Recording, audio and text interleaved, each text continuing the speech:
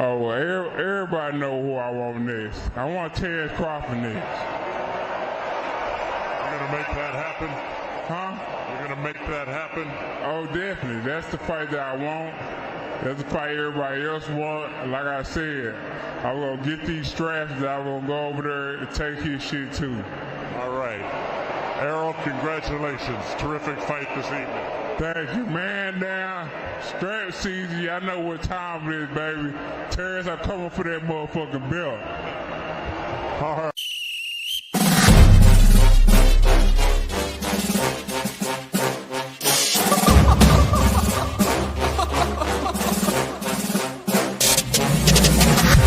I'm not catching fades anymore. Gotta keep my hands clean when they come for the board. Keep it smooth like a dawn, making moves in the dark. Cause I learned how to swim in the pool full of sharks. Now they coaches, cause they can't read all his motions. How the kid never switch codes, but he codes with focus. Staring down your team with a frozen, ice cold look that could end the summer solstice. Cause I'm more like the top dog. Keep on running game and the gang will accost y'all. I be calling plays from a plane while I'm off court. But we ain't the same, you a lame, I'm a mob star. Actually, I'm a top dog on a stat sheet. Off court, but I call plays for the athlete. Laughing when the cop cars try to catch me. Cause I rolled off in a taxi. Put my feet up, I'm relaxing. Singing Figaro with no accent. While I pull strings from the streets in. Do it all with a straight face, I'm the kingpin. Top dog, top flow, boss mode. I'm the kingpin. Showstopper, top dog, God vibes, I'm the kingpin. They know I'm a dog and a beast, man. Yeah, I keep the peace with a piece, man.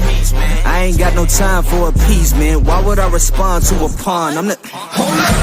If I let my dogs off the leash, then you might want to get out of Dodge by the evening. Honestly, think it's not the blood and the beat. If they don't leave anything behind at the evening. I can see you soft, ever thought about retreating. If you never have, then they'll give you a reason. Better watch your tone, lose your bass when you speaking. Underneath the mask is the wrath of a... When you learn how to smile in their face, then go cutthroat. Then they want to call you a con when the blood cold. I remember starving while y'all had a truckload. Now I'm with the mob with the call and the gusto.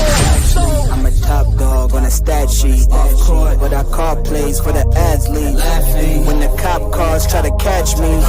Cause I rolled off in a taxi. Put my feet up, I'm relaxing. Singing Figaro with no accent. While I pull strings from the streets in. Do it all with a straight face, I'm the kingpin. Top dog, top flow, boss mode. I'm the kingpin. Showstopper, top dog, God vibes. I'm the kingpin.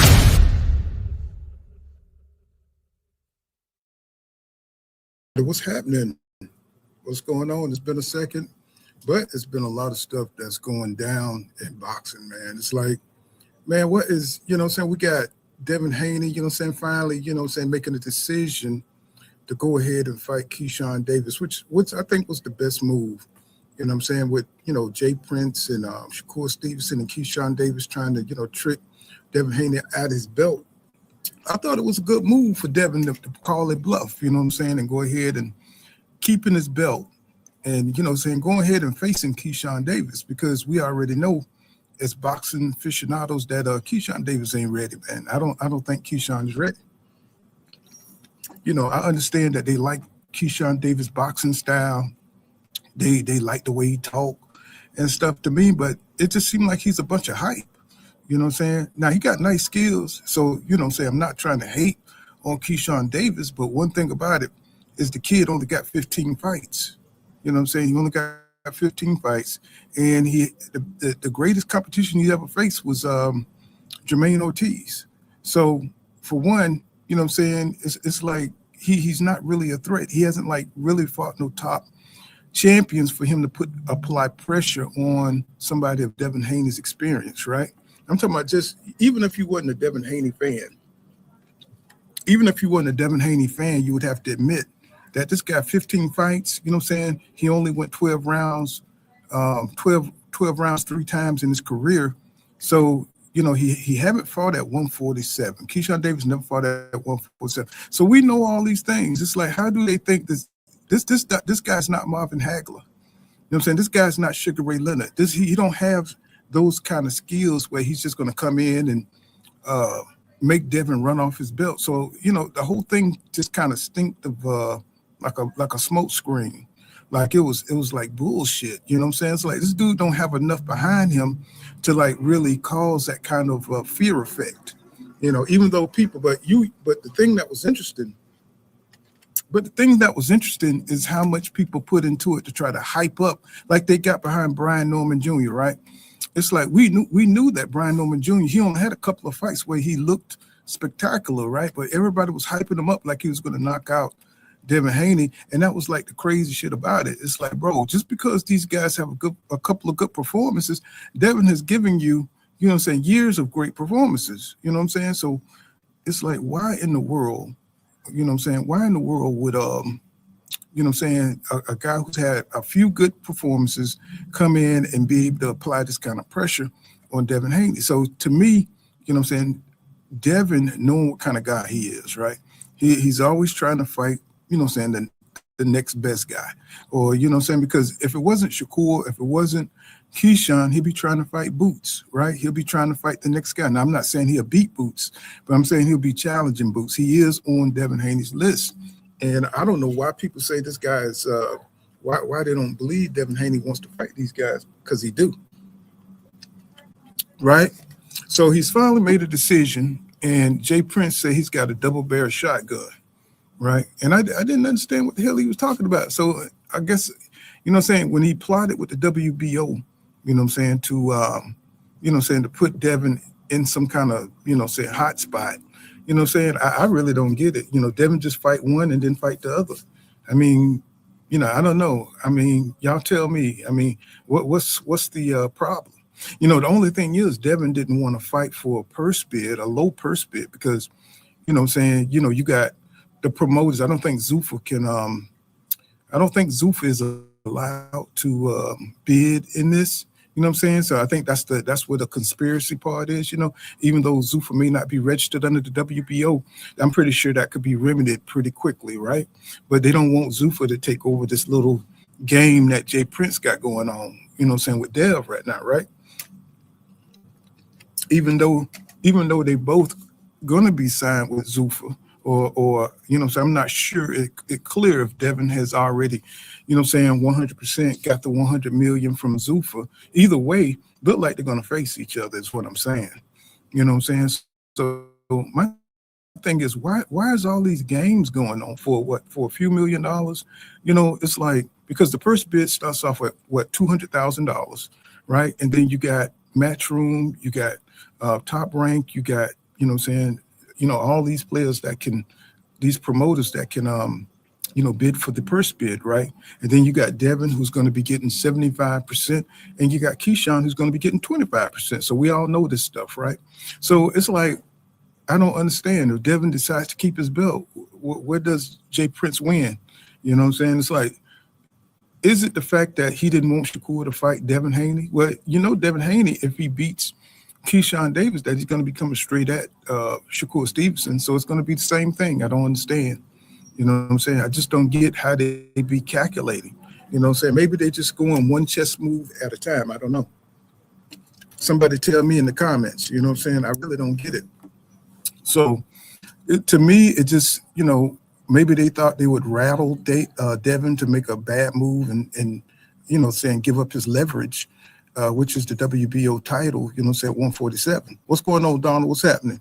It's fight week. Of course, we're going to get on that because it's a lot of crazy stuff that's going on with Errol Spence Jr., y'all. I mean, this shit is crazy, man. Stuff that's coming out.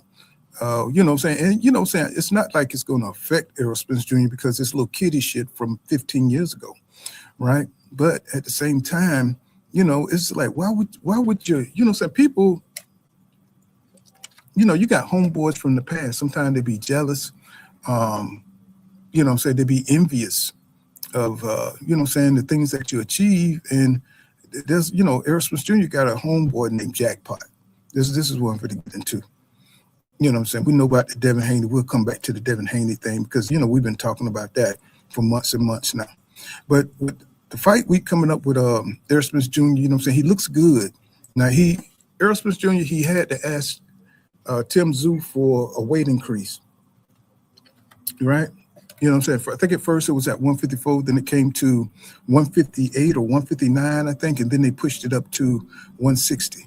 You know what I'm saying? But Tim Tszyu is not going to let this go because he needs Errol Spence Jr. name. He needs the cachet of Errol Spence Jr. name. You know what I'm saying? You know, people, they talk down on EJ, but EJ is still a star, bro. You know what I'm saying? He got Dallas. You know what I'm saying? If he got anything else, if he ain't got no one else in the country, he's got Dallas. He got the Dallas Cowboy brand behind him, and he's still a star, bro. He only lost one fight. Imagine that. That's how bad boxing has gotten, to the point where you lose one fight, bro. You say, I don't like how his body's looking. I mean, the dude look like he's in great shape. I don't get it. You know what I'm saying? I mean, he's fighting as a middleweight now. He's not trying to squeeze down at 147 anymore, and he looks healthy. You know what I'm saying? I mean, when I seen him popping the gloves, you know what I'm saying, before it looked like he was just trying to get his form down. Looked like, you know what I'm saying, when he was with Ronnie Shields, it did look like something was wrong with EJ. You know what I'm saying? Because he looked slow. But I think EJ is a perfectionist. I think he was just trying to get his form straight, and he was just trying to get the correct work in so he could get the correct benefits, you know what I'm saying? Because he looked like he was just methodically, you know, like when he was swinging on the string, you know what I'm saying? And, you know what I'm saying, he was dipping and stuff. He just looked slow, you know what I'm saying? And then when he was popping the gloves, you know what I'm saying, what's going on? What's going on, Master Khalid? He looked slow, but I think he was just, you know, getting his form down, because EJ always been a methodical type of systematic type fighter, right? He never was one of these flashy, you know, type of hand speed guys, but you seen what he looked like when he get in the ring, right? You know what I'm saying? He's very precise. He's very, you know what I'm saying? He's very aware of his punch output and the way he places punch. He's great at placing, you know, placement of his punches. So, you know, to me, he just likes, I think he tries to be, you know, perfect in what he does. So, you know, he takes his time, and, you know what I'm saying? But then I start seeing him speed it up with Ronnie Shields, and I felt a little bit better, you know. But he still seems like he's a little off, but that probably comes with being 36. That probably comes with 3 years off. You know what I'm saying? You're not going to look like, you know what I'm saying, after you fought, you know what I'm saying, through the gauntlet of Danny Garcia, Ugas, you know what I'm saying, Porter. You're not going to look like that. You was a lot younger then, you know what I'm saying? He's a little bit older now. And then we can't pretend that Tim Tszyu is the same either, because I'm looking at Tim Tszyu and I don't see the same, you know what I'm saying, exuberant bully that was beating up Tony Harrison. So, you know what I'm saying, well, you know, he got Falumaloon, you know what I'm saying, a couple of times, you know what I'm saying, by Fundora once, and then by Backroom Motalib, right? So he's not looking the same either. So, you know what I'm saying, I don't know what he's talking about, but I know he likes to take advantage of fighters that's been inactive for a while. And, you know what I'm saying, that's why he feels like he's going to probably go through EJ. And I don't know why so many people think that one fight with Bud Crawford is, you know, enough to psychologically, you know what I'm saying, damage EJ, you know what I'm saying? You know, I mean, you saw Haney, he took a year off after he took a battering from Ryan Garcia. I know that Devin is a little bit younger, you know what I'm saying, but he took a year off. When you take time off, you know what I'm saying, from your trauma, you know what I'm saying, hopefully, you know, you can come back stronger.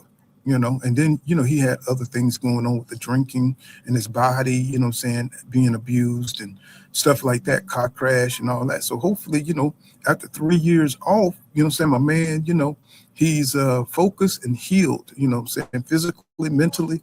I think he looks strong, you know. I mean, I know he had to push back the weight limit and everything, but after being 3 years off and after so many years, 10 years of cutting weight down to 147, you know what I'm saying? You know what I'm saying? You got to regulate again, right? You got to get yourself back into cutting weight and how to do it. EJ was used to doing extreme fat camps and this kind of thing, you know what I'm saying? Where, you know what I'm saying? Well, where, you know, he had to like go into the sweatsuits and then he had to fight. So, you know what I'm saying? I think with the 160 limit, it gives him time to, you know, like really work on the game plan. you know what I'm saying, the boxing part, the strategy, you know what I'm saying, so he can actually go in there and put some hands on Tim Tszyu, you know what I'm saying, because I look at EJ in this fight between him and Tim Tszyu, he's the more highly skilled fighter, right? Because Tim Tszyu, you know, he's a pressure fighter just like EJ, but EJ got a few more, you know, I think he got a lot more boxing ability. And then with Ronnie Shields, you know what I'm saying, he said that he has been learning, you know, a lot of new, you know, boxing techniques, you know what I'm saying? So I think that's going to be exciting to see if we could see maybe the EJ that fought Mikey Garcia. Y'all remember that? Y'all remember that EJ, you know, saying the one that was twitching, the one that was actually moving his head, the one that was actually fainting, you know what I'm saying? The one that was actually fainting, you know what I'm saying, jabs and, you know what I'm saying, and just boxing, you know what I'm saying? What's going on? What's going on? What's going on with Bird Gang? What's happening? So, you know, we might, you know what I'm saying, and you know, sometimes, you know, when you've been fighting for a long time, like we saw Wilder try to get some new techniques into his game, but you know, Wilder never could box, right? So you know what I'm saying, as soon as the fight broke out, it was over. You know, Wilder started throwing hands crazy, you know what I'm saying, once he gets hit good, you know what I'm saying. So, you know, Tyson Fury called that. He said, you know, and rarely, and sometimes rarely, it happened, you know, it's hard for a fighter to change his style, basically. You know, sometimes, most times it don't work. But if it's already in your repertoire, you know what I'm saying, and you just haven't used it in a while, you know what I'm saying, it should, you know what I'm saying, and you work on that, you know what I'm saying, maybe it'll work for EJ, because he has boxed before. He came in as a boxer, you know, just like Jamil Charlo, you know what I'm saying, he was a boxer before, you know, Derrick James, you know, saying, taught him how to turn his punches over, right? And then he got into this knockout mode and stuff. So, you know what I'm saying? So, you know, if it's in you already, it might be a chance.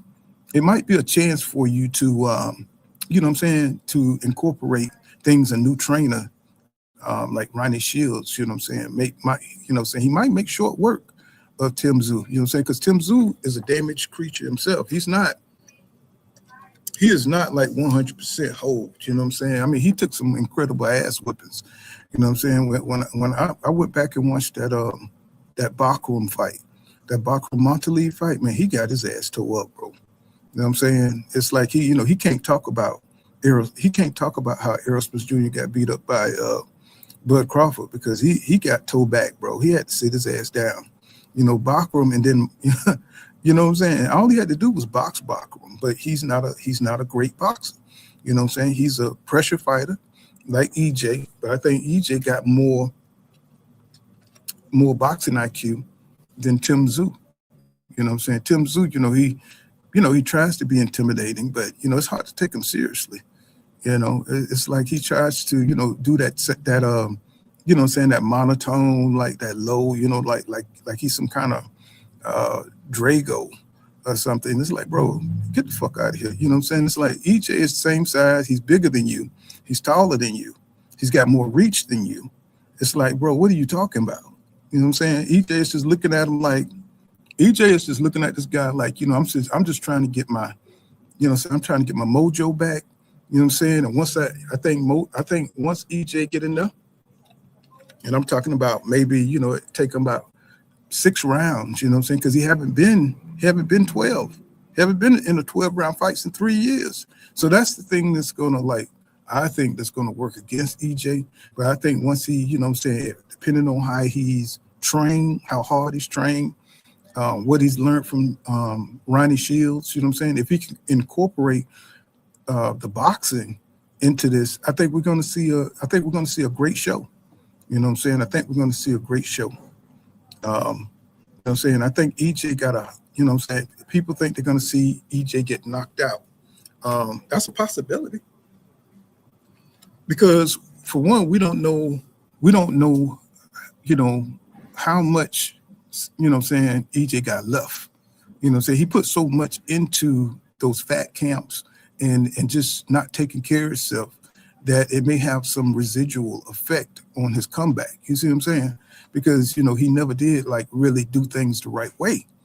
You know what I'm saying? So some of that, you know, at the age of 36, it can come back to haunt you now. But You know what I'm saying? EJ is an athlete. You know what I'm saying? He's an incredible athlete.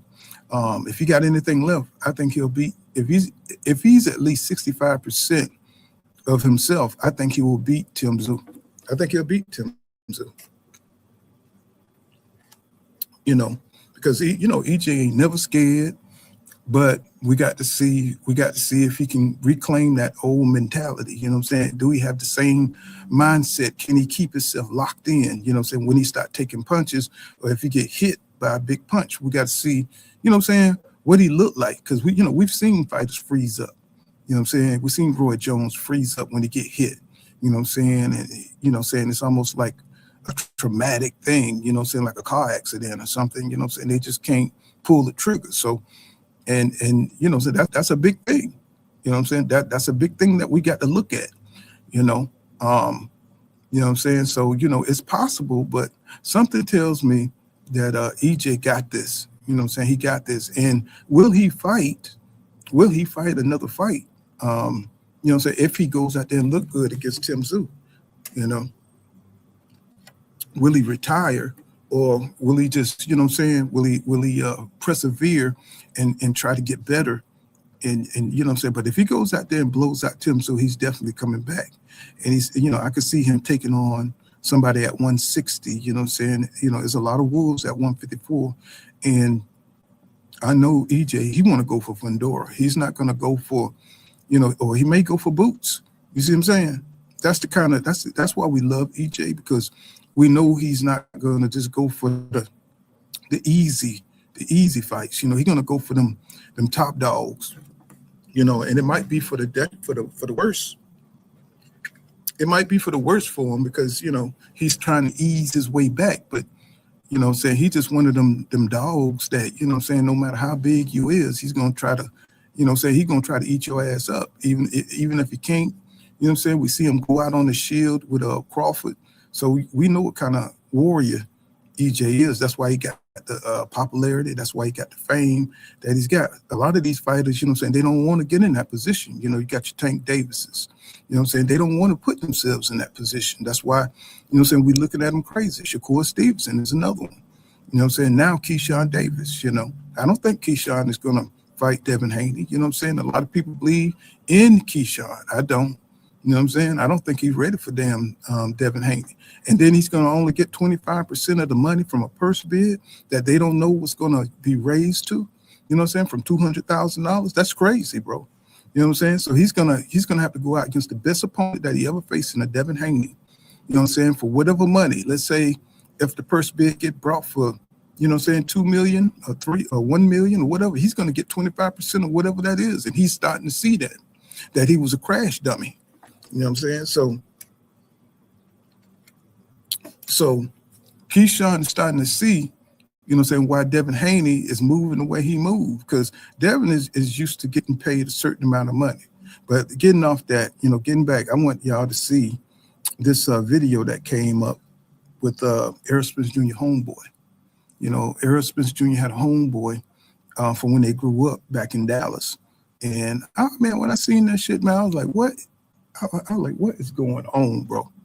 I mean, like, you know, EJ, he's been going through it. Now he got homeboys coming out, you know what I'm saying, from the woodworks like cockroaches, you know what I'm saying, talking about he snitched on them. And you know, it's an interesting story because, you know, this is like some Stand By Me type shit. Like, you know, when them boys was all together walking on the railroad track and they seen the dead body and all that stuff, it's like all the skeletons are starting to come out the closet, right? I don't think it's going to affect EJ in any kind of way once you hear the story. But, you know, when you got homeboys, and I got homeboys like this, you know what I'm saying, from back in the day that, you know what I'm saying, was in the streets. And this is, you know, I was back when Snowfall, like when crack first came and everybody was making good money out there in the streets, you know what I'm saying? You know, when people had beepers and stuff like that. So I understand what it's like when you got homeboys, you know what I'm saying, that kind of resent you because you didn't want to sell, no, you didn't want to go that way, right? You say you didn't want to go to prison, you know what I'm saying, and be somebody's girlfriend, right? You know what I'm saying? So there's guys that, you know, these guys are like 90 pounds, you know what I'm saying? If you're a shooter if you're a shooter and you're not a fighter, you know what I'm saying? I don't really see you making it in prison. And even if you are a good fighter, you know what I'm saying? You gotta team up with people in prison. You got to be the type of person that get down, you know what I'm saying, with somebody. So, you know, it's a lot of politics that goes along with, you know what I'm saying, you know, going in and out of prison and stuff, that navigate that stuff. So some people ain't built like that, right? And this guy who, EJ, you know, this was one of EJ's close friends, you know, he called himself Jacckpot. And that's the guy that's on the screen. You know, he went on the blue couch, you know, where they be snitching their damn self. You know what I'm saying? And he had some things to say about EJ, you know what I'm saying, growing up, you know what I'm saying, with EJ. They met in middle school. And I'm going to let him tell you, you know what I'm saying, about it. You know what I'm saying? We'll just comment along the way. But it's just like a bunch of just messy bullshit, bro. You know what I'm saying? But it is interesting, you know what I'm saying, to see, you know, because EJ himself always talked about how they were bad and they were in the streets, but he never went into detail about what that was, right? And this we talk about back in 2010 in Dallas, you know what I'm saying, when EJ was like, you know, 13, 15, you know, 13, 14. So they were just little jitterbugs, you know what I'm saying, getting into trouble and stuff like that. And, you know what I'm saying, I'm gonna share my screen. Let me see, let me make sure I can see it. And I'm gonna share my screen and we're gonna look at the interview of this fool Jacckpot, you know what I'm saying, snitching on EJ about his business. You know what I'm saying? I want to talk about that Africa guy too, Richardson Hutchins. You know what I'm saying? That's another dude that's like, what is going on with these goddamn snitching dudes? You know what I'm saying? Telling people personal business, you know. But let me share my screen. Y'all bear with me for a second. I'm gonna pull up this here interview with your boy. Let's see. All right. Okay, here we go. Let me see if you guys can see that. Yeah, here you go. This is the guy. So this is the guy that called himself Jacckpot. You know what I'm saying? That was EJ homeboy from way back. You know, they said they even stayed together over there in that gym before they turned it into a gym. That's where him and EJ stayed.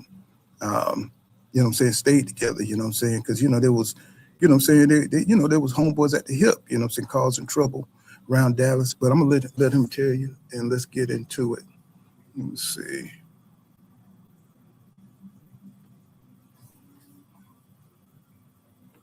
Us in that direction.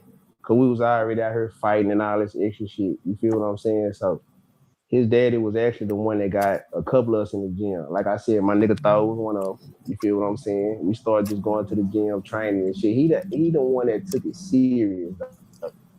You feel what I'm saying? He the one that took it serious and actually turned this shit to a career and did something with it. Well, you got hands? I'm beating shit up. No, God, yeah. So who would win between you and Errol Spence? Man, come on, man. No, hey, back at 15, 16, who? I mean, we was always good fighters, you know what I'm saying? But I ain't gonna lie. I played with them guns. That's what I did. Now, when you look at this, I got you, JB. Now, when you look at this, you go, okay, so you got kids. Now, you know, I had a group of guys, but, you know, nobody had no gun in the group. You know what I'm saying? You know, we used to go around fighting and stuff. You know what I'm saying? If you any black guy that was raised in the city, you know what I'm saying, you had to, you know what I'm saying, you had to survive. You had to get with some people that went to your school. You know what I'm saying? You know, you always had to fight your way into that group, you know what I'm saying? So they knew you had hands. But this dude said he was the one that played with guns, right? So now you know you got a crazy hothead that can possibly, you know, take everybody down, right? But when I was coming up, the guns wasn't, you know, they had started to come into play after the crack came and hit, right? So, you know what I'm saying? So these guys, this is like around 2010. So they already in, you know, they're already into the gun play. You know what I'm saying? What's going on, JB? What's happening? What you think about this here, Crow? Did you see this interview? Well, I didn't catch the interview. I've been missing. I've been showing up on my phone and stuff. All I know is one of Errol Spence Jr.'His friends, and I ain't get a chance to look off into it. You talking about when him and Errol used to hang out back in the day, or what is he talking about? Yeah, this is one of his close friends. They met in middle school, and he's talking about how they used to go around starting fights, and he was the one, but he was the wild one. He was the one that played with guns, right? He's admitting that, right? So basically, he letting you know that what I'm saying, he was the one that pushed everything over the edge, right? Saying fighting is one thing, but playing with guns is totally different. Don't you agree? Yeah, I agree with that. Anytime you play with guns, that means you playing with fire. You can get somebody, or somebody can get you. When you live that type of wild lifestyle, basically like a gang banging type of lifestyle. You putting you put your life at risk as well, though, because you get that reputation of somebody. Hey, man, that guy there's a shooter. That guy there will shoot. People gonna know when they it get into an altercation with you, they gonna be packing too. So you can't never be you always gonna have to watch your back too when you live in that type of lifestyle, man. Because he obviously, if he used guns, he carried guns around when he was younger, so he obviously probably used them in certain situations. So you got that reputation as a guy that was willing to pull a gun on somebody and pull a trigger. But again, you live that lifestyle. You got guys that, okay, we know what that's you about that lifestyle. If I get into any kind of altercation with you, I'm gonna be packing as well. So you always got to be watching your back too, when you're doing stuff like that. And then it make the stakes higher, because if like you said, if the other people know that you caring, that means when they come at you, they got to be caring too. So what I'm saying. So this thing is going to just elevate, right? And it's like, what I'm saying. So he's one of them friends. Like, you got to be careful. What I'm saying, because you don't know what he gonna do once he start drinking. What I'm saying. When I was out there, people just drinking beer, maybe smoking a little weed, but now they doing perks. What I'm saying, they doing pills that alter, their reality, their moods, swings, and stuff like that. Yep. You know what I'm saying? So, he was just one of them wild ones. Yeah. So it's gonna make the stakes more deadly. You know what I'm saying? So basically, he's looking for an excuse. Can you hear me? Hello? Can you hear me? So he's looking for a reason. He looking, you know what I'm saying? So, so let's get back into it and see what he got to say, how we ain't gonna do too much punching. I'm away till my partners do shit fight. Yeah, that's what type of shit I was. Clear the air. Yeah. Yeah, I'm gonna clear the air. Y'all do the punching, get out the way. God damn it. Yeah, that type of shit. Nah, it's real. What was your if you did have to, get that squabble on, what was your go-to? Like, man, I just posted a goddamn video. You hear me? That got 500,000 views in 3 days, man. Yeah, little quick little shit, man. My nigga back end trade. Y'all go check that shit out on my nigga back end trade. Is that video that you sent me? Yeah, that's the video. All right, we'll put that video right now. Listen, hold on. Y'all know what them body shots do, though. Ooh.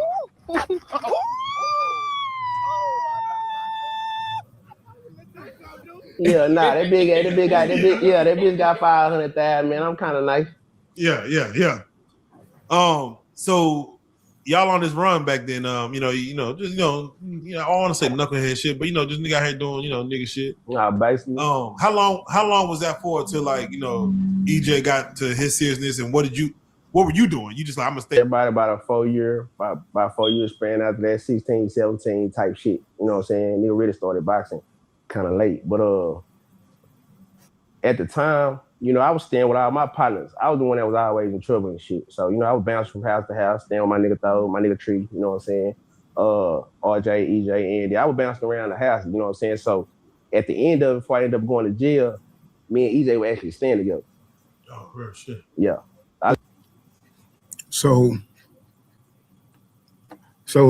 So this dude, you know what I'm saying? So he's one of the gang members that just didn't have a stable place, you know what I'm saying? So he's, out here, going from house to house to house, So I think everybody knew a friend like that didn't have a solid foundation, you know what I'm saying, to really lay in his head. You know what I'm saying? And everybody, you know what I'm saying, I don't know what your parents were like, but I know my mom wasn't having it. You know what I'm saying? But, you know, sometimes, you know, if you got a father like EJ, you know what I'm saying, that got some resources, they willing to help out your homeboy if they're good people. Right. I don't know. This guy don't seem like he's too much of good people, but he was still young enough for EJ father, you know what I'm saying, to help him out. You know what I'm saying? And you know that old saying, like when they said it takes a village. And this is what they're talking about, because some of the kids back then got left behind. You know what I'm saying? When the crack epidemic hit and the parents got, you know, strung out on drugs and stuff, you know, there was kids out there that their parents wasn't functioning. You know what I'm saying? So, you know, they were left out there, you know, defending for themselves, going house to house, depending on friends, you know what I'm saying, sleeping where they can sleep, you know what I'm saying? He just seemed like, you know, this is one of those leftover kids, you know, that you know what I'm saying, that just was raised by the streets, you know what I'm saying, and relied on his friends, you know what I'm saying, for survival. And I'm pretty sure that, you know what I'm saying, this put a lot of anger, a lot of rage in his heart, you know what I'm saying, because he didn't have the two-parent household, you know what I'm saying, when your parents on drugs or they just don't want you there, or you come from a single mother household where she can't afford to watch you, to keep you, or to feed you, you know what I'm saying, you feel a lot of anger about that. And then you see, you know what I'm saying, all your other friends thriving because they got parents and stuff like that. I can understand why he's a little crazy in the head, but, you know, simple morality is, you know, you don't want to hurt nobody. You know what I'm saying? You don't want to, you know what I'm saying? You don't want to put that rage on people that don't deserve it, right? Which we, you know, we'll get more insight to what kind of dude this is, you know what I'm saying? Because you can see his stories are already messed up. You know what I'm saying? You know, having to go around and beg, and then you got your homeboys say, nigga, you ain't got no place to live, nigga. What you talking? You know what I'm saying? How you used to get into the ribbon, you know what I'm saying? And, you know, so you think you all that. And, you know what I'm saying, somebody, all they have to do is crack and be like, you know what I'm saying, nigga, you know, you ain't got no place to live, nigga, you homeless. You know what I'm saying? And then you hurting, bro. Then, you know what I'm saying? So I'm pretty sure he had a lot of that, you know what I'm saying? So he had to get a thick skin. And, you know what I'm saying, he had to raise his reputation as somebody to be feared, to get some respect, you know what I'm saying, out of people. Otherwise, you just a homeless little, you know, if you're a nice guy, you just a little homeless little bum, right? So I can see where the mentality is building up with this guy, you know what I'm saying? So he depended on his friends for everything, right? And, you know, it's your closest friends that could hurt you the most, you know, so especially when you're in need like this. So the bond is a little bit stronger with these guys because of his situation. You know what I'm saying? That the bond is like really, you know, so he really needs this bond with his friends. So he can't mess that up. So, you know what I'm saying? I'm pretty sure he, you know, he played nice for a while until he, you know, he just couldn't do it anymore. You know what I'm saying? But let's get back into it. What was the situation? You know, just get up. You know, he did his daily routine. You know what I'm saying? He went to the gym. I went to the gym with him while he was training with Derrick James and shit like that. You know what I'm saying? Gym on Maple. We was actually the first people in that bitch. You feel what I'm saying? Before that whole actually turned to a boxing gym and shit. So going up there with him, just watching him train, you know what I'm saying? All that extra shit like that. And, you know, then it just progressed to where he at right now. Definitely. I'm just curious, you know, when you saw him back then, as far as him trying to take it serious, did you see where it was going to go as far as kind of where he got to? Did you see that? Well, the nigga always been good at it. He always been good at fighting, but I ain't gonna lie, I didn't think that nigga was gonna be like, I ain't had no doubts, but I just didn't think that far. I'm gonna say that. Yeah. I didn't think that far about it. But yeah, that nigga did what he did what he was supposed to do, I guess. What do you think it is as far as like you not seeing it and him actually achieving it? Do you feel like it's discipline? Do you feel like it's just ordained that, you know, people reach certain heights? What did you see like that might have been a spark that, hey, this could be something? Because regardless of what we did back then, he stayed committed to boxing. Like regardless on us going out, fucking up, staying out late, going to parties, all this extra shit, bro did stay committed to boxing. He was always.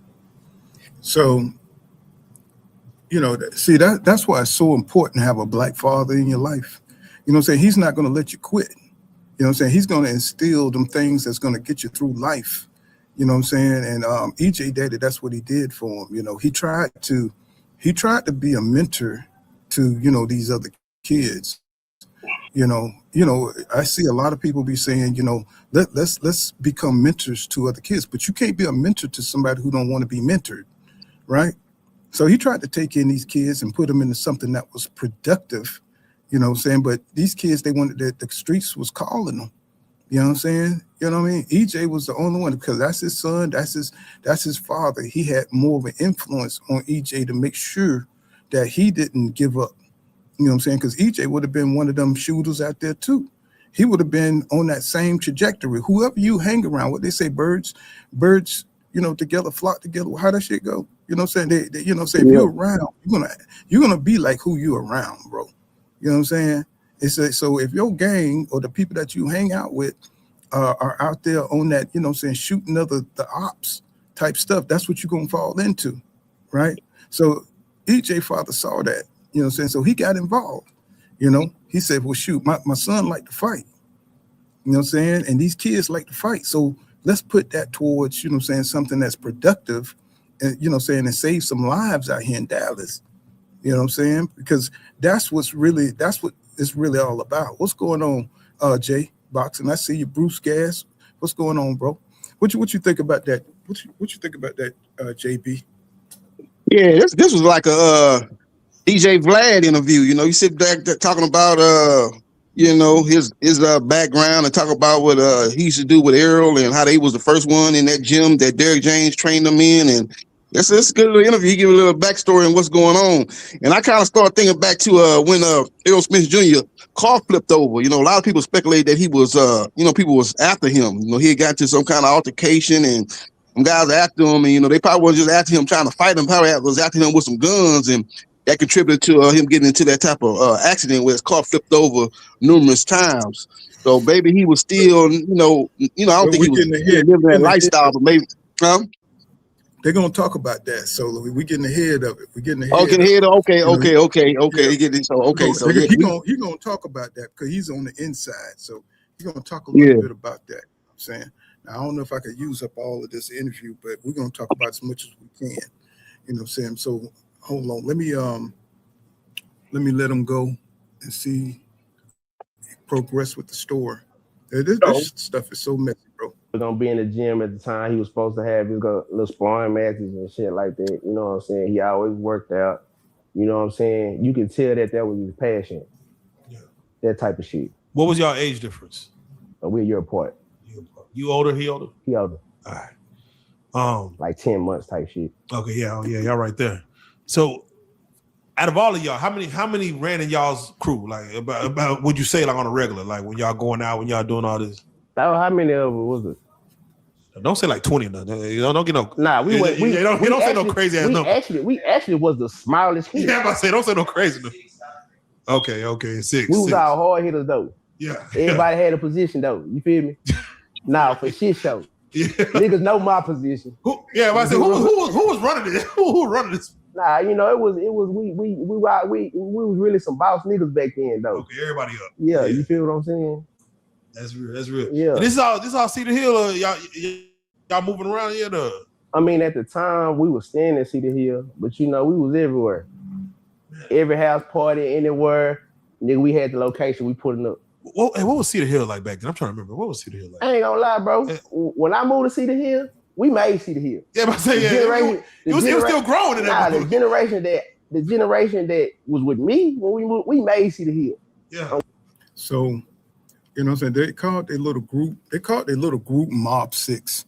You know what I'm saying? I you know what I'm saying? At first I thought he was saying Mile 6. He got that Dallas Dallas dialect. You know what I'm saying? Yeah. But I think they call themselves Mob 6. You know what I'm saying? Everybody had like little groups, you know what I'm saying, when you were fighting, like, you know what I'm saying, just to have a bond with your boys or whatever, you know what I'm saying? For a little minute, you had your little clique and you go fight the other high schools and stuff like that. When you see them at the football games and, you know what I'm saying, you get out there, everybody pick out a dude that they didn't like. They heard something that he said, something about you, about a girl. Y'all trying to see the same girl, you know what I'm saying? And it's like, You know what I'm saying? You get into it, you know what I'm saying? The girl don't even like neither one of your asses, you know what I'm saying? So, you know what I'm saying? So I understand what he's talking about, but you know what I'm saying, with the clash, when you clash with people that, you know what I'm saying, don't care about killing or care about shooting you, you know what I'm saying? It's a whole nother level. You know what I'm saying? I didn't have to deal with that growing up. You know, maybe cut you, you know what I'm saying, had some situations, maybe a baseball bat, but this guy here tell me he knows his position. You know, his position is the shooter, right? You know what I'm saying? So, you know, to me, that's the most cowardly position. You know what I'm saying? Because you don't have to throw no hands. You know what I'm saying? You don't have to face nobody that may you know what I'm saying, beat you up. You know what I'm saying? All you have to do is pull the trigger. You know what I'm saying? Yep. So, you know, to me, that's the most cowardly position. You know, a lot of these guys think it's a big time to be a trigger man. You know. Yeah, you're right about that. You know, like when we both came up, you know, we used to, you know, fight and we'd be friends 10 minutes later. But now these guys, they don't want to fight. They quit to go to the trunk and get the gun and want to start shooting and stuff like that. It's interesting the name that they called themselves Mob 6. You know, a lot of people like the name Mob. I remember Mob Deep. That used to be the group up under Tupac Shakur, and Tupac was a guy that got caught up in gang politics. I'm glad that Errol Spence Jr. didn't get caught up in gang politics as well. You know, he might have got caught up in some incidents, but he was just, God smiling on him. He never, you know, he didn't, you know, suffer no fatality or nothing like that. He was able to, you know, keep on keeping on and continue with his professional career. Oh, he did? Okay. He got caught up in some stuff. See, yeah, he got caught up with this dude right here. You said this is the crazy thing. I don't understand why he's coming out with this now. You know what I'm saying? I guess it would have been worse, you know what I'm saying, back when he was going for, you know, to be undisputed, you know what I'm saying, and getting his 3 belts. But, you know, he's doing this before, you know what I'm saying, he's fighting Tim Tszyu, a comeback fight. And this dude has a lot of animosity towards Errol Spence Jr. And he'll tell you why in a second. You know what I'm saying? It's like, bro, this, you know, it's just like one of them real nasty type of situations where a dude feel like, you know, you owe him something. You know what I'm saying? Like, yeah, you'll see. I don't want to get ahead of the story, but we'll get back into it. So, you know, you guys see what the hell I'm talking about. Oh, God. I'm gonna say towards the apartment, cock head leg, brother. Oh, come on, talk to him. You feel what I'm saying? But goddamn, toughest time. If you know, you know. Yeah, toughest time day you will. You niggas know what's going on, but goddamn me, we made see the hill. Come on, now. Okay. I can stamp that shit. Okay. All right. Well, let's get to, you know, y'all running. You get, like you said, good 4 years. Shout out to my nigga Rain too, man. All right, shout out Rain.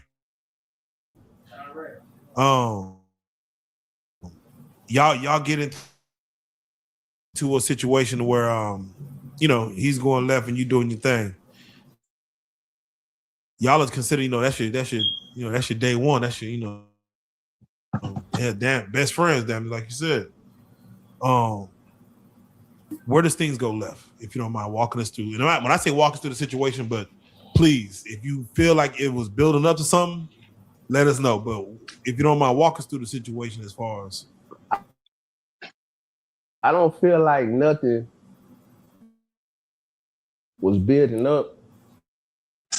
I think it just went left when bro got put in a fucked up position, I guess. And I can't even just call it a fucked up position because, nigga, this is what we did. And see, I was always going to jail and shit like that, so I knew how it was to go back and forth to jail. And they ain't never been in jail and shit like that. You feel what I'm saying? So I feel like the situation probably got fucked up when he actually felt the consequences of the shit that we were doing. Because I was used to going to jail feeling the consequences of the shit I was doing. Yeah. But now, it's interesting how you put it. You know what I'm saying? It's interesting how he's put in the situation. Right? He's saying, like, you know, we all did this, like, you know, for EJ for that to equal out, that would mean EJ picked up a weapon and was shooting at people, right? So he's trying to group his mentality to what everybody when everybody else was fighting. Yeah. Using their physics. But your position, right? So, you know what I'm saying? You know what I'm saying? He talking about that, this is what we did. You know what I'm saying? If you rob that bank, you know what I'm saying, and you rob that bank yourself, I may know you robbed that bank, but I'm not going with you. You know what I'm saying? That's what you do. You rob banks. You know what I'm saying? I beat up people on the streets and strong arm banks. Yep. You know what I'm saying? So you can't say what is different than what I do. Yep. You coming at a guy, shooting a guy from afar is different than far. So don't conflate. You know, that's just crazy. And you'll get down into the details later. Yeah. He did. You know what I'm saying? Yep. Hello? Kind of break. Hello?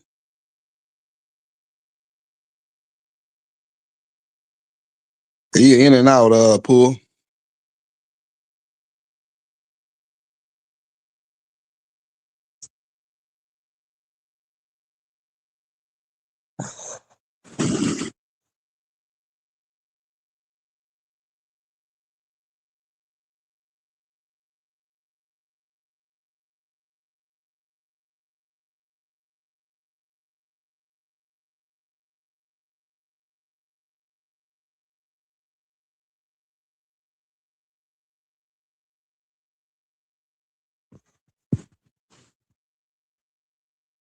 Yeah.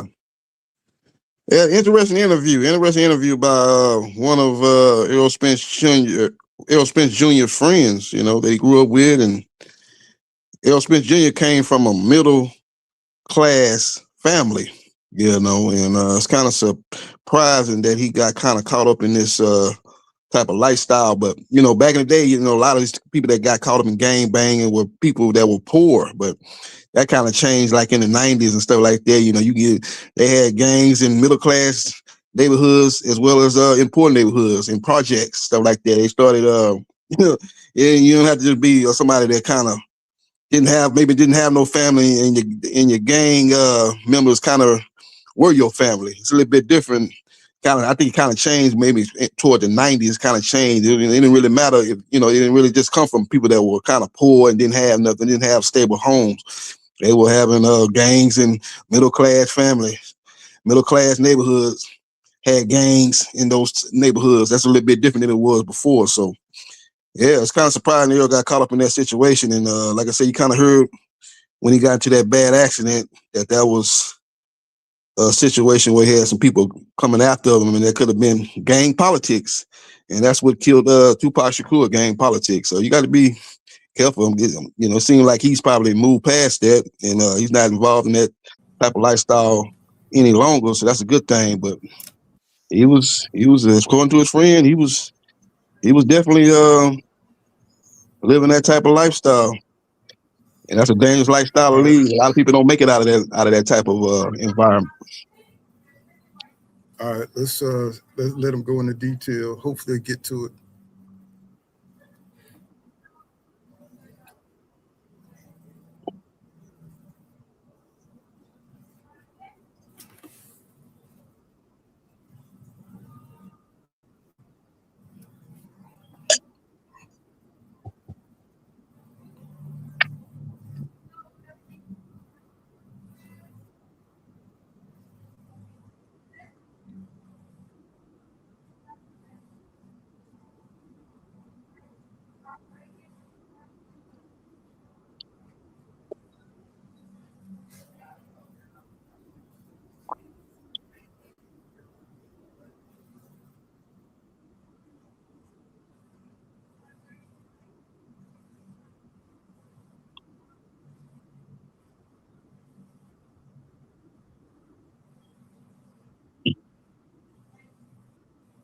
So you can see they was already going looking for trouble.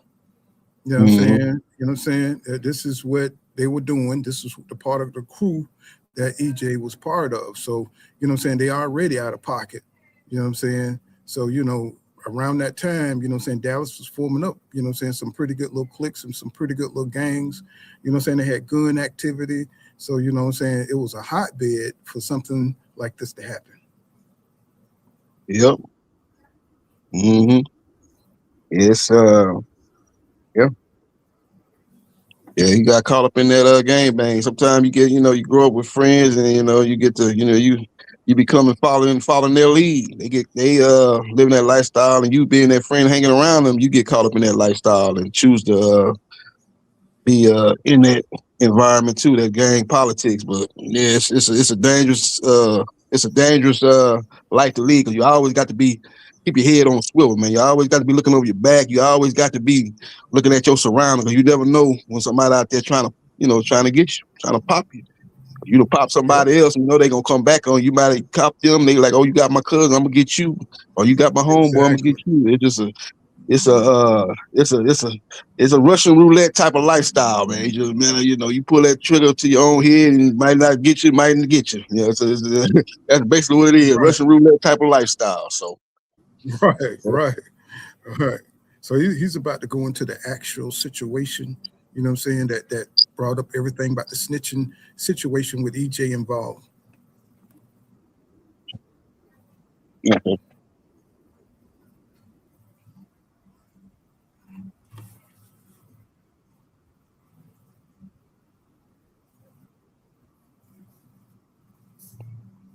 Now you see how casually he said that, right? He didn't say he shot the dudes that were they were out there fighting. He said he went to get the chopper, and he pulled out the gun, and he just went to spraying, bro.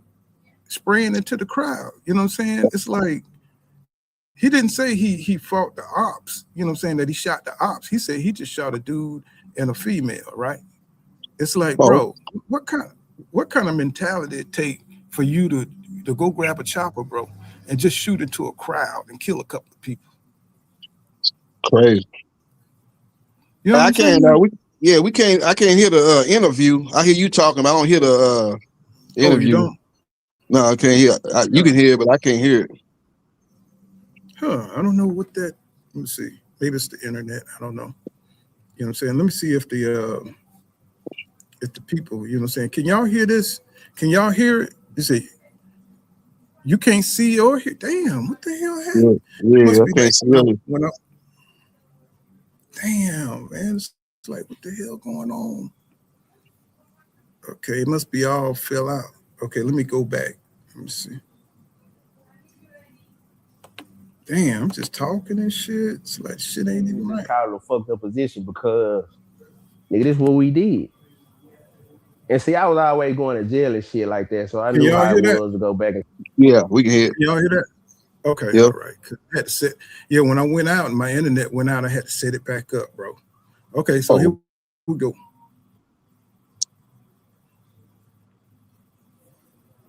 Yeah, I had to get a damn new computer. Jail.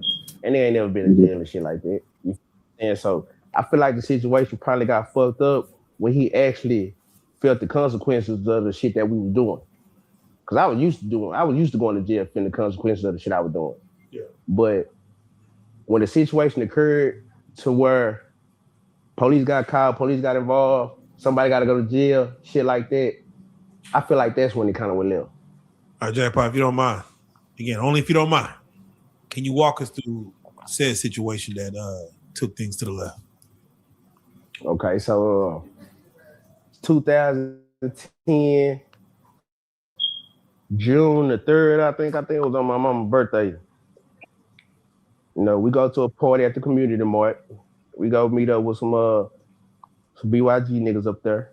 That was niggas over there off in Whisper Hollow and shit. That was another little clique up there off Whisper Hollow and shit. My nigga Sud TD now. BYG, if you know, you know. Yeah, you know what I'm saying? So we go meet up, go to the community mart, go to a party and shit, all this good shit.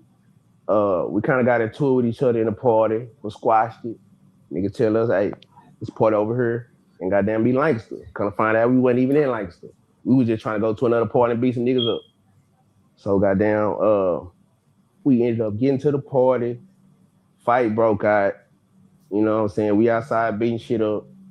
And Shit, the rest of the goddamn party came outside. Shit, so we outnumbered out here. You know what I'm saying? You know, I had a chop in the car, so I go back to the car, go get the chop. I start spraying out here. I done shot a nigga and a bitch out here. You feel what I'm saying? And us being together, you know how the law work. They got a third party law. If I do anything, I'm in the car with you. You gotta acknowledge of me having this gun and all this extra shit like that. You guilty by association, basically. You feel what I'm saying? So this is what ties EJ, because it was EJ car, y'all. See what I'm saying? Yeah. This was EJ car. So this is what's tied up EJ into the situation. Now, if you rolling with your boy, you know what I'm saying? Now, this was dumb on EJ part. Now, you know your boy like to shoot stuff, you know, and then you drinking and everybody's on pills and you know what I'm saying? I don't know what kind of pills. I think he said something. He'll mention it in his interview that he was on some Zans or something, you know what I'm saying? And they drinking on top of that. And then, you know what I'm saying, you're already going to cause trouble. So right now you are putting yourself in a position to where, you know what I'm saying, you're going to have to, you know, it's probably going to be some bad stuff that go down. You know what I'm saying? I know when you're young, you're not really thinking like that, but at the same time, you don't think nobody's going to come kill nobody. You know, you're not thinking that nobody's going to come shoot nobody, right? You're just thinking that, you know, you're probably going to go out there and punk some people, but you can't punk everybody, bro. You know what I'm saying? You can't punk. You can't punk everybody. Some people got hard. Some people, you know, will push your hand and make you do what you got to do. So, you know what I'm saying? They not thinking like that. They thinking like, you know, we're just going to run the town, you know. We're going to run Cedar Hill, right? Which is a place in Dallas. I used to live out there, you know what I'm saying? Cedar Hill in Dallas before I moved to Houston. And it's a gang culture out there, bro. It's you know, they don't really too much mess with, you know what I'm saying, civilians, unless you just get out of pocket or something like that. But I understand the mindset, you know, when you're young like that, you know, you don't want to seem like a punk, you know what I'm saying, and be crying about, you know what I'm saying, hey, man, don't bring that chopper. Man, don't be no guns. You know what I'm saying? You don't want to be that dude when you're in a gang like that because they're going to look at you like you soft. And I know people as a grown man looking at it through grown man eyes, you'd be like, man, I don't care what them niggas say, you know? I mean, you know what I'm saying? I'm not about to let you ride with that gun in my car, right? So it's kind of like when you saw that, what was it, Menace to Society? And the dude was like, you know what I'm saying? Like, look, man, I'm not really down with this. He said, man, nigga, you scared? Are you scared? You know what I'm saying? Yeah, you talking about don't shoot no kids, don't shoot no innocent people out there. No dog, like, man, look here, man, dude, shot your cousin, killed your cousin in front of your face, man. We gonna go out here and blast it, dude. I don't care who out there. You know what I'm saying? Yeah, old dog was on it. Right. And so you have friends like he's that type of dude. He's that type of dude, that old dog type of character. Like, you know, he gonna make you shame and he gonna, you know, fight you or shoot you or make you feel like, you know what I'm saying, you know, that you know, you soft and everything. So, you know, it's peer pressure, you know. And it don't seem like as much when you're an older man because, you know, you got more control of, you know, who you are. And you don't really care about what other people think about you, especially your friends, right? Because they fall off by the time, you know, you get the responsibility of meeting a woman and having to take care of kids and having a life, right? So nobody tells you that in 5 or 6 years, you're not even going to be worried about that. You're not going to be on that type of time. You know what I'm saying? You're going to be trying to pay a mortgage. You're going to be it's going to take you away from all that. So, you know, you're not thinking that far ahead. So, you know, EJ don't have none of that. He's just a kid. It's his car. You know, he's trying to flex. He's trying to, you know, impress his friends by, you know, going over here and do what we do. You know what I'm saying? But I don't think shooting was nowhere in EJ's mind that it could go down the way it's about to go down. You know what I'm saying? He just got mixed up. He just got mixed up with a crazy ass friend that he's been, you know, when you're trying to be there for somebody that about to commit a crime like that, it's only so far you can support them, right? It's only so far you can go. You know what I'm saying? It's like, look, bro, I'm with you all the way. And you be talking about, man, I'm from the cradle to the grave with you. No, until you do something crazy, bro. Until you go out there and you violate somebody. You violate a woman. You violate, you know what I'm saying, people. You know what I'm saying? You can't be by your homeboy. It's some things that are egregious, bro. Some things you can't do. You know what I'm saying? And EJ, he was in one of them situations where he was raised right. So he had to do right because he had a dad there. You know, so he had his mother there. He had his sisters there. He had a family to support him. This dude didn't have nothing to lose. He was old dog. You know what I'm saying? Yeah. So let's see what he does next. You already know what it is. You know what I'm saying? You already know what's going to happen next. So, you know what I'm saying? Let's see what he does next. Oh, my bad. Hold on. Let me see. Yeah, and this dude here, man, this dude here is on. What's that dude that got charged with Tupac murder because he was doing all these DJ Vlad interviews, snitching on his own self. This dude doing a little bit of the same thing. You know, I don't know if he ended up. I don't know if he went to jail when he shot up in that crowd. He said he shot a woman and a guy. I don't know if he went to jail for that. But if he didn't, you don't hear self-incriminating yourself. That's why that boy got locked up that was in the car that killed Tupac. He probably wasn't even the shooter, but he on doing all these interviews, talking about he was there and all this. He becoming one of the famous people out there doing these interviews on YouTube, getting a whole lot of recognition, but he ended up getting charged, many years later, because he was on there just, stitching on his own self. And this was this guy doing, man. He talking about he shot at the crowd, shot 2 people. I don't know if he got charged with that. He already did 10 years, so he'll about to tell you. So he'll about to get into it. So okay. Yeah.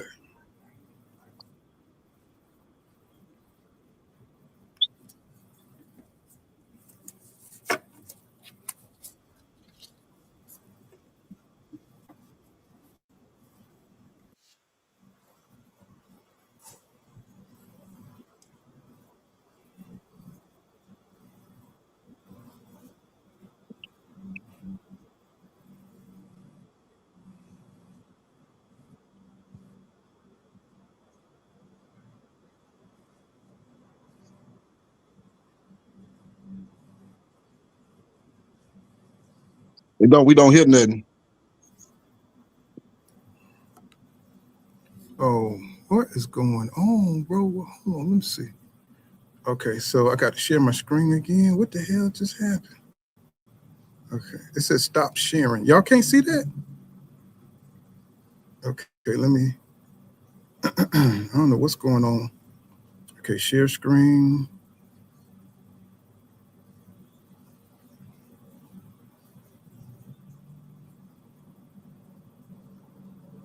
Can y'all see that? Yeah, we can see it nice. We can see his picture up. We just couldn't hear nothing. How about now? That's basically what happened. Yeah, we can hear it. Can you hear that? Okay, yeah. So let me take it back a little bit. All right. Look, I think it just went left when bro got put in a fucked up position, I guess. And I can't even just call it a fucked up position because, nigga, this is what we did. And see, I was always going to jail and shit like that, so I knew how it was to go back and forth to jail. And they ain't never been in jail and shit like that. You feel what I'm saying? So I feel like the situation probably got fucked up when he actually felt the consequences of the shit that we were doing. Because I was used to going to jail feeling the consequences of the shit I was doing. Yeah. But when the situation occurred to where police got called, police got involved, somebody got to go to jail, shit like that, I feel like that's when it kind of went left. All right, Jacckpot, if you don't mind, again, only if you don't mind, can you walk us through said situation that took things to the left? Okay, so 2010, June the 3rd, I think it was on my mama's birthday. We go to a party at the community mart. We go meet up with some BYG niggas up there. That was niggas over there for in Whisper Hollow and shit. That was another little clique up there on Whisper Hollow and shit. My nigga Sub TD now. BYG, if you know, you know. Yeah, you know what I'm saying? So we go meet up, go to the community mart, go to a party and shit, all this good shit. We kind of got into it with each other in the party. We squashed it. Nigga tell us, hey, this party over here and goddamn be Lancaster. Kind of find out we wasn't even in Lancaster. We was just trying to go to another party and beat some niggas up. So goddamn, we ended up getting to the party. Fight broke out. You know what I'm saying? We outside beating shit up. And shit, the rest of the goddamn party came outside. Shit, so we outnumbered out here. You know what I'm saying? You know, I had a chop in the car, so I go back to the car, go get the chop. I start spraying out here. I done shot a nigga and a bitch out here. You feel what I'm saying? And us being together, you know how the law works. They got a third party law. If I do anything, I'm in the car with you, you gotta acknowledge of me having this gun and all this extra shit like that. You guilty by association, basically. You feel what I'm saying? So that's basically what happened. You know what I'm saying? We in his car, me, RJ, EJ, TD, and Sussa. You know what I'm saying? Now niggas out the city. You feel what I'm saying? We go. Long story short, I end up shooting 2 people. I go to jail. You feel what I'm saying? We y'all on your way out, were y'all trying to get away, or were y'all? So you can see how things are starting to stack up. And, you know what I'm saying, you know, EJ, you know, this is before 2012. This is before the Olympic trials. This is before EJ, you know, really, you know what I'm saying, got a stake into like really directing his career towards the Olympic trials. And, you know what I'm saying? So, you know, he's really getting serious about his boxing and everything. So, you know what I'm saying? This is before that time. Okay. So, you know what I'm saying? Okay. Could it keep going? I just casually like just moving around after the situation. Shit, didn't nobody even really know I was gonna start shooting because it was a whole bunch of people outside fighting. So when I started shooting, everybody took off when, you know, they separate ways. The police had already got caught for the fight that was outside. So by the time I started shooting, the police had already rolled up. They actually pulled up while I was outside shooting. Oh, damn. Like the police was there while they already tipped off. Yeah. So while I'm outside shooting, the police pull up. You know what I'm saying? So I throw my chopper under the car and take off running, jump a fist, all this good shit. Now, I used to be on handlebar real bad back then. You know what I'm saying? Popping the pills and shit. You know what I'm saying? So I'm on a handful of them bitches. I done jumped the fence, went to sleep on the side of somebody's house running from the police. Oh, God damn. So you see, you know, he was on drugs. He probably was drinking. You know what I'm saying? You know, he's just out of, you know what I'm saying? He just out of line, bro. You know what I'm saying? He just wilding out. You know what I'm saying? Just doing whatever. You know what I'm saying? It's like, bro, why are you going, EJ? Why are you gonna have somebody like that with you, bro? Oh, that's somebody who's gonna suck you into prison, right? Yep. And I had friends like that, but I knew when to take my behind home. You know what I'm saying? I knew when to take my behind home when something crazy was about to go down. You know what I'm saying? You know what I'm saying? I got caught up in some crazy stuff, but at the same time, that taught me who was, you know, liable to do something crazy and get me to do some time. You know what I'm saying? Or do juvie and, you know what I'm saying, go in there and get tampered with in juvenile hall. That's why, you know, Mike Tyson had issues because he got tampered with, you know what I'm saying, being in juvenile with them pedos up in there and all that, you know what I'm saying, them P words or whatever. You know what I'm saying? Yeah. So you got to keep yourself out of that kind of stuff, bro, because, you know, you begging to let these evil forces to take you and put you through there, bro. You don't want to go through there, bro. People be thinking like life can't get no harder than what they got it, bro. Let me tell you something. When you're going through that jail system, you know what I'm saying, and you get exposed to those people in there, man, those are worst of the worst people. And there's some good people in there. You know what I'm saying? There's some angels in there they may protect you, but the younger you are and the more vulnerable you are, bro, the more food you are. You know what I'm saying, for that system that they got ready for you. You want to add in anything else on that?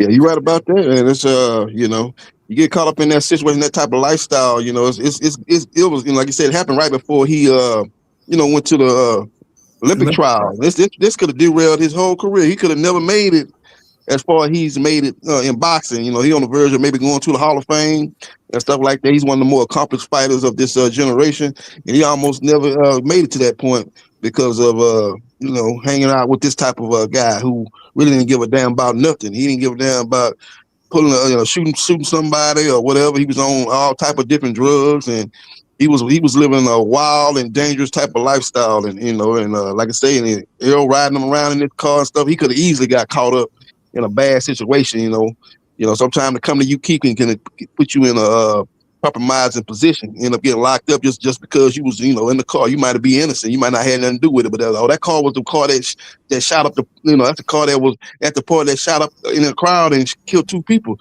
Everybody in that car is, you know, is liable to get, you know, charged. They ain't gonna say, well, you was, you know, you just ride, you didn't pull the trigger, you didn't get the chopper. Now you read the dude, so you know, you guilty by association. So he could have, it could have went real left for him.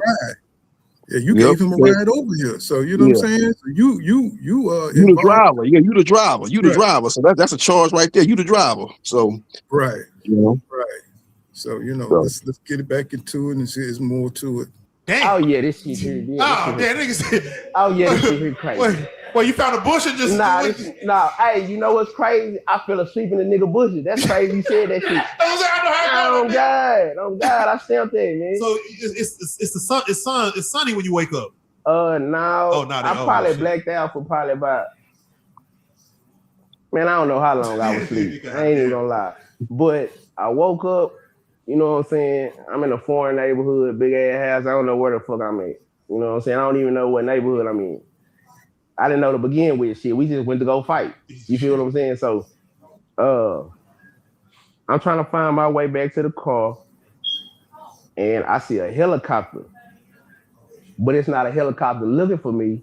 It's a helicopter that just parked in the grocery store parking lot right here next to this neighborhood. They finna car flight this dude that I shot. Okay, yeah. So I started walking toward the helicopter, and then I see a tow truck pulling off the street with EJ car on the back of it. So I'm like, okay, that must be where the fuck everything just happened. So I'm walking back down there because at the same time, I don't know what happened to nobody that I was with. I don't know if my partner's I don't know what's going on. So I started walking back down the street. But while I'm walking down the street, it's 2 niggas all the way at the other end of the street trying to flag me down there. We walking toward each other, but it's a street right here that I'm fixing to turn on before we meet each other. Niggas flagging me down and shit. So, you know, I go to the street, whatever. But now these niggas done start jogging. It's 2 niggas. They done start jogging. I don't know these niggas from a can of paint. They jogging up to me. So now he done shot these people up.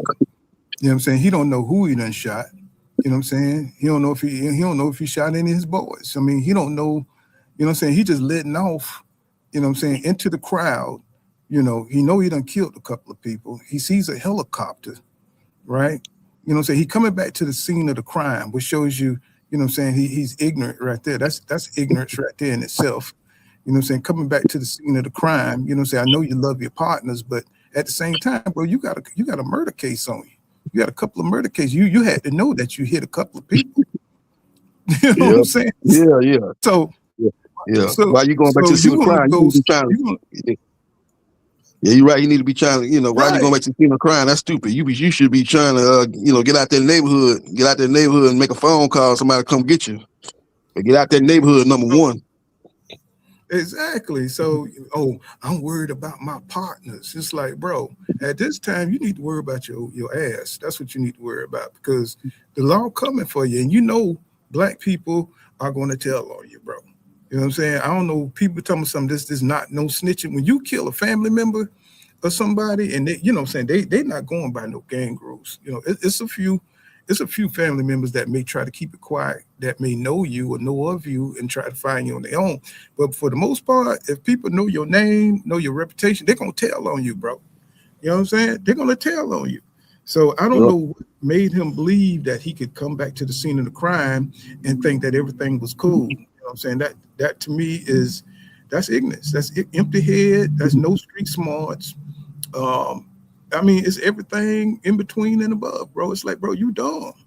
It's like, what you come back to the scene of the crime for, bro? You already know they looking for you. You know, I don't get it. Yeah, that's good. Yeah, that's stupid. All right, we're finna get it started. And shit. So by the time I turn on the street, you know, they got the little cones out here with, you know, when they put next to the shells and all that good shit. It's flooded with police. Police got the street shut off. It's a couple people out here they talking to. And I see EJ and RJ sitting on the curb. So I'm walking. Now by this time, these 2 niggas done caught up to me. These niggas try to fight me right in front of the goddamn police. Oh, these are niggas. These is I don't know these niggas from a can of paint. So when they run up on me, the police pull their taser out on me, they tell on me right there. This nigga just shot my cousin. I don't know who the fuck I done shot. I'm shooting in the crowd. You feel me? Only nigga I knew I shot was the nigga the first nigga I shot. Yeah. You feel me? So long story short, man, they tell me go sit down right here on the curb. I sit down next to RJ and EJ, man. Bro asked me, he look at me, he said, why the fuck you come back? I said, man, I had to check on you niggas, make sure y'all was all right, bro. I know what was going on. Yeah, because mind you woke up from sleep. That I guarantee you, JB, he didn't come back for that. He came back to do some damage control. He came back because he was scared that folks was gonna say something. You know, he wanted to see who was saying something. I guarantee it. You know what I'm saying? For some reason, he thought he was going to be able to walk through there like he was, you know, like he was some kind of superhero, and he was going to be invisible and be able to teleport and listen to people and see what they were saying. You know what I'm saying? This is what was on his mind. He thought he was just going to be able to either scare people into, you know, being quiet. Because why else would you come back? You know what I'm saying? It don't make sense. You know what I'm saying? But he thought he was that dude. He thought he could go, you know, he wanted to be close to see what was happening, so he don't be anxiety, don't be eating his ass up, worrying about what were people saying. Was they, you know, was they putting him on the scene? He wanted to know all that. That's why he came back. You know what I'm saying? Because it was eating him up. I ain't talking about I'm not talking about the PP shot. I'm talking about he just wanted to know what the situation was. You know what I'm saying? And that's what he needed to know. That's why he came back. He thought he could just blend in with the crowd and nobody was going to say anything, you know what I'm saying? But then once the family members saw him, you know, he said he didn't even know who he shot, bro, except for the first dude he shot. He don't even know how many victims he had, bro. You know, this dude was dangerous. You know what I'm saying? You know, it's good that they got him off the streets. It's good that, you know what I'm saying, the family members, you know, pointed them out, because anybody who would just shoot in a crowd at a party is a menace to society, bro. You know what I'm saying? Yep. That's my opinion. That's just my opinion on it. You know what I'm saying? This dude was the worst of the worst. Yep. Shooting into a crowd of innocent people, you got beef with somebody you got to a fight with, and you're gonna shoot up some other people that's coming to enjoy a party, and you're gonna shoot them, you know, just because. That's crazy. That dude need to be locked up and probably don't never get out. Throw away the key. That's how them 7-year-old babies, you know what I'm saying, be getting shot. That's how them little babies be getting, you know what I'm saying, be getting deleted and stuff, you know what I'm saying, from guys with this kind of mentality, bro. All because some more crazy brotherhood crap, fake brotherhood crap. Yep. Yeah. I saw a helicopter walk towards it. Yeah. It's kind of wild, bro. Yeah. And sat down on that curb and put my hand behind my head and went back to sleep. Put my head behind my head and went back to sleep. Them bars. And woke up in jail the next day. Them bars. No, God. Bad times. Okay, yeah. So wait, so RJ, EJ's already getting questioned, or they already down right by you. Right. Do you kind of know what's going on? You kind of know the story that's being told already, or? Man, I don't know shit. I'm just now pulling up and I'm finna go back to sleep. I just know I'm just know they running my name. I'm full of this dope. Goddamn me, I'm finna lay down and go to sleep. You feel me? Wake up in jail. Detectives come holler at me the next day. What's going on, man? You know, I try to play that, man. I don't know what was going on. They was out there, you know, it was a fight going on. Somebody started shooting and I took off running. I try to play that part, but you know, the woman started telling me, well, that ain't what everybody's saying. We got a couple people pointing you as the shooter. Mind you, dudes already trying to fight you. Already said, there. Right in front of law. Said you right there in front of law. They weren't the only people. It was a. You know, the thing that's crazy about this, he acting like they surprised that, you know what I'm saying, they tried to fight him in front of the police. You know what I'm saying? If you just shot somebody, family members, you just shot somebody's brother, sister, cousin, you know, they coming for you, bro. You know what I'm saying? You know, they coming for you. So he's sitting up there, yeah, they tried to fight me in front of the police. Of course. Of course they tried to fight you, bro. You look what you just did, man. It's like you did that. You talking about you full of dope. You know what I'm saying? You did that, you know what I'm saying, while you were high. You did that on a whim, bro. You just took a family member out, bro. Somebody who's never going to breathe again, somebody who's never going to have kids. You just took them out, bro, and you acting like it's cool. You acting like everything's cool. You went to sleep. It ain't nothing to you. You know what I'm saying? Another day in jail. You know what I'm saying? But them people ain't never gonna see their family member again, bro. Over what? Over what? Because you a shooter? Because you got to have your reputation. You got to be feared. You need to be feared in the community. You know what I'm saying? Because you know what I'm saying, you taking a chopper and putting bullets, you putting assault weapon type of force, you know what I'm saying, at a party where people are having good time, bro. It's like this dude here is the worst. You know what I'm saying? He thinking he's cool. He got his shades on. You know what I'm saying? He think he's cool because he done shot these people. He don't care about them people he done killed. He done shot. He don't care nothing about those people, bro. You know what I'm saying? Even though he did 10 years, that wasn't enough, bro. Wasn't enough. You know what I'm saying? He still got that mentality. You can see it. Yeah, that's crazy. He only got 10 years. That is crazy. That man just went in there, shot up in the crowd, and shot two people, killed one, or maybe killed both of them. And he just got 10 years. You know, that's crazy. He must have had a great lawyer. Was able to get in there and work a deal or whatever, get him time that he got was 10 years. Or maybe I don't know if they were doing a time and a half back then where he probably got 25 years or whatever. He did 10, and then he maybe did some house confinement type of the last couple of years or whatever. I don't know what it was, but 10 years is nowhere near what it should have been. It should have been much more severe. You know, if they would put him in there for life, I wouldn't have been mad at it. Well, this dude was in and out of prison. He did about 17 years because he was always in and out of prison because he got out and went back in again, right? So, this dude was a total menace to society. You know what I'm saying? He was pretty much used. He even said it at the beginning. I'm used to going in and out of jail, EJ. So, basically, those guys that think just because they went to prison, it's like they experienced, they got some kind of street cred, right? Because they done live their life hard and they done been in and out of prison. Bro, I don't need prison to be hard, bro. I don't need prison, to prove that I'm something that I'm not, bro. I mean, you can keep that cred, you can keep that street cred.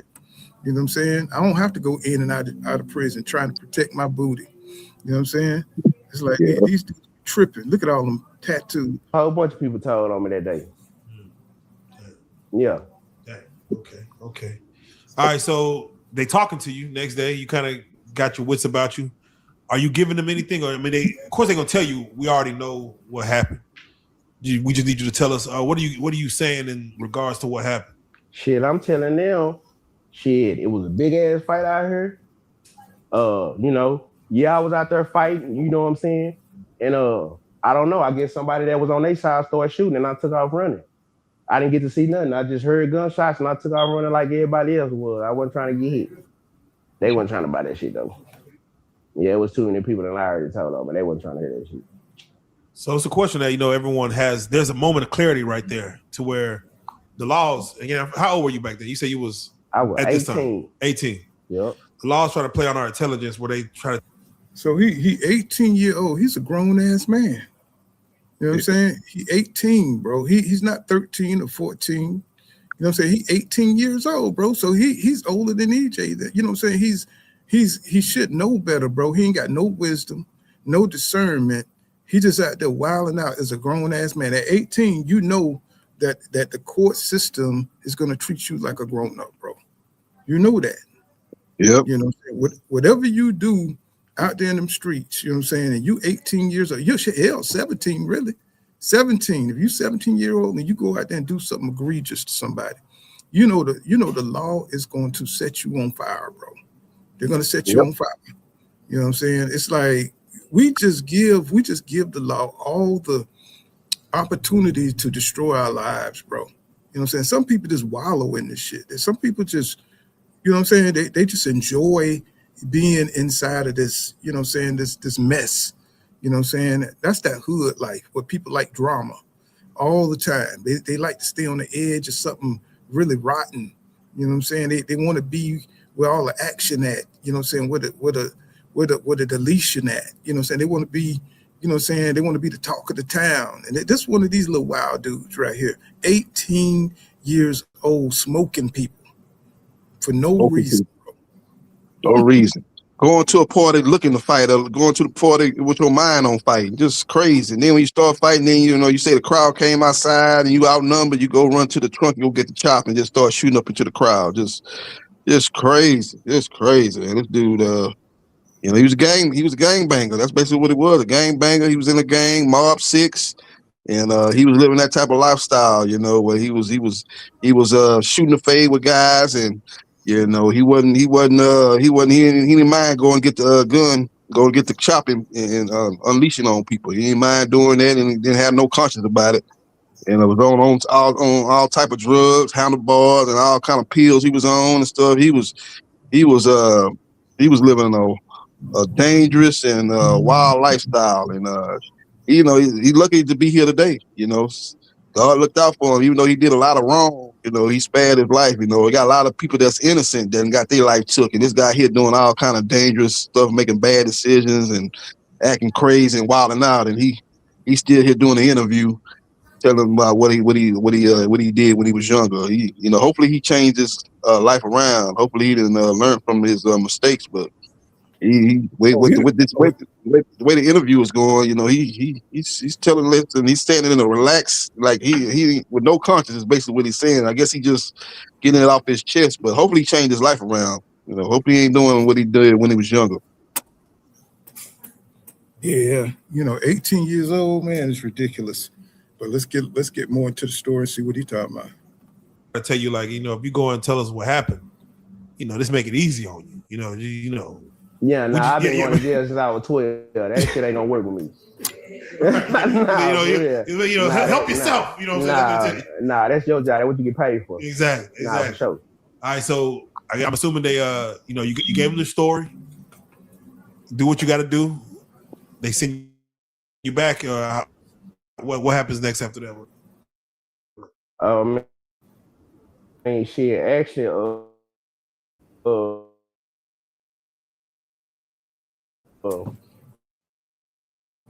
they sent another detective in there from another county to talk to me because I was already on the run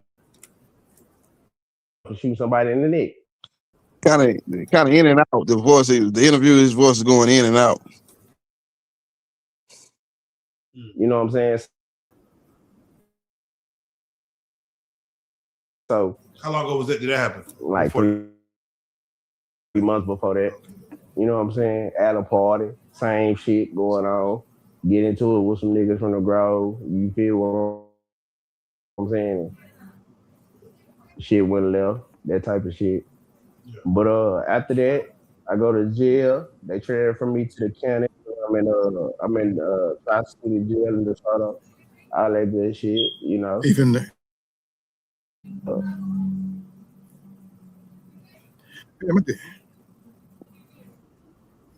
She telling me, she got the police report telling me, yeah, your homeboy on you. I'm like, who you talking about? So she, she shining all these papers, sliding these papers through the little slot for me. Nah, I can't. Nah, shit ain't real. And the crack. Yeah, hello?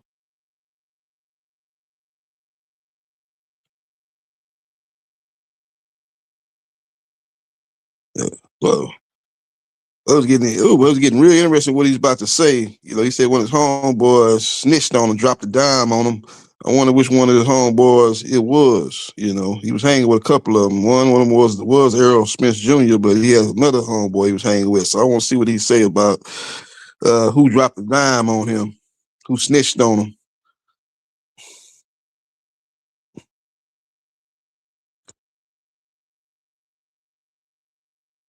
Yeah.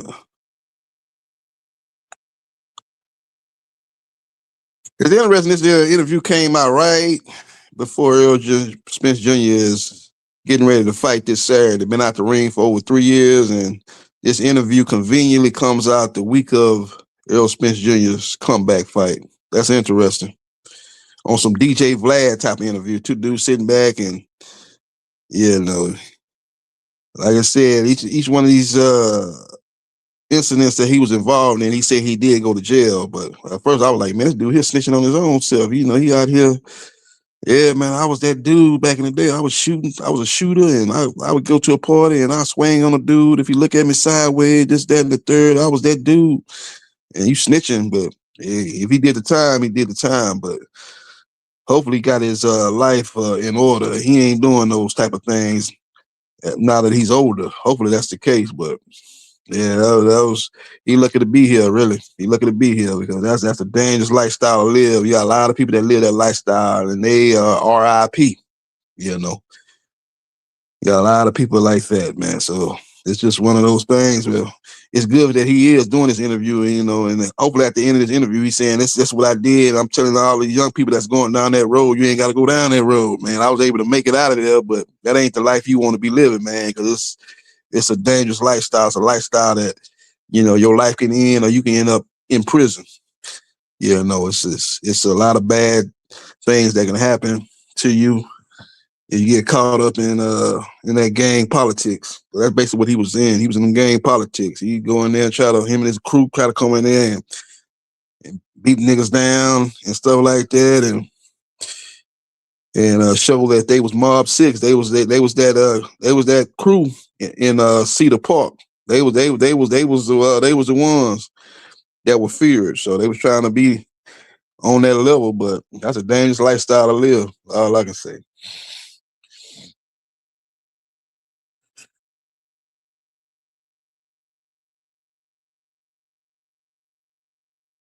You got another guy that was good friends with Errol Spence Jr., Young Beezy.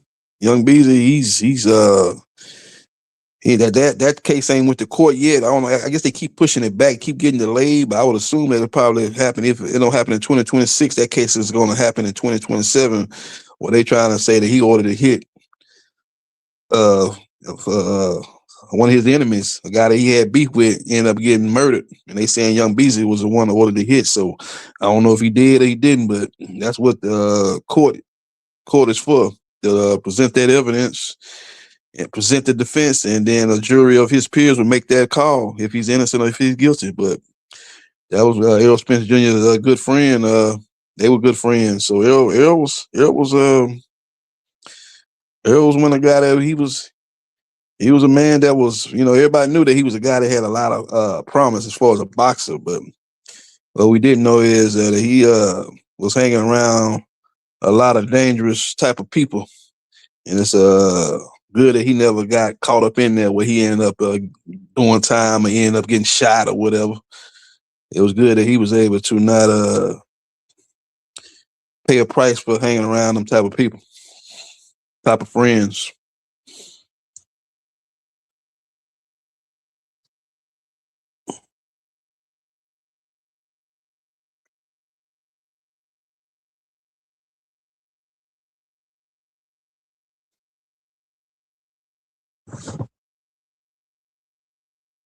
You know, Errol Spence Jr. got a fight coming up this Saturday.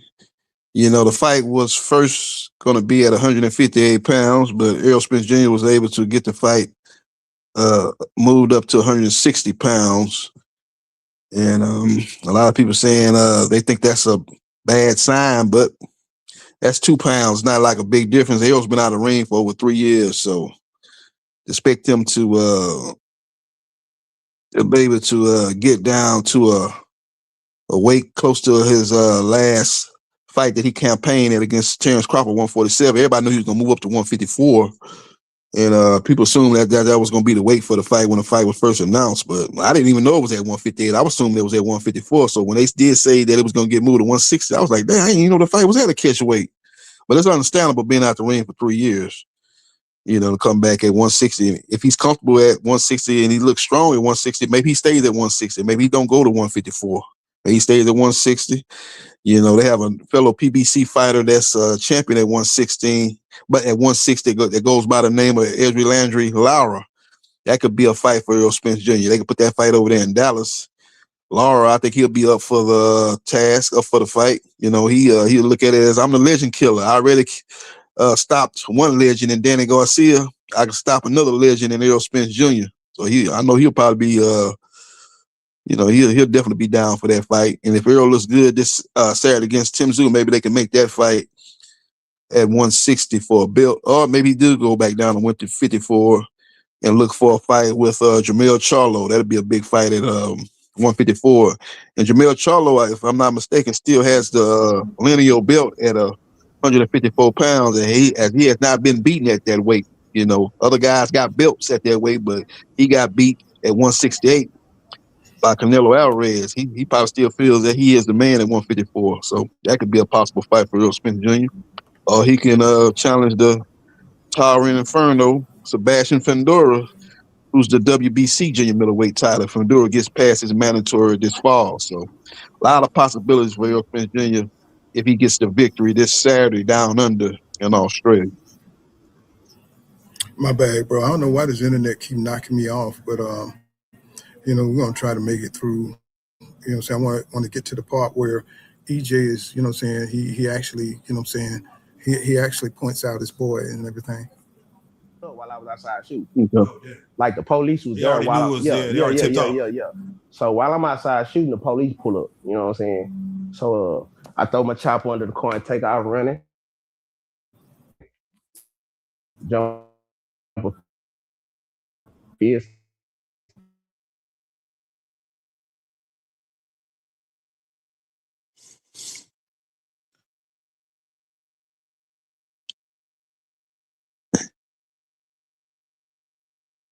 Yeah, it stopped. Yeah, I sure want to hear who what friend snitched on him. Who was that friend that snitched on him? He was just about to reveal that. I wanted to hear what he had to say, but yeah, this is a great interview. And like I said, I saw it come across my phone a couple of times, across my laptop a couple of times. I didn't I was like, yeah, I was going to look at it, but there's a lot of stuff going on in the sport of boxing. I'm trying to keep up with the updated situation with Devin Haney and the WBO and his mandatory defense versus Keyshawn Davis. The purse bid been called.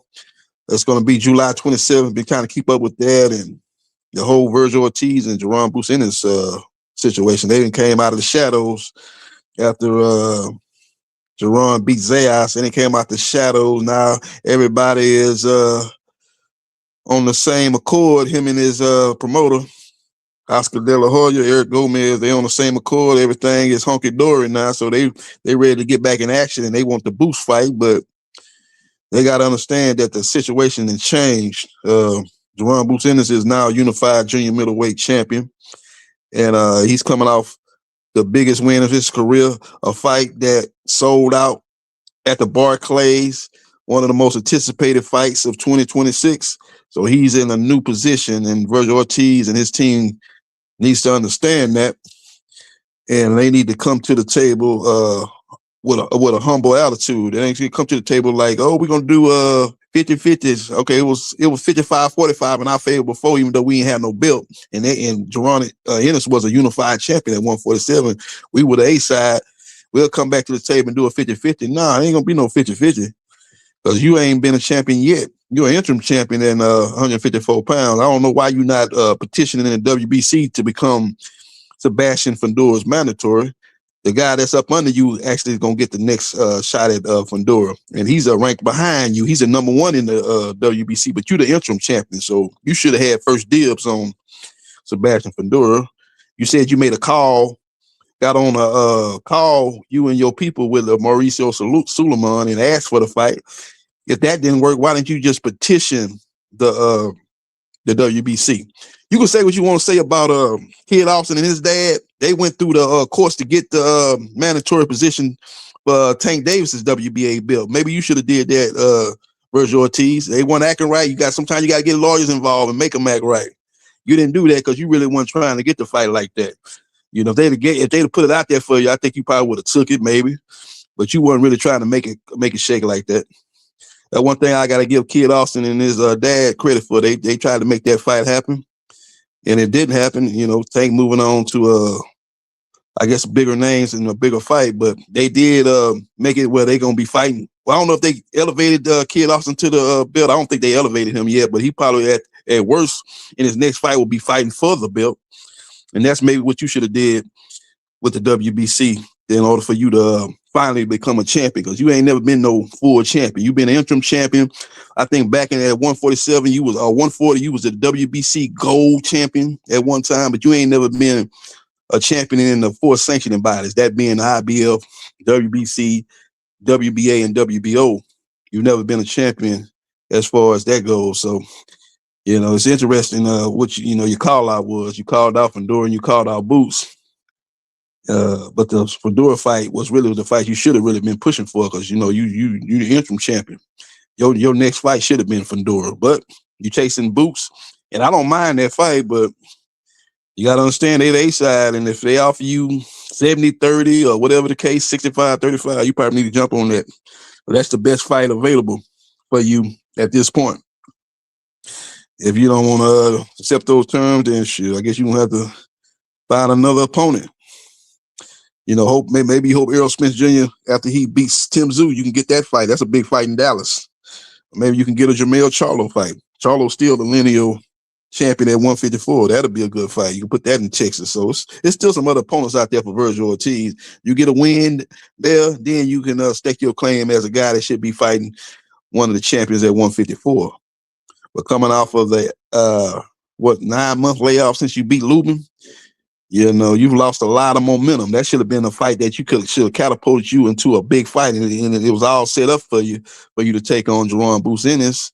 But for some reason, you fell out with your team and got put on the shelf. And now it's almost like like Bosie Ennis said, you got to get in the back of the line, and you got to earn your way back to a title opportunity. So we just have to see how it all plays out.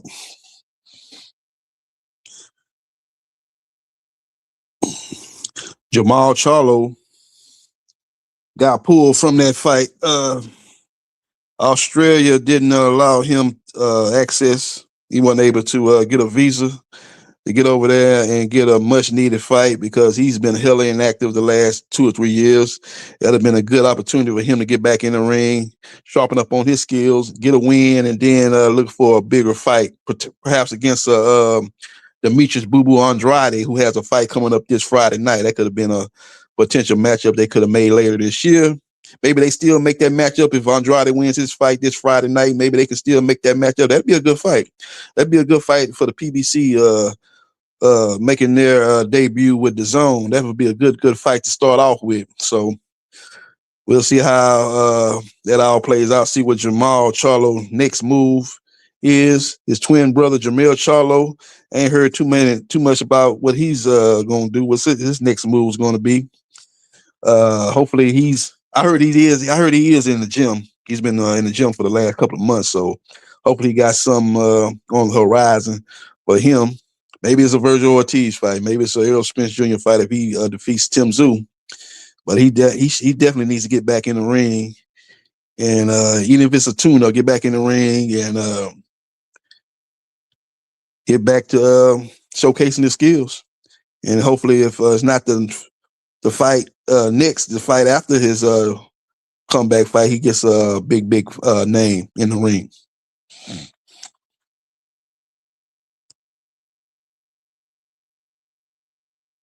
Who else on that card? We got Stephen Fulton on that card, PBC fighter. He's on that card. He's fighting Liam Wilson.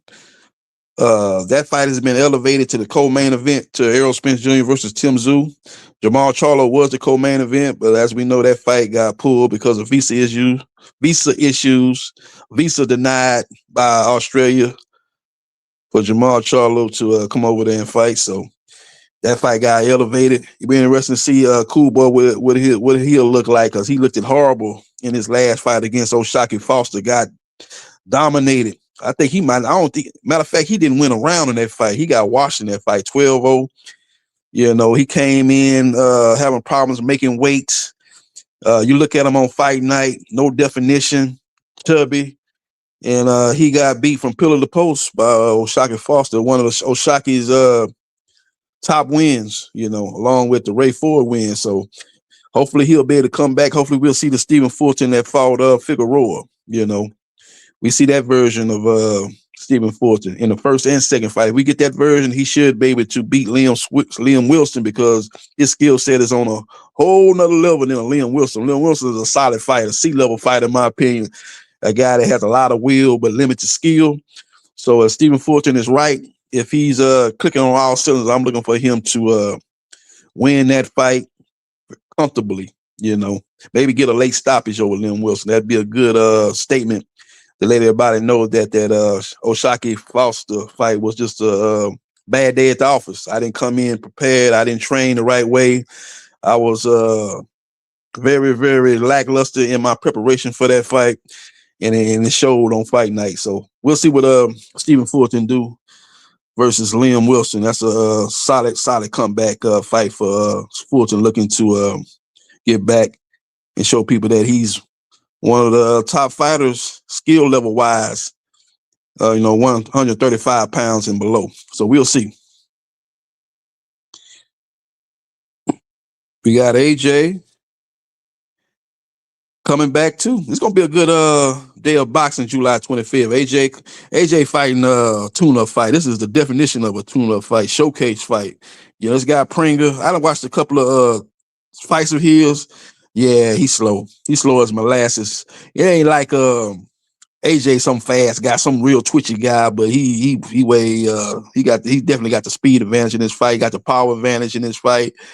His resume is much stronger than Pringer. Pringer, I was looking at the guys on his resume who he fought, man, I ain't never heard of really none of them guys, really.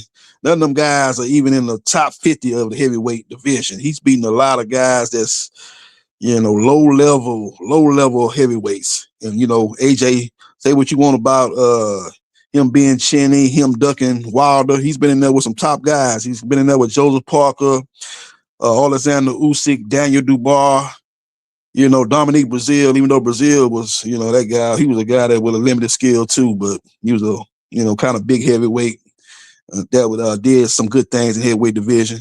He fought Andy Ruiz twice, he's beat Otto Wallin, he's beating some top guys in the heavyweight division. So his resume is much more stronger than Pringer. He's been on the big stage, and Pringer hasn't. So all that, I think it's going to showcase itself on July 25th. I'm looking for AJ to knock this guy out. If this fight make it past 5-6 rounds, I'll be shocked. AJ need to get this guy up out of there and get ready to take on the Gypsy King in either October or November of 2026. I think Tyson Fury is going to be fighting the day before too. He fighting in Thailand on the 24th. Him and Boo Boo Andrade, they fighting on the 24th. He'll be taking on Maurice Watch, who I think is 40-some years old. Watch was a player in the heavyweight division, like when Klitschko them was fighting. That's how long ago that was. He's been in the ring. He's been fighting for a minute. Watch. So Watch never was on that level though. He was just one of those contenders that will always get the guys that was maybe one fight before fighting for a belt. They would fight Watch, beat Watch, and then the next fight they fight for a belt. Watch never did. I don't even think Watch ever even fought for a title, but he was always one of those guys that, you could test yourself. You had a good prospect coming up and, you wanted to go to that next level. You fight a guy like Watch because he would give you some rounds, and he was a guy that you couldn't just roll over. But you get that experience fighting him, beat him, and then you think you probably be ready for a champion or a guy maybe in the top 10, top 5. So we'll see what the Gypsy King do. I'm looking for the Gypsy King to go in there and beat him and stop him. I don't see that fight going too long either. Fury, when the last time Fury stopped somebody? He stopped because the last guy he fought, that went 12 rounds. Of course, the Usyk fight, he ain't stopped Usyk now, none of those 2 fights. So it's been a minute since Fury stopped somebody. I think the last guy he stopped was Dillian White. Hit him with a vicious uppercut, and then he pushed him, and he fell to the canvas, and it was over. But that's probably the last guy he stopped. So Gypsy King probably need to look to stop a guy like Watch. He should stop Watch, man. Watch about I think Watch is 45 years old. So he should stop Watch, and that'll set the stage for Anthony Joshua versus Tyson Fury, which could end up in the U.S. Netflix who gonna put on the fight. They want to fight in the US. They want that prime time slot. But those guys are big in the UK. Two Brits fighting in the US. That's gonna be interesting. But Netflix is the power player in this situation. If they want to fight in the US, it's gonna end up in the US. So we'll see. Turkey's saying that we could put it in the UK, but you guys will have to fight at 2 a.m.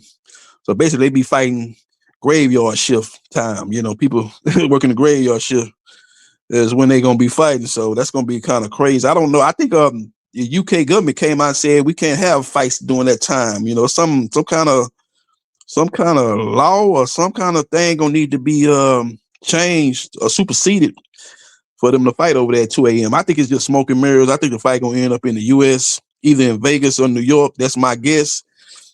And if they're gonna need a big US fight as a chief support to that fight, even though it'll be a lot of British fans flying over for that fight, they're gonna still need a big US fight to be the co-main event.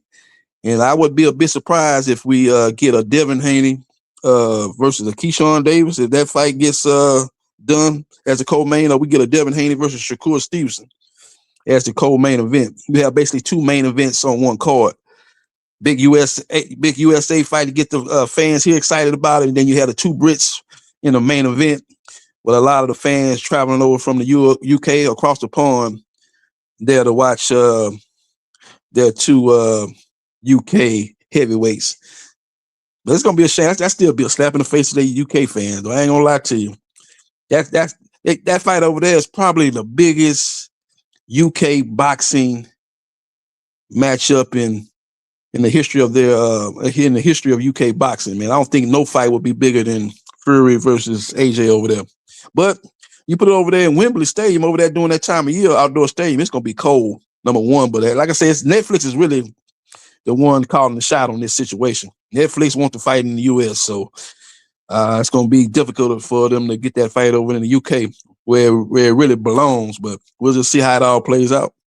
But if it does end up in the US, they need a big USA fight on the card. You got two Brits over here. People over here will be watching the fight, but it's not nothing that people are, oh man, I want to see Fury AJ. That's the fight I've been really waiting on. Yeah, it's a good fight, but you got to put a big fight on that card. Devin Haney versus Shakur, yeah. Put that on that card, then that card look much better. Put Devin Haney versus Keyshawn Davis, that main event looks much better. If you put that as a co-main event, then you get more excited, and you put some more solid fights on the undercard and the prelims. Then now we talking. So we'll see how it all plays out.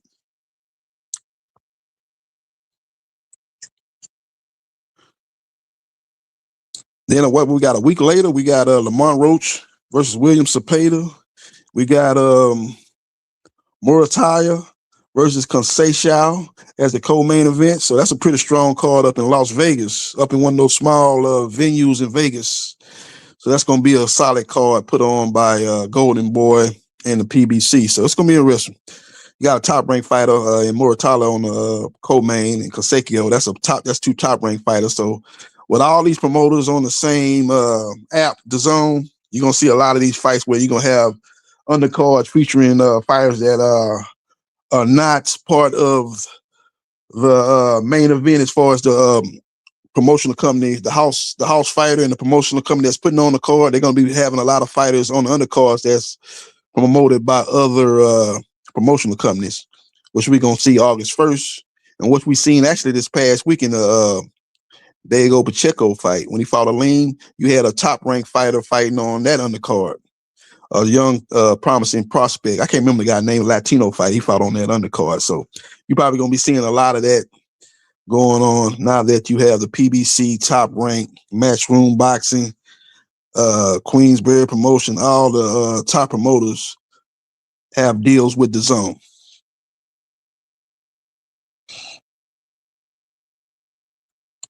Locked out. You back, Paul?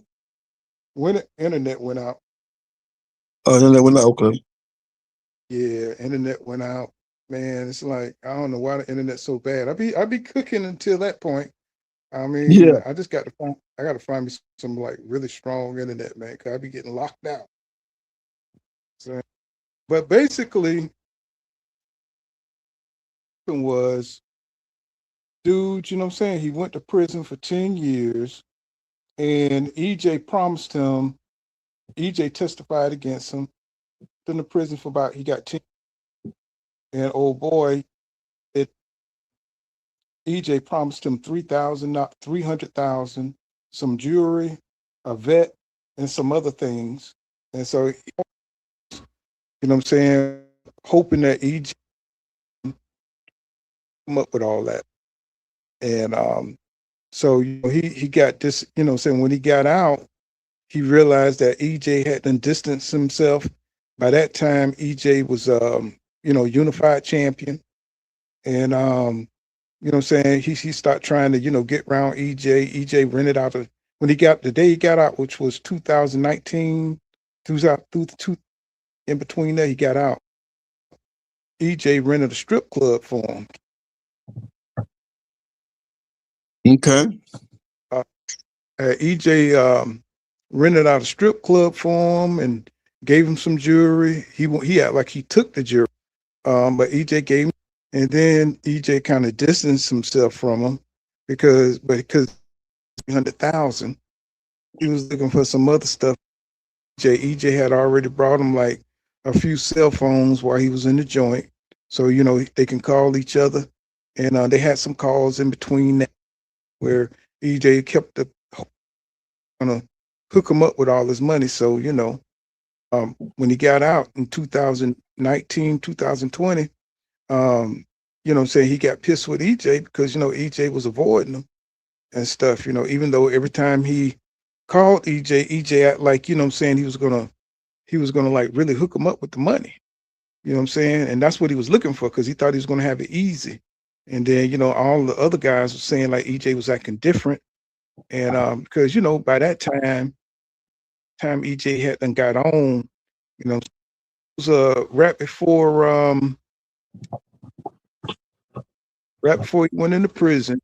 The dad asked the dude to kind of keep quiet all this stuff that was going down and stuff. His dad intercepted because his dad had really let Jacckpot stay at his house. He had it before he got into all this trouble.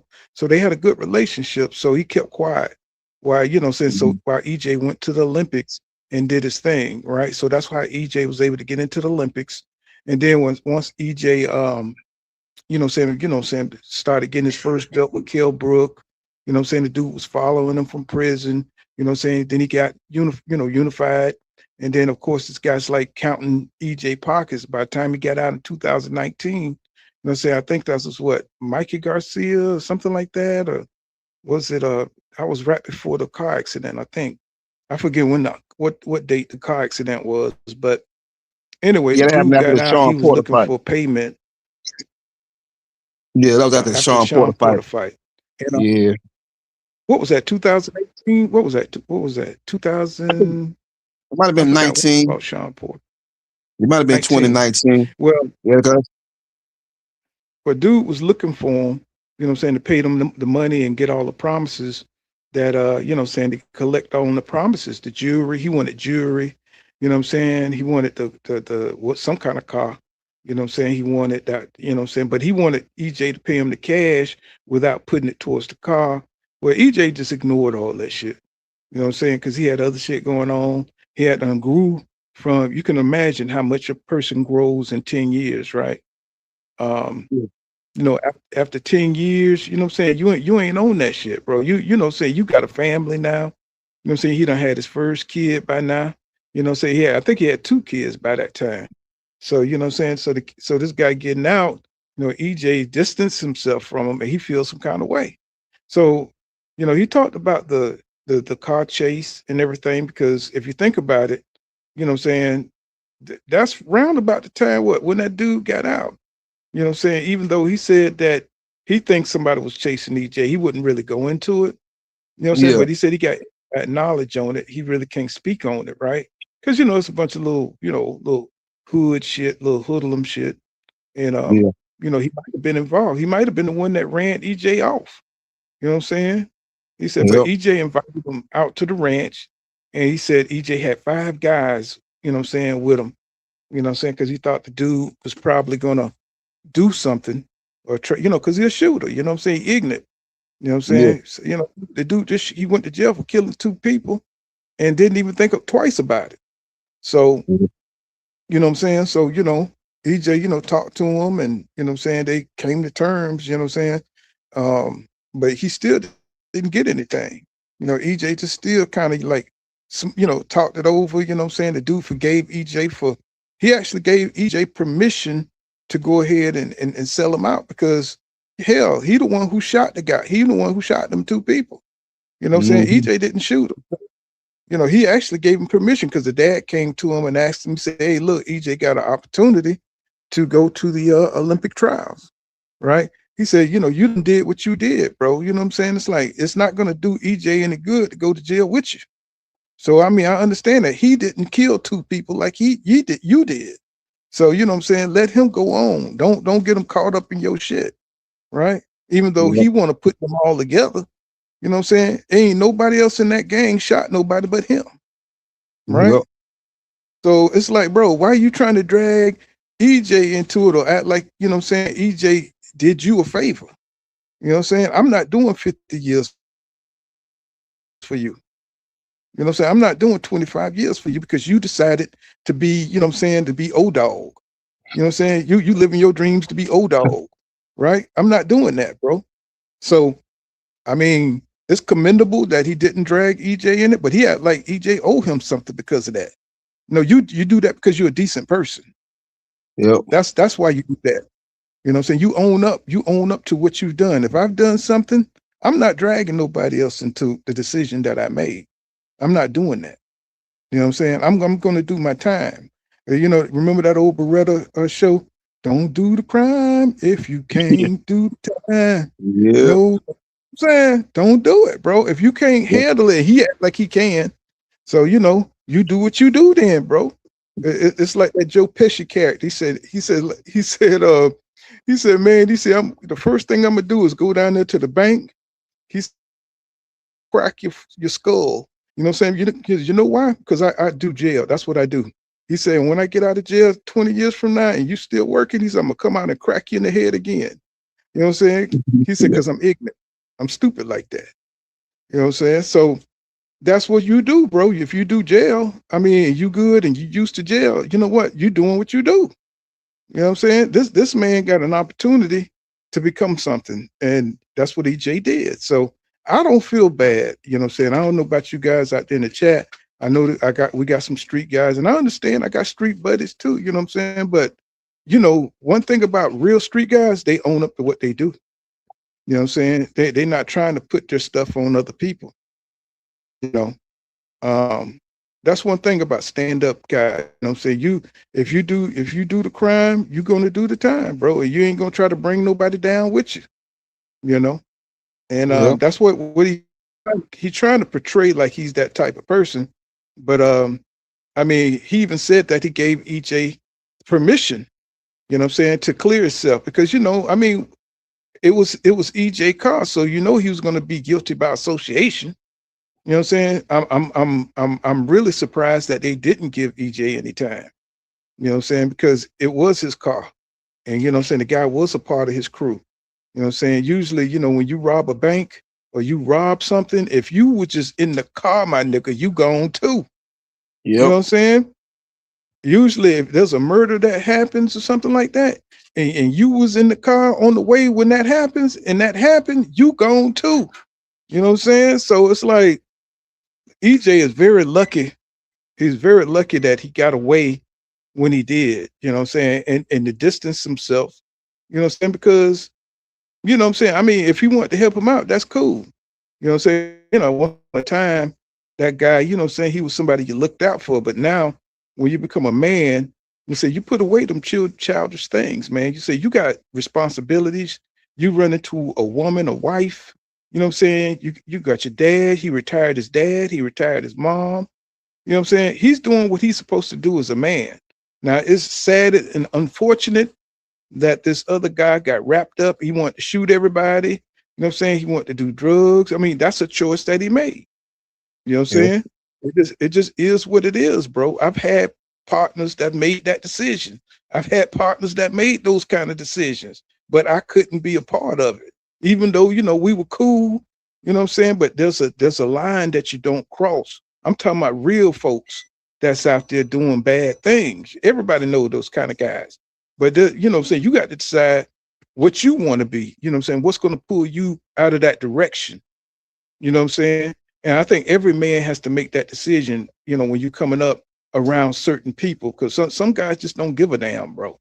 You know what I'm saying? They just go with the way the wind blows. You know, if they have to smoke 4 or 5 people, they don't care. You know what I'm saying? They don't even feel like that, bro. They might care about you because y'all cool, but they'll smoke 4 or 5 people that they don't know. You know what I'm saying? So you got to get away from them kind of people. Yep. You know what I'm saying? You got to get away from them. No, as much as they let you, you may feel privileged that, you know what I'm saying, that you're around somebody like that, man. No, bro. You're gonna end up going to prison for the rest of your life. And I think EJ got spared by, you know what I'm saying, by the you know what I'm saying? He got saved, man, you know what I'm saying? Because he could have easily been in prison. Yep. You know. So people may call him a snitch, but shit, I think everybody would tell. I mean, you know, if he had him a chopper, now if EJ had a chopper and he was out there shooting too, then I would say he snitched. If EJ had a gun and he was out there trying to shoot into a crowd and he was trying to shoot the other people and he hit somebody, then I would say he got to go down too. You know, he's a snitch. But they were out there fighting while he was out there shooting. Yep. So that's totally different. You know what I'm saying? You're only snitching when you involved and you doing the same thing your other. If you both robbing a house, y'all getting the same time. You know what I'm saying? If y'all both coming out to see, he tried to put it together. Talking about, we do this every weekend. We go out, they fight, I shoot. No, it wasn't like that.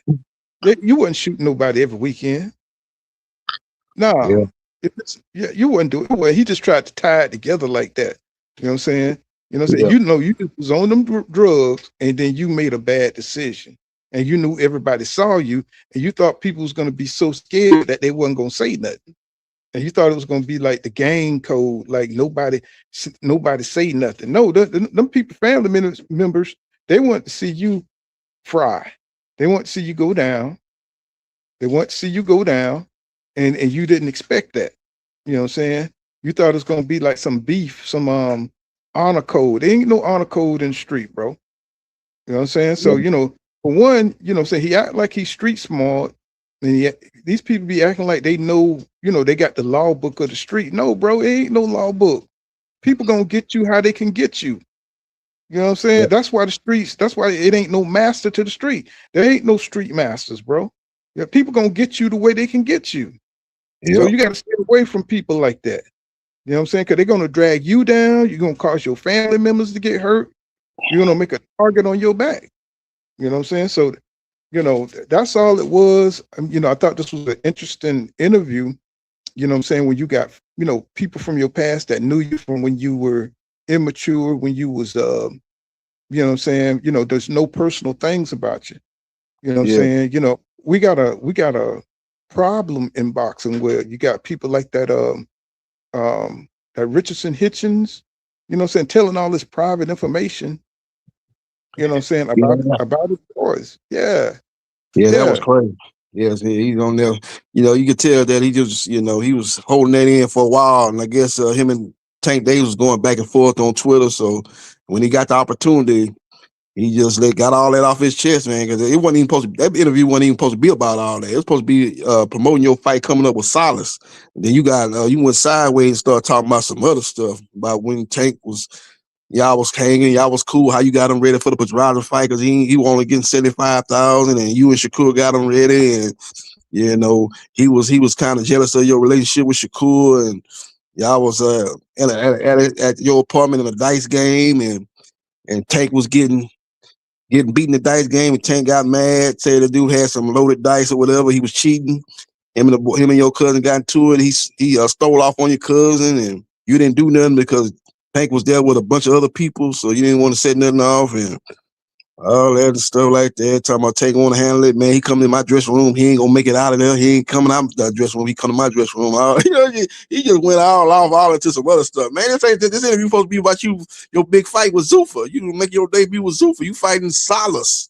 You supposed to be talking about that fight. Why you going off in this other stuff, snitching on Shakur? Talking about he had sex with a girl and Tank didn't want to have sex with the girl because Shakur had sex with the girl. Oh man, what you putting this man business all out there like that for? You know, Richard was tripping, man. He said a lot of stuff, but I guess he had to get that off his chest because him and Tank had fell out. They was real cool at one time. I remember I used to see Richard Hitchison, Tank, and they used to hang out all the time. Every time you see they have like a big fight or something, they wasn't fighting, they be there hanging out in the back of the hallways, hanging. And they was real close for a while because I guess they, Richard Hitchison was with TMT. He was with Floyd Mayweather Promotions, and Devontae was with them too as well, along with BBC and Al Heyman. So it was real cool at one time, but they had a falling out, man. And then Richard Hitchison got on a Fight Hype interview and split the beans, and basically put Shakur out there too, man. Shakur probably said, "Man, I ain't got nothing to do with this, man. Don't put my business out there." That was crazy. That was crazy. That was wild. That was another one of them DJ Vlad type of interviews. These dudes out here supposed to be promoting fights. They out here doing these DJ Vlad type of interviews, and that's good views. You probably did a good number with Fight Hype, with that interview. But from what I'm hearing, the fight's not selling though. That fight with him and Berlanga, the tickets are not selling like that. So maybe they might start selling after this interview. But I heard they wasn't selling it. Maybe he was trying to do that to get a little hype around his fight coming up this weekend. They fighting Sunday on Paramount Plus. So maybe that's what it was. But it was never like that, bro. Ring, though.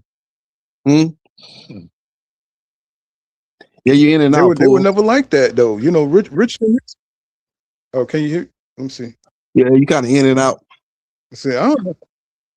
It was cool though. He remember when Tank got out. Remember when Tank went to jail, and he got out, and he was boxing with Richard Hitchison in his kitchen. Man, that was the first person he hung out with when he got out of jail. Was Richard Hitchison. They was close. They was real cool. But they fell out. So it is what it is. And one thing about Tank, man, when y'all fall out, he gonna go in on you. He gonna go from a 0 to 100. He gonna call y'all all type of weird names. So it's unfortunate that happened, and it's unfortunate to me that Rich Hitchison got up there and really he could have just spoke on him and Tank Davis falling out. But when he brought Shakur in there and put his business out there, that was kind of crazy. Yeah, I can hear you now. Yeah. Can you hear me now? Yeah. Yeah. So, Richardson, Hitchison, they were like that, bro. You know what I'm saying? Berlanga, they were never like top tier elite fighters, So I don't know what Zuffa were thinking. I don't know what Zuffa were thinking because they wasn't going to bring no crowd. So, but for some reason, Richardson Hitchens, because he beat George Kambosos, he thought that put him on the same level as Tank and everybody else. He's trying to hustle. He's trying to hustle everybody like he's an elite fighter. And saying because of Shakur Stevenson, they got some kind of weird pact going on between them. They got some kind of weird occult thing going on where they're trying to band together and hustle boxing together. Trying to stay out of each other's way. And Richard Hitchison is the least of them. He is the guy that is the weakest link, in my opinion. And you could see Keyshawn Davis, he failed weight so he could duck somebody. Then you saw Richardson Hitchison, you saw him duck somebody. It's like they're all duck artists, and it's all like they're all trying to pretend to be fighters. They're trying to pretend to be like that, and they're not. And so when I saw him when I saw him with all this gossip shit, he's on, all the different interviews, telling people, all kind of inside information. See, because he knows he knows nobody cares about him as a fighter. So he need to ride on this kind of inside clout. He's burning up all his inside his inside cachet because he know that's what people are interested in. You know, he know people they don't care about him as a fighter, but he is a fighter that has been confided in by Tank, has been confided in by Shakur, have been confided in by Keyshawn. So he's always up in the mix with them. So he brought that out because you know he knows people don't really care for him as a fighter. You know what I'm saying? And I thought that was like that's kind of like Dirty Mackin. You know what I'm saying? That's like it's kind of like Dirty Mackin. You know what I'm saying? Like, you know, the guy knows he can't get the female that, you know, his friend got on lock, right? So he gonna tell all his friends' secrets. You know, he gonna the male secrets so he can have the inside scoop. You know what I'm saying? Like, yeah, he's seeing other women. You know what I'm saying? Or you know what I'm saying? He you know he was burnt and stuff 2 weeks ago, so that's why he ain't been trying to have sex with you. You know what I'm saying? That's that Dirty Mac and shit. You know what I'm saying? Yep. And he just a sucker, man. He's a buster. I mean, I see why Mayweather got rid of him. You know what I'm saying? I see why they put him on the shelf. He almost got beat up by a journeyman. You know what I'm saying? I don't know how many times. So he's going to get exposed as soon as he fights somebody real. That's why he didn't fight Oscar Duarte. Oscar Duarte was a hard hitting dude. He wasn't the best fighter, but he was a pressure fighter, and he would have got Richardson Hitchens out of there. He would have got him out. He would have been exposed. And so now he don't be on the world stage where he can talk shit and be a star. You see, he be trying to avoid people. So he's trying to get a big fight so he can cash out. You know what I'm saying? Because it won't look so bad if it was to, you know what I'm saying, Devin Haney. It don't look, that's why you always talk about Devin Haney. He want that paycheck. You know what I'm saying? He want a big paycheck if he's going to get exposed. And then he's a big guy too. He's a big guy posing a small guy because he can barely make the weights. You know what I'm saying? You got all these big ass dudes that walk around at 180, you know what I'm saying, 170, you know what I'm saying, trying to take advantage of the smaller divisions.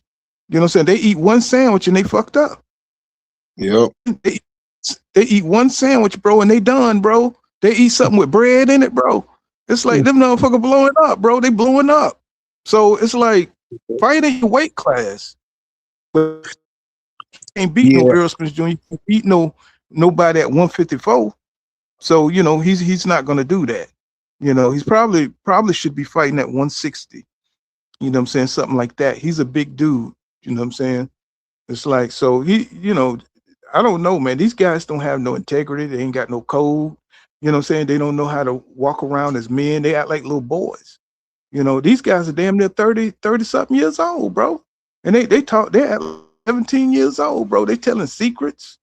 You know what I'm saying? They talking about people personal stuff, you know, putting it out in the streets. You know what I'm saying? Like they're in high school. Oh, not even high school, goddamn middle school.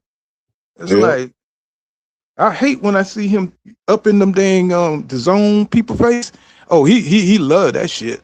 You can see that black ass boy. I mean, he be loving that. He be talking all proper. Yeah.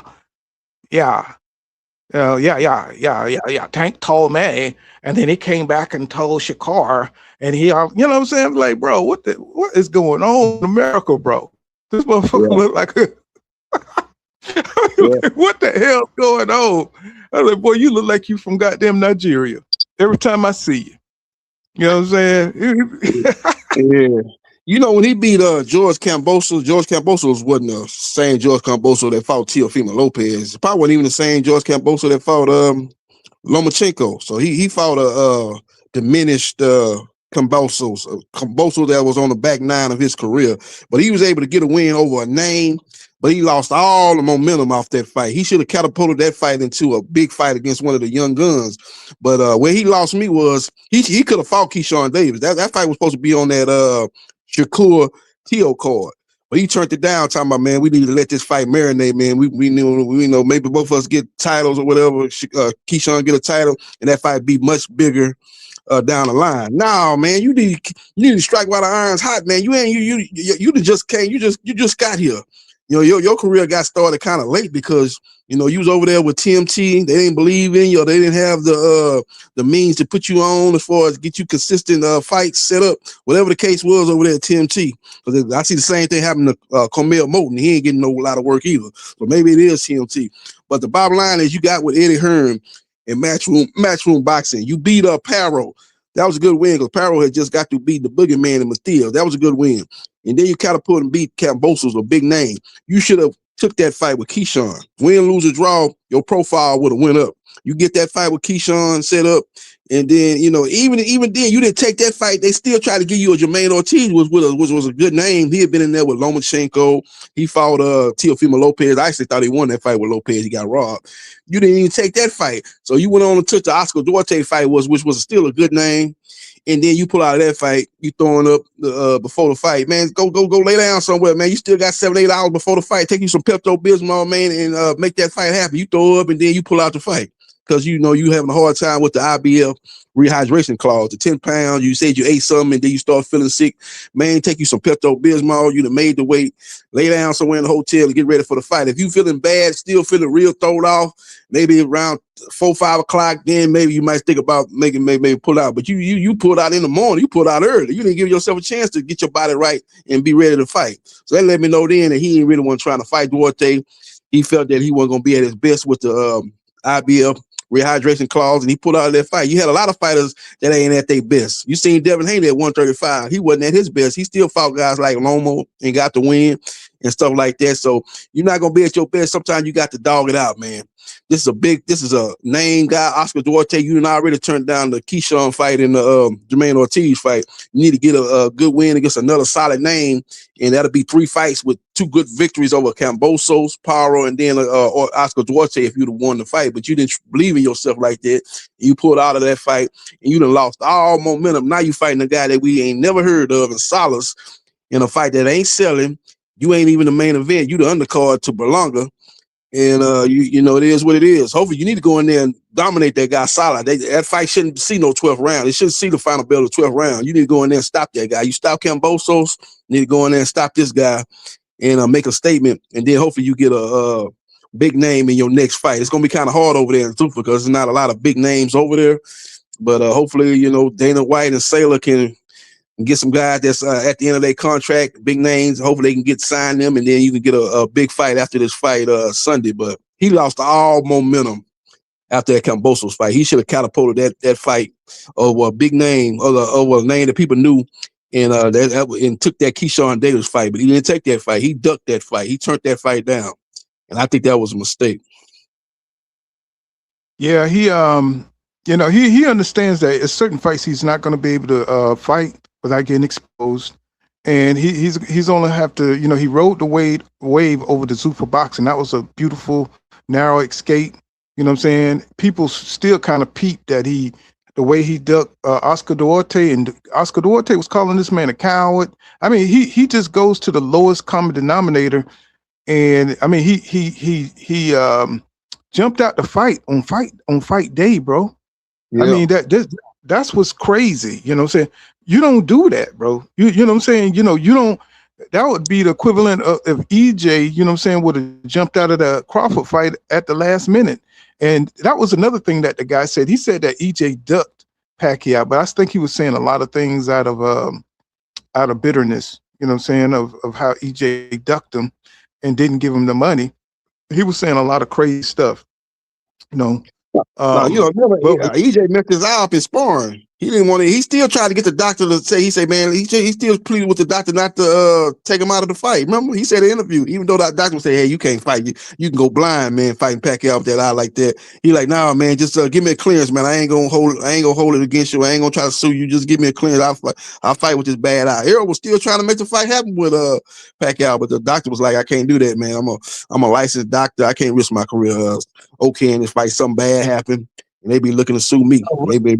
I was just kind of like, you know what I'm saying, just showing you where there was like, you know what I'm saying, where he was trying to, you know, insert some things, and, you know, he was kind of, you know, showing his little bitterness at the end of that interview, you know what I'm saying, by trying to, you know what I'm saying, say some things. People know that he know EJ, so, you know, maybe he knows some inside stuff, so he was trying to put some stuff out there that was going to hurt him and stuff like that, because, you know, he's feeling bad for how EJ, you know, saying did him and kind of curved him at the end. So, but with Africa, you know what I'm saying, Africa is just a scam artist.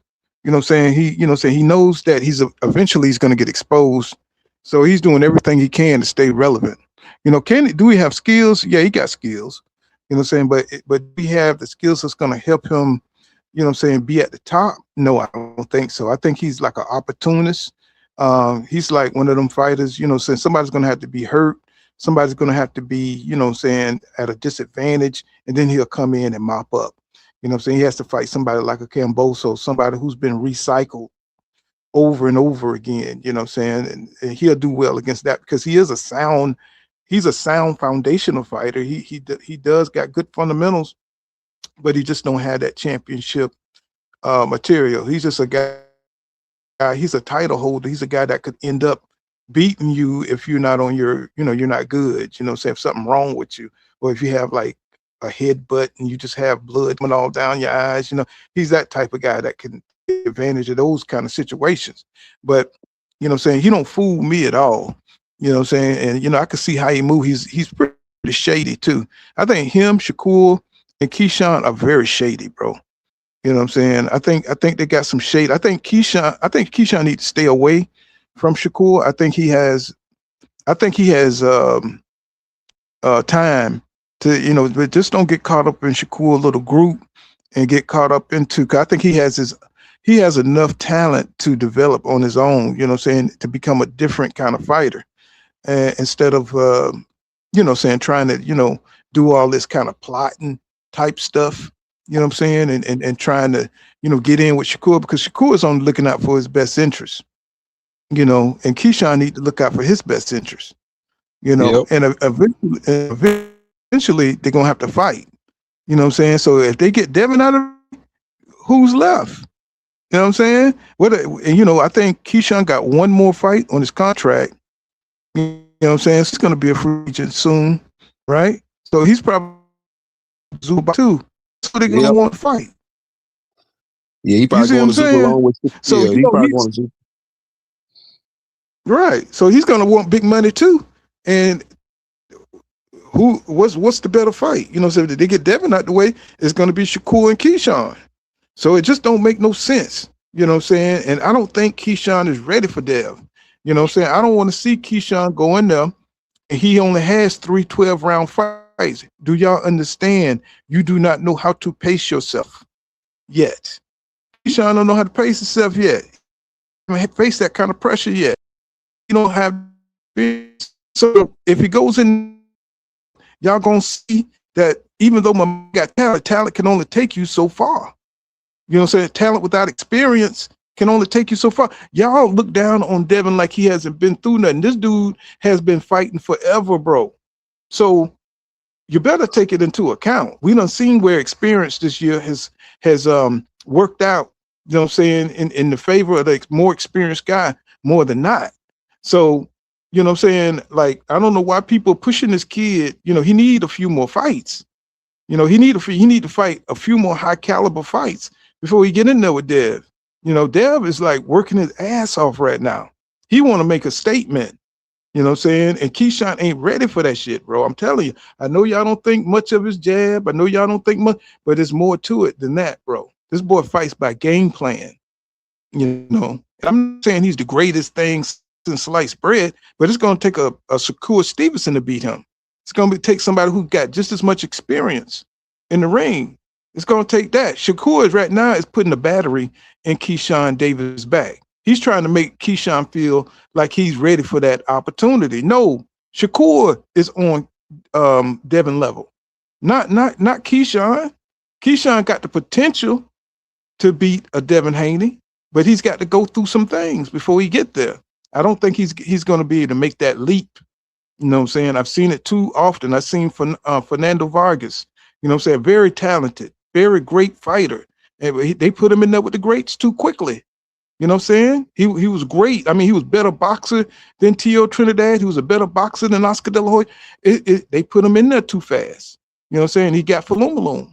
He got Falumaloom, bro. I'm telling you, we're going to see these talents pop. They do good in 2 or 3 fights, and everybody think they could be like, no, bro, you got to get that experience of how to pace yourself in big fights. You got to get that big fight experience. That's just what I think. You know, I think he got all the potential in the world, but potential without experience don't mean shit. Yeah, the purse bid was called today, so they got July 27th. The purse bid is called, so it's the ball is basically in Devin Haney's court. Ball's in his court. What decision he's going to make? Is he going to push forward with the Keyshawn Davis fight? Because Keyshawn is the mandatory, or will he drop the belt? Huh? You didn't see Champs out today? Yeah, they're gonna fight. They're gonna fight Keyshawn, bro. Oh, okay.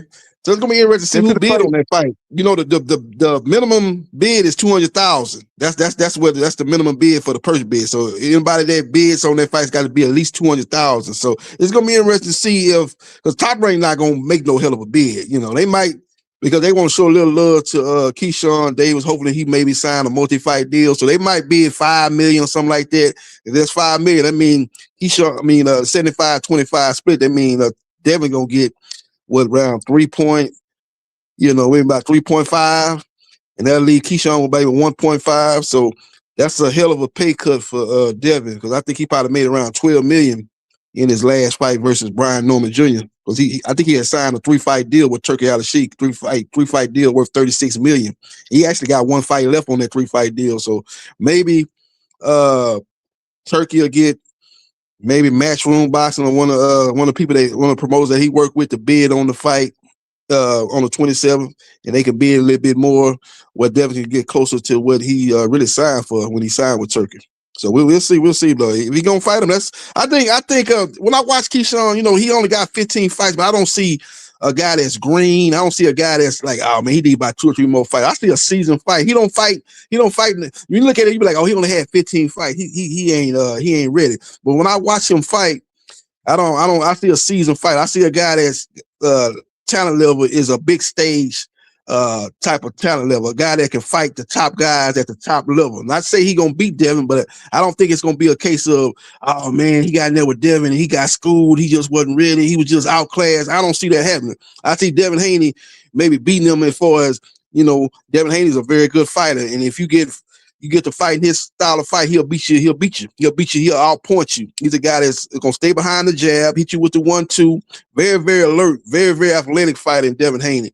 And he's very alert. It's hard to catch him with multiple punches. It's hard to catch him with combinations. You might be able to catch him with a shot here, a shot there, but it's hard to catch him with combinations. He's very alert, very gifted as far as with his footwork, and a very good jab, and is very consistent in his style. He kind of slows the pace down. You know, with the 1-2, his inside game ain't too much of nothing, Devin Haney. He don't really have an inside game, but he's very, very high level in the style that he likes to fight. It's very, very difficult style to crack.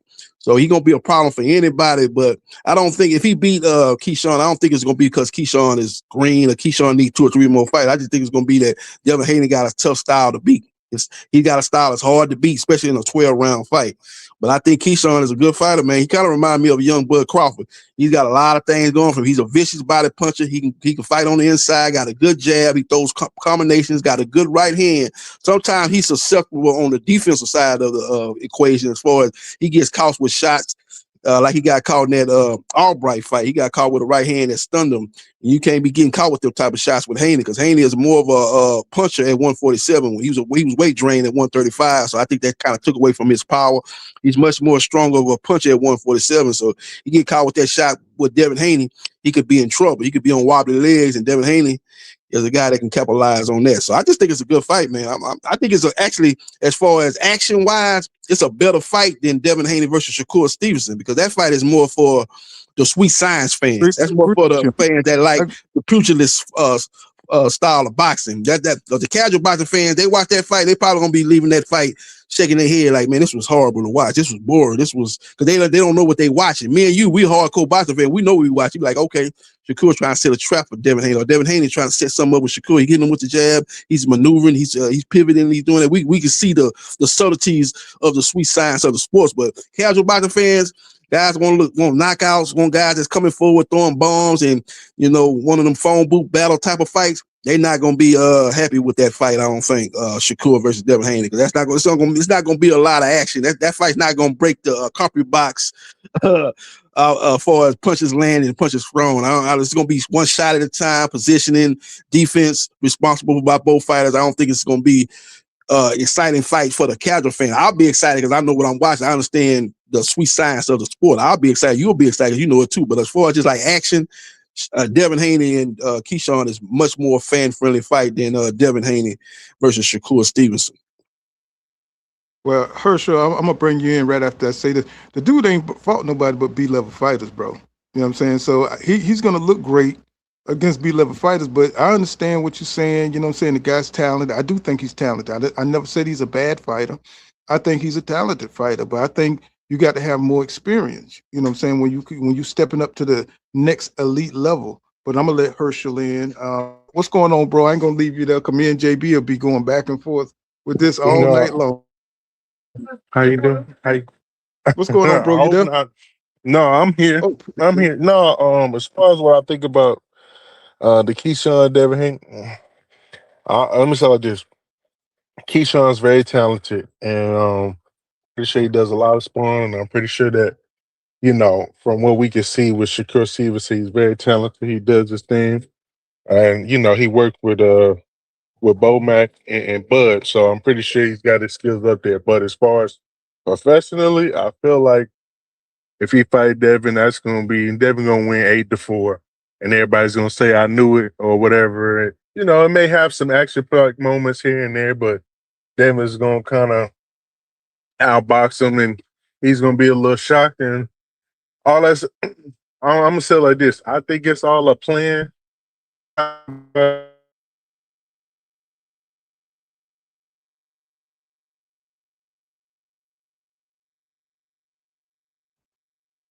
hope that ain't me that's going out.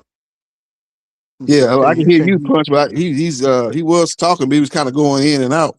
He's making a point about Devin. I just kind of get the feeling that's going to happen. More so with him and Shakur, it'll be 50-50, but I kind of feel like Shakur's a little nervous because Devin's bigger, or that's what he's trying to run with. Or he's trying to, play. He's doing the boxing tactics, man. Everybody. Yeah, he's in and out again. I think he's using. And it's like, I think we'll see, who falls for whose tactics or who just says, fuck it, I want to be great. I'm not tripping.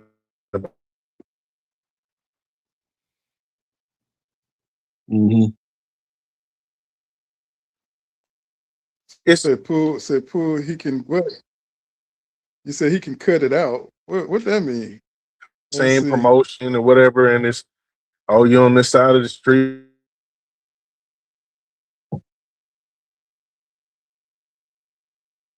It's in and out. Keep coming in and out. Probably my internet, man. This is in my opinion.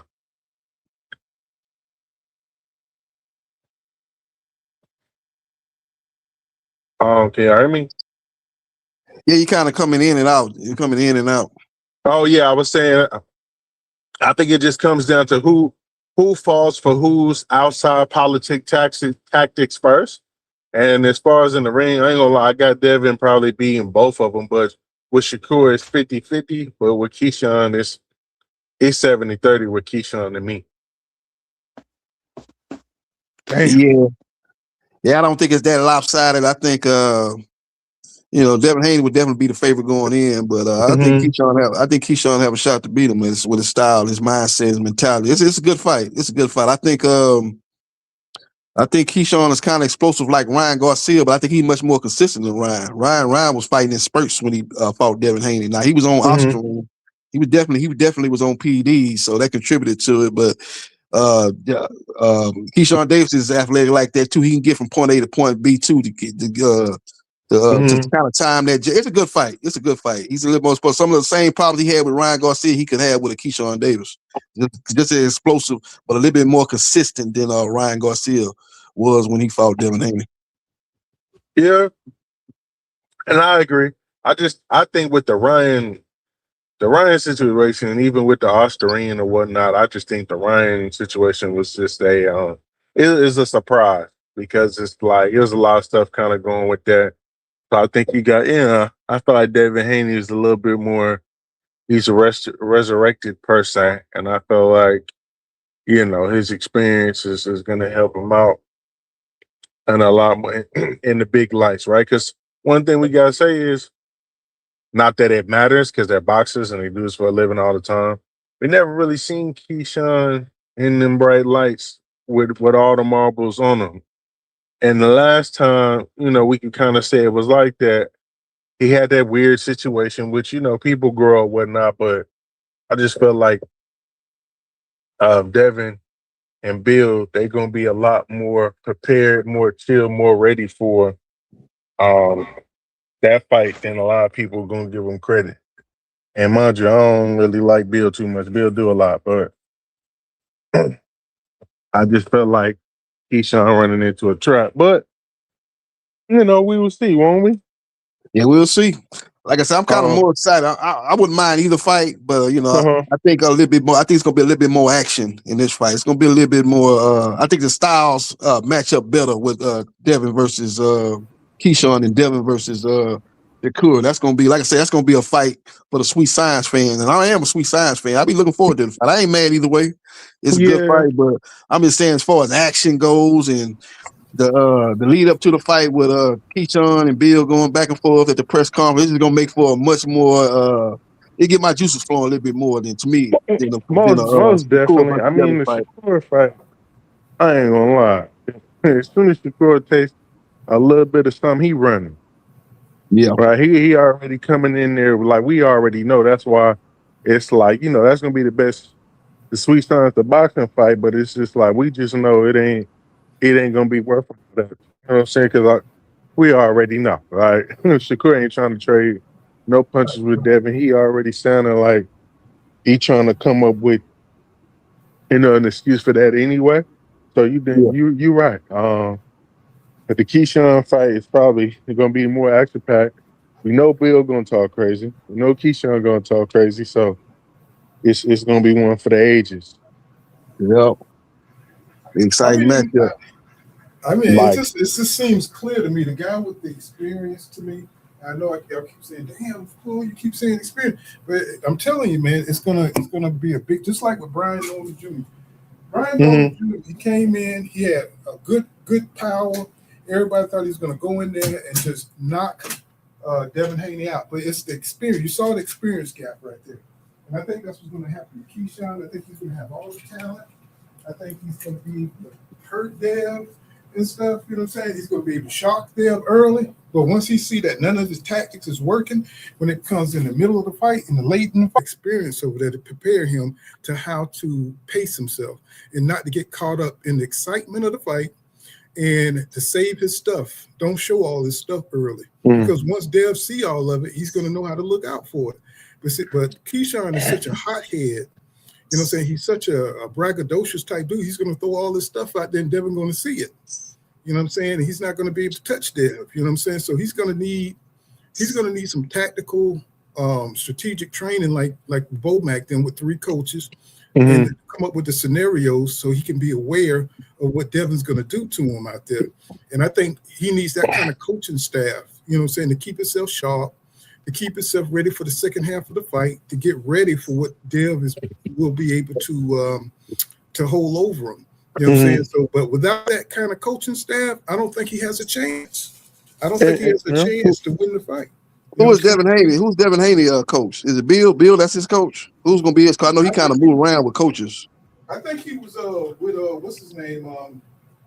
James Toney. With James. Oh yeah, he sure was working with James Toney. Okay. With James Toney. Okay.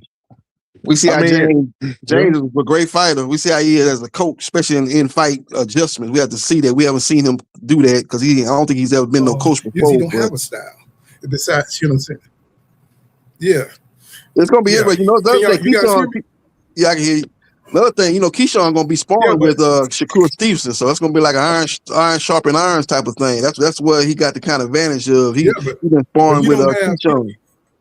He don't have Shakur experience though, unless he can get like a coaching staff that can keep him, consistent for all 12 rounds. He only went 12 rounds 3 times in his career.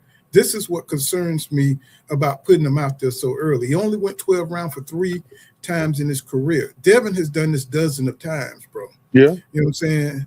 And y'all gonna see. Y'all gonna see. I believe in Keyshawn. I agree. I think he's the future. I think he's the future. But I think, sometimes if you take a loss early in your career, you need that to get better. Yeah, I have to say, I ain't never seen Keyshawn have any kind of stamina issues. I know you say he only had 3 12-round fights, but I've never seen him close to being exhausted or tired. You saw how he finished the Jermaine Ortiz fight. He went to the body well, and it paid dividends in the second half of that fight. And I think that's what Devin will have to do in this fight. He went to the body well versus Lomachenko. I think you have to go back to that when he fight Keyshawn. He can't let Keyshawn get the advantage as far as the body shots. That's what Keyshawn going to do. He think all that moving Devin do early on in the fight, he go to the body. He think eventually he going to slow down, and that's when he going to be able to kind of take over in the second half of that fight. It's going to come down to what guys are able to establish the body work the best. Devin Haney needs to go to the body like he did with Lomachenko. I haven't really seen him go to the body since that Lomachenko fight. He's going to have to do that versus Keyshawn. Keyshawn going to that body. If Devin comes out and shocks Keyshawn, it's going to be a different fight, bro. Yeah, and that's kind of the whole thing that I was getting. I would start to interrupt you, cool, is that I just, like you said, I don't think he's going to go back to Bomac. I think he's going to go in there feeling himself. I think Keyshawn's going the little things. See, this is the thing about it that I learned about Devin and Bill. The little things, like when they had the fight with the Brian Norman fight, they went out there 2 weeks before to make sure, his body was ready and they was conditioned and that they got normal. It's going to be the little things that Keyshawn's not thinking about. Because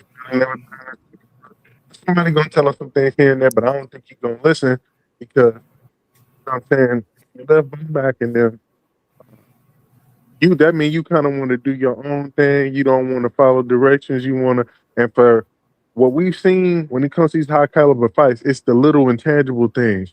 Your corner, how you prepare, how you rest, you being able to chill, different things like that is those little degrees that separates the goods from the champions. And I just felt like Bill and Devin, they just gonna be so ready for that fight. I just don't think Keyshawn going.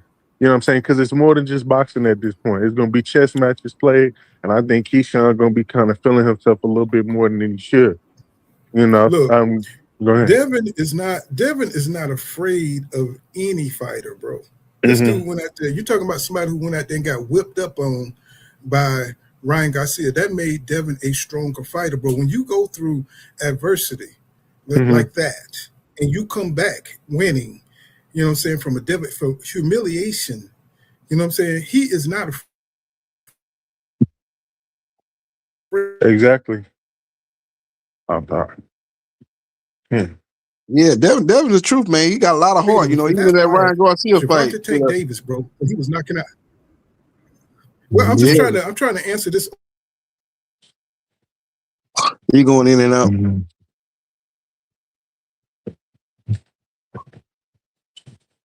Anything about Devin is trying to make the fights. If you know anything about it, he's trying to make the big fight. He's trying to make the big fights. He done fought guys who was beyond him. When he fought Jorge Linares, he was whipping on Linares till he got clocked, right? But he stayed in there, bro. He's been through adversity, bro. So he knows how to fight when he's hurt. You know what I'm saying? He knows how to stick it out. You know what I'm saying? He got beat up by Ryan Garcia, bro. When I tell you he is not afraid of a Keyshawn Davis, bro. You know what I'm saying? Keyshawn is just getting in here. He's just starting. You know what I'm saying? I agree, Paul. I think is not different, bro. He is not a Roy Jones Jr. He's a nice boxer, bro. I mean, I don't know what you guys are seeing. He has whipped up on B-level guys. He's beaten B-level guys. He hasn't beaten like a Russell, what's his name? Antoine Russell. He hasn't even beaten what's his name? Matias. He hasn't beaten Matias. He hasn't beaten nobody on that level, bro. I think he would have beat those guys, but he hasn't been in the ring with the top elite, bro. Y'all couldn't. Like I said, I think in his yeah, go ahead. Yeah, like I said, we'll see when they fight, though. You know what I'm saying? It's a lot of guys fought guys that they thought maybe was premature, and they went in there and got the job done. So we got to see, man. I like the matchup. I like the matchup. I don't think it's too early for Keyshawn. I mean, I want to see it because he's been talking mad shit, and I don't think a loss make you a less of a fighter. You know what I'm saying? Yep. I think young guys should push it and go out there and win or lose. They learn something. You know what I'm saying? They learn something. You know what I'm saying? It makes you a better fighter. I think Ryan Garcia made Devin a better fighter. I think it made him tougher. You know what I'm saying? Especially when you lose early in your career while you're young, you need those losses. Hello? Yeah. Can you hear me? Yeah, I mean, and I think and I somebody and you just knock them out in a few rounds, you haven't heard nothing. And you know, that's kind of the thing that sucks about this. I'm sorry, can y'all hear me? Yeah, I can hear you. Yeah, I was about to say, and that's kind of the thing that sucks about this. I feel like Shakur is trying to gas up Keyshawn so that he can gauge it, so he can kind of see how he kind of, you know, measure up to prepare for it. And I feel like Keyshawn dumb enough to let him be the guinea pig. He said that's what he do. He said that's what he do. He said he spar so he can see what they like. He said he's always saying the quiet stuff out loud, the stuff he should keep to himself. He always saying it out loud. Exactly. And even before he said I could just see it, but the whole thing with that is that doesn't work in his favor. Look, and you know, maybe y'all could check me. Other than Devin, I don't even like Devin, but I give his credit. He fight people, so I give him his credit. I don't like none of these new age dudes, man. They all Floyd. You know what I mean? They don't really want to fight. It's all the intangibles. They talk about the size of the street, but then when they even get on a more so of a side of the street, now they back to playing these tactics. We should have had these dudes fight 2 or 3 times already. This shit is getting annoying. You know what I'm saying? That we could have been on 2, 3, like, because now it's like, you know, even with Tank, I love, you know, I like Tank and all that, but you know, just how Tank is handling his situations and shit. I'm like, yo, bro, y'all stalling out. And this weird ass stalling out y'all doing, it don't make no sense. Y'all damn near 30. All y'all 30, pretty much. It just don't make no damn sense. So it's like, even the fact that they doing all this little ring around the rosy ass shit. Oh no, you gotta fight my little man. Man, shut your ass up, get in the rim. You ain't fought nobody. You only fought T.O. And you lucky he gave about you. It. We still waiting on Shakur Stevenson to be that dude, bro. Even though he got, like, we still waiting on him to fight the top guys. They don't want to fight the top guys, bro. You know what I'm saying? EJ, see, the reason people love EJ is because he went and fight. He went after the belts. You know, he went and fought the top guys, bro. That's what you're supposed to do in boxing, win or lose. It don't matter if you win. It don't matter if you lose. It's your mindset. Just like Jerron Boots Ennis right now. Jerron Boots Ennis, as soon as he got done beating what's the kid name? The Puerto Rican kid. What's his name? Zayas, right?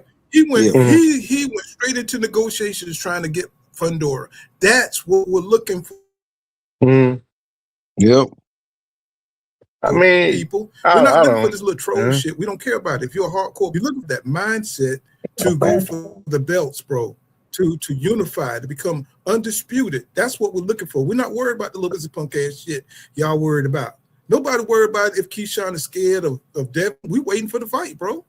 It's like that's the mentality you got to have. At this point, so Jerome Boots, he said he is the face of boxing. He said he is the face of boxing. I ain't got no problem with that because he's moving like he the face of boxing.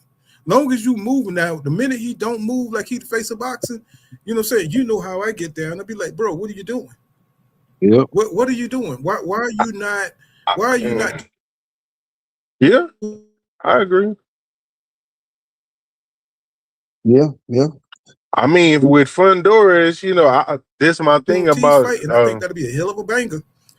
Yeah, it's a 50-50 fight in my opinion. And here's the thing about Ennis, like I love that he wants to fight Pandora, but we're gonna see how much he really want to fight if he ever gets to fighting Jermell, because that whole division, y'all may be in here doing y'all thing, y'all getting y'all belts, but for me, he's still the boogeyman in the division. Ain't nobody got him out of there yet. Yep, at 154, he haven't been defeated. He's still exactly. So I'm just looking like, yo, that's the. Y'all really want to fight somebody? Fight him. If you fight him, then I'll be like, okay, it just is what it is. Like Fondora, I ain't gonna lie. Everybody looking at Fondora like he food. Now, is he food? Well, no, he's a challengeable opponent, but everybody's just looking like, oh yeah, I want to come run through him real I quick. don't know why Well, they why looking they at him think like he he fool. fool? Y'all see what he? I mean that dude there, man. I mean he done discovered a jab. He done discovered how to, and it's doing damage, bro. You know what I'm saying? Yeah, I think the two best guys at 154 are Boosie and Fundora. I think that's the fight, really. That's the fight to find out who the top guy at 154 is. Fundora, you know, everybody looking at that Mendoza fight. He got knocked out, but he was whooping that boy from pillar to post before he got caught. He got lazy or whatever the case was, lost focus, or the boy set the shot up right, whatever. His boxing, he got caught with a shot and got knocked out. But that's the only fight he lost. And he was whooping the boy every round before he got caught. Outside of that fight, the man's beat Tim Tszyu. The man's did Keith Thurman dirtier than anybody ever did Keith Thurman. Keith Thurman had like one loss. That was a good decision to Pacquiao. Yeah, he throws a lot of punches. He makes you fight at a pace that you don't want to fight at. But that was a comeback fight. Yeah. That was an inactive comeback fight. See, against Keith Thurman. Yeah, you know, he had been out the ring for how many years? Which was so funny because the other day Keith Thurman was on he was on that podcast with that little funny dude, Mill City, you know what I'm saying? Yeah. Where he's talking about 3 years is too long to be out the ring. I'm like, boy, I know you ain't talking to nobody, bro. I was like, he go with EJ when he was talking. He asked him about, do he think EJ was gonna, you know, what I'm saying? He talking about 3 years is too long out the ring. I was like, boy, I know you ain't talking about no damn 3 years too long. I got my fight. I was like, boy, I was like, not you, bro. Come on, you stay out the ring a minimum of 3 years before you come back. That's why you lost the fight with Fundora. If you would have been active, you probably would have did better, at least made it to the end of the fight. You know what I'm saying? So, you know, it was just funny to me that Keith Thurman was giving his analyzation of it, and he criticized EJ of being out the damn sport too long. That's like, bro, I got lucky. Yeah, I got lucky. Thank you. In and out. Yeah, he took a punishment though. Like I said, he been out the ring 3 years, but Fedora did what he supposed to do. Guy ain't supposed to be in the ring with you. Been out the ring too long. Older fighter, he punished him, beat him from pillar to post, stopped him. And even though Keith Thurman debated to stop it, saying they should have stopped it at every time he would just get going. Man, you was taking a hell of a whooping, man. You better stop you, man. Live to fight another day, man. Because that fight would have went on, you probably would have been your career would probably been finished. But you took a hell of a beating for them 6 rounds that you was that you fought him. Hey, my boy said Jamil blackball. I think Jamil blackballing himself, bro. I think he's split between, he got 1 foot in boxing and 1 foot outside of boxing. And Jamil tend to get into a lot of dramatic situation, like with him and his brother. They got some kind of power pack. They like the power twins. When they off, bro, they no good, bro. It's like they got to get their relationship. That's like the foundation of their power. When them lions get together and they on good terms, you know what I'm saying? They doing good. But when they doing bad, bro, and they split, that spirit split, I don't know what it is, bro, but they ain't no good without being on good terms. You know what I'm saying? Right now, Jamal went through a divorce, and you know what I'm saying? It put him into a bad place. You know what I'm saying? And Jamel is best friends with Jamal, with Jamal's woman, you know what I'm saying, ex-wife or whatever.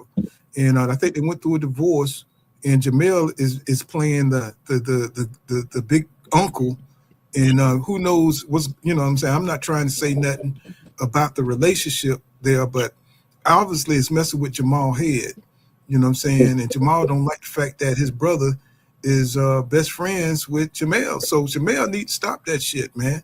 You know what I'm saying? He's definitely a little asshole, you know what I'm saying, doing this to his brother. You know what I'm saying? Like, if that was my brother, you know what I'm saying, I don't care. You know what I'm saying? I'm not being no best friend, you know what I'm saying, with my brother's ex-wife. I don't give a damn. You know what I'm saying?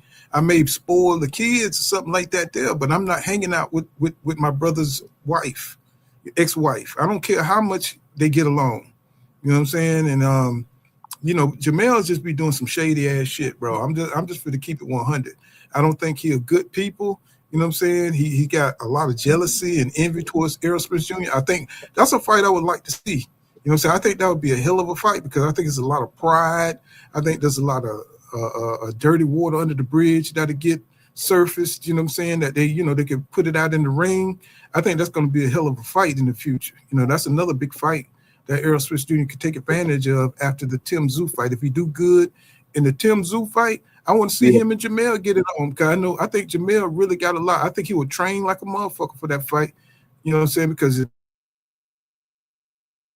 Houston versus Dallas, and you know what I'm saying, and that'll be a humongous fight. You know what I'm saying? And then we'll have to watch Jamal take a side. You know what I'm saying? Because he's right now he's the stablemate of Errol Spence Jr. You know what I'm saying? So they pumping each other up right now. You know what I'm saying? Yeah. You know what I'm saying? And you got Brian Norman Jr. in the camp too. Yeah, Brian Norman. You know what I'm saying? With Ronnie Shields. Yeah, Ronnie Shields got Brian a hell Norman of a. Jr. is down there. So I think he getting better, bro. I think that kid, if he fight Dev again, he gonna have to look out, bro. I mean, he looked good in that last fight, but that guy he fought was a C-level fighter. But he did what he supposed to do. Like, you got a guy that ain't supposed to be in the ring where you get him on out of there. That's exactly what he did. He looked like he was working that jab a little bit better for the little time he was in there. So he looked improved. Maybe he gets a. I like to see him fight. What's that guy that's training up under Bo Mac, Tiger Johnson? That might be a good fight. They make Brian Norman Jr. versus Tiger Johnson, make that some kind of WBO eliminate or something like that. That would be a good fight. Put it on the undercard of the Keyshawn Devin fight. That'd be a good strong card. Make that the co-main to that fight. If Keyshawn and Devin end up being a main event, that could be a co-main event too. But that'd be a good fight for him. He look good though. He look good on the run. I like to see him in there, step up in competition, fight a guy in the top 10. That'll be a good matchup. Him and Tiger Johnson. Man, Tiger Johnson is such a bitch, bro. That kid let me down, bro. It's like he get caught up. What is up with these men coming up, bro? They just so. You in and out, poor. Yeah, Tiger looking good. Go out there like Marvin Hagler. You got to go knock down your opposition. I mean, did you see? Yeah, last fight he looked at that was like a B performance. I think he could have stepped on the gas a little bit more, but he basically. Did you see? Yeah, in and out, Paul. Remember the heavyweight Michael Moore? Remember him? Yeah, left-handed southpaw Moore. Yeah. Yeah, you remember how before he had to get clicked into his talent? It's like he'll be sitting there, he'd be getting his ass kicked, and then Teddy Atlas had to go out there and do some antics so he could start really, using his skills and stuff. When he used his skills, he was unbeatable. You know what I'm saying? But then it's like he had some kind of mental block.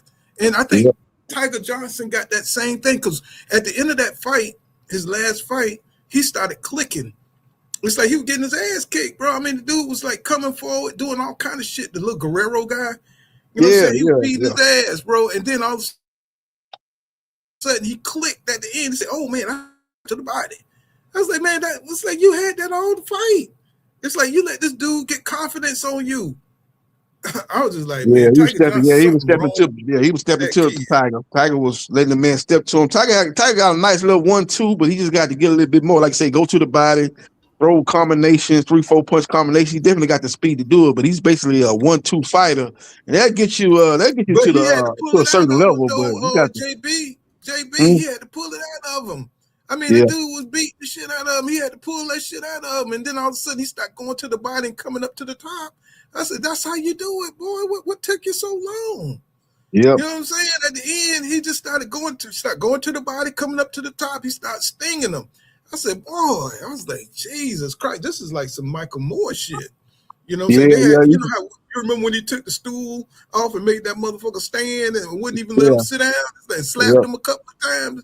Yeah, that's what Tiger Johnson need, man. Yeah, Bo, you can tell Bo Mac was working when he was trying to motivate him and stuff. I saw Bo Mac was looking at the end of the fight. Though Bo Mac was looking like, God damn, it was a lot of hard work. I had to do all this with Crawford. I had to do all this with Keyshawn and them. But he had to really work with that boy. That boy, he got a lot of talent. It just got this. It's the mental. It's his mental game got to improve, especially if you get there to that top level. Like, because if he fight Brian Norman Jr., he definitely a more talented fighter than Brian Norman Jr., but Brian Norman Jr. is a killer. He a dog. And if he get rough and tumble in there and it come down to will more than skill, Brian Norman Jr. probably going to beat him. So he got to get his mental a little bit strong. He definitely got the talent. He got the speed. He got a good jab. He got a good 1-2. He got the diversify his game, like you say, go to the body more and throw combinations more consistently. But he definitely got the talent there. That's what would make that fight him and Brian Norman Jr. a good fight. But you Brian saw Norman that he Jr. I could think do got that this. though. Yeah. But, Yeah, he can do but you that. saw that he could do that in that fight. He started doing that. And I was Yep. like, bro, where you been with that? Why you ain't put that in the fight? I was like, bro, you got to, because I covered him in the Olympics. If you look early in my channels, him, Keyshawn, I covered all of them. Torres, I covered all of them in the Olympics. You know what I'm saying? Looking at what the new Olympic team was, and Andy Cruz. You know what I'm saying? I got that all on video, on my videos and stuff, covering them guys and stuff. So I'm familiar with the guys that's up in here. But I was sad when Keyshawn didn't go after Andy Cruz to get that win back, because that's what you do, because of the story that's already established, you know what I'm saying, in the Olympics. And I was kind of sad, but Andy Cruz went back down to 130. So I thought that was kind of crazy. So it's a lot of fighters that's just, they're not moving forward. Of course, Andy Cruz don't have that kind of power that's probably gonna be established after 135. You know what I'm saying? So it was a good move for him. He stopped somebody just here recently, Abraham somebody. He just stopped somebody, you know what I'm saying? He looked better at 130 than he does, because them 135 was maybe a little bit too heavy for him. He couldn't really fuck with Montallee, with Raymond Montallee. What he says? Muratalla. Yeah. Ray Batella. He couldn't really miss. Yeah, Muratalla. He really couldn't damage that dude. So he had to go back down. You know what I'm saying? Maybe he's just a smaller guy, and not ready for 135. Yeah, he go to 130. I wanted to see fight Ray Savage. That'd be a good fight. Andy Cruz. Yo, Keyshawn, yeah. Andy Cruz had his number in the amateurs, but I think professionally, Keyshawn will beat him. Keyshawn too big for him. You see what Muratalla did to him. What do you think Keyshawn will do for him now? Yeah. If he would have fought him yeah. at 135 and 140, it would have been the same thing like Muratalla did to it. It's probably been a little bit more decisive in Keyshawn's favor. He just bigger. So I want to ask y'all, what do y'all see? What do y'all think?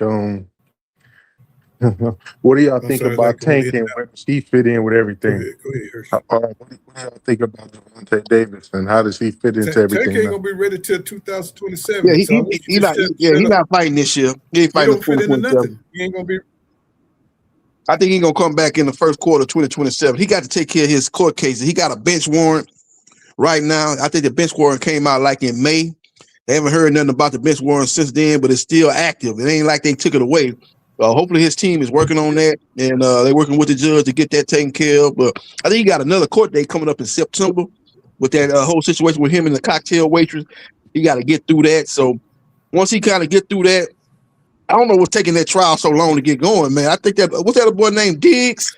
He had the situation going on with his his trainer or whatever that was living with him, and that trial got going, and he got found innocent, and that happened way after the whole Tank situation happened with their cocktail racers. So I guess they're trying to dragging their feet, but they need to go and get that. Either they got enough evidence to go to trial or they don't, man. But they need to get going there. This thing is going at a snail's pace. Hopefully they can get that going. But he's out this year, in my opinion. I don't think he's fighting this year. Did y'all see where Ryan Garcia is going to sue Devin Haney for defamation? Yeah, I've seen that. Hey, y'all. Again, y'all mudslinging and shit and all that, It's kind of useless to go down a rabbit hole. Mm-hmm. You said what? I'm sorry? They in and out a little bit with the in and out. Oh, yeah. I'm in and out. I think full is in and out. Oh, yeah. I was just about to say, it sucks, but they going. I'm in and out. Yeah, I think Ryan just talking. Ryan ain't finna sue nobody. He just talking. He in his feelings. He ain't suing nobody. No, man, focus on your fight with Conor Ben. He's fighting Conor Ben. He should beat Conor Ben because, Conor Ben, he leaves himself open. He just throws his hands and he just throws those haymakers and stuff. So, it should be an exciting fight because they both bangers. You know what I'm saying? So, I think Ryan will get Conor Ben. You know what I'm saying?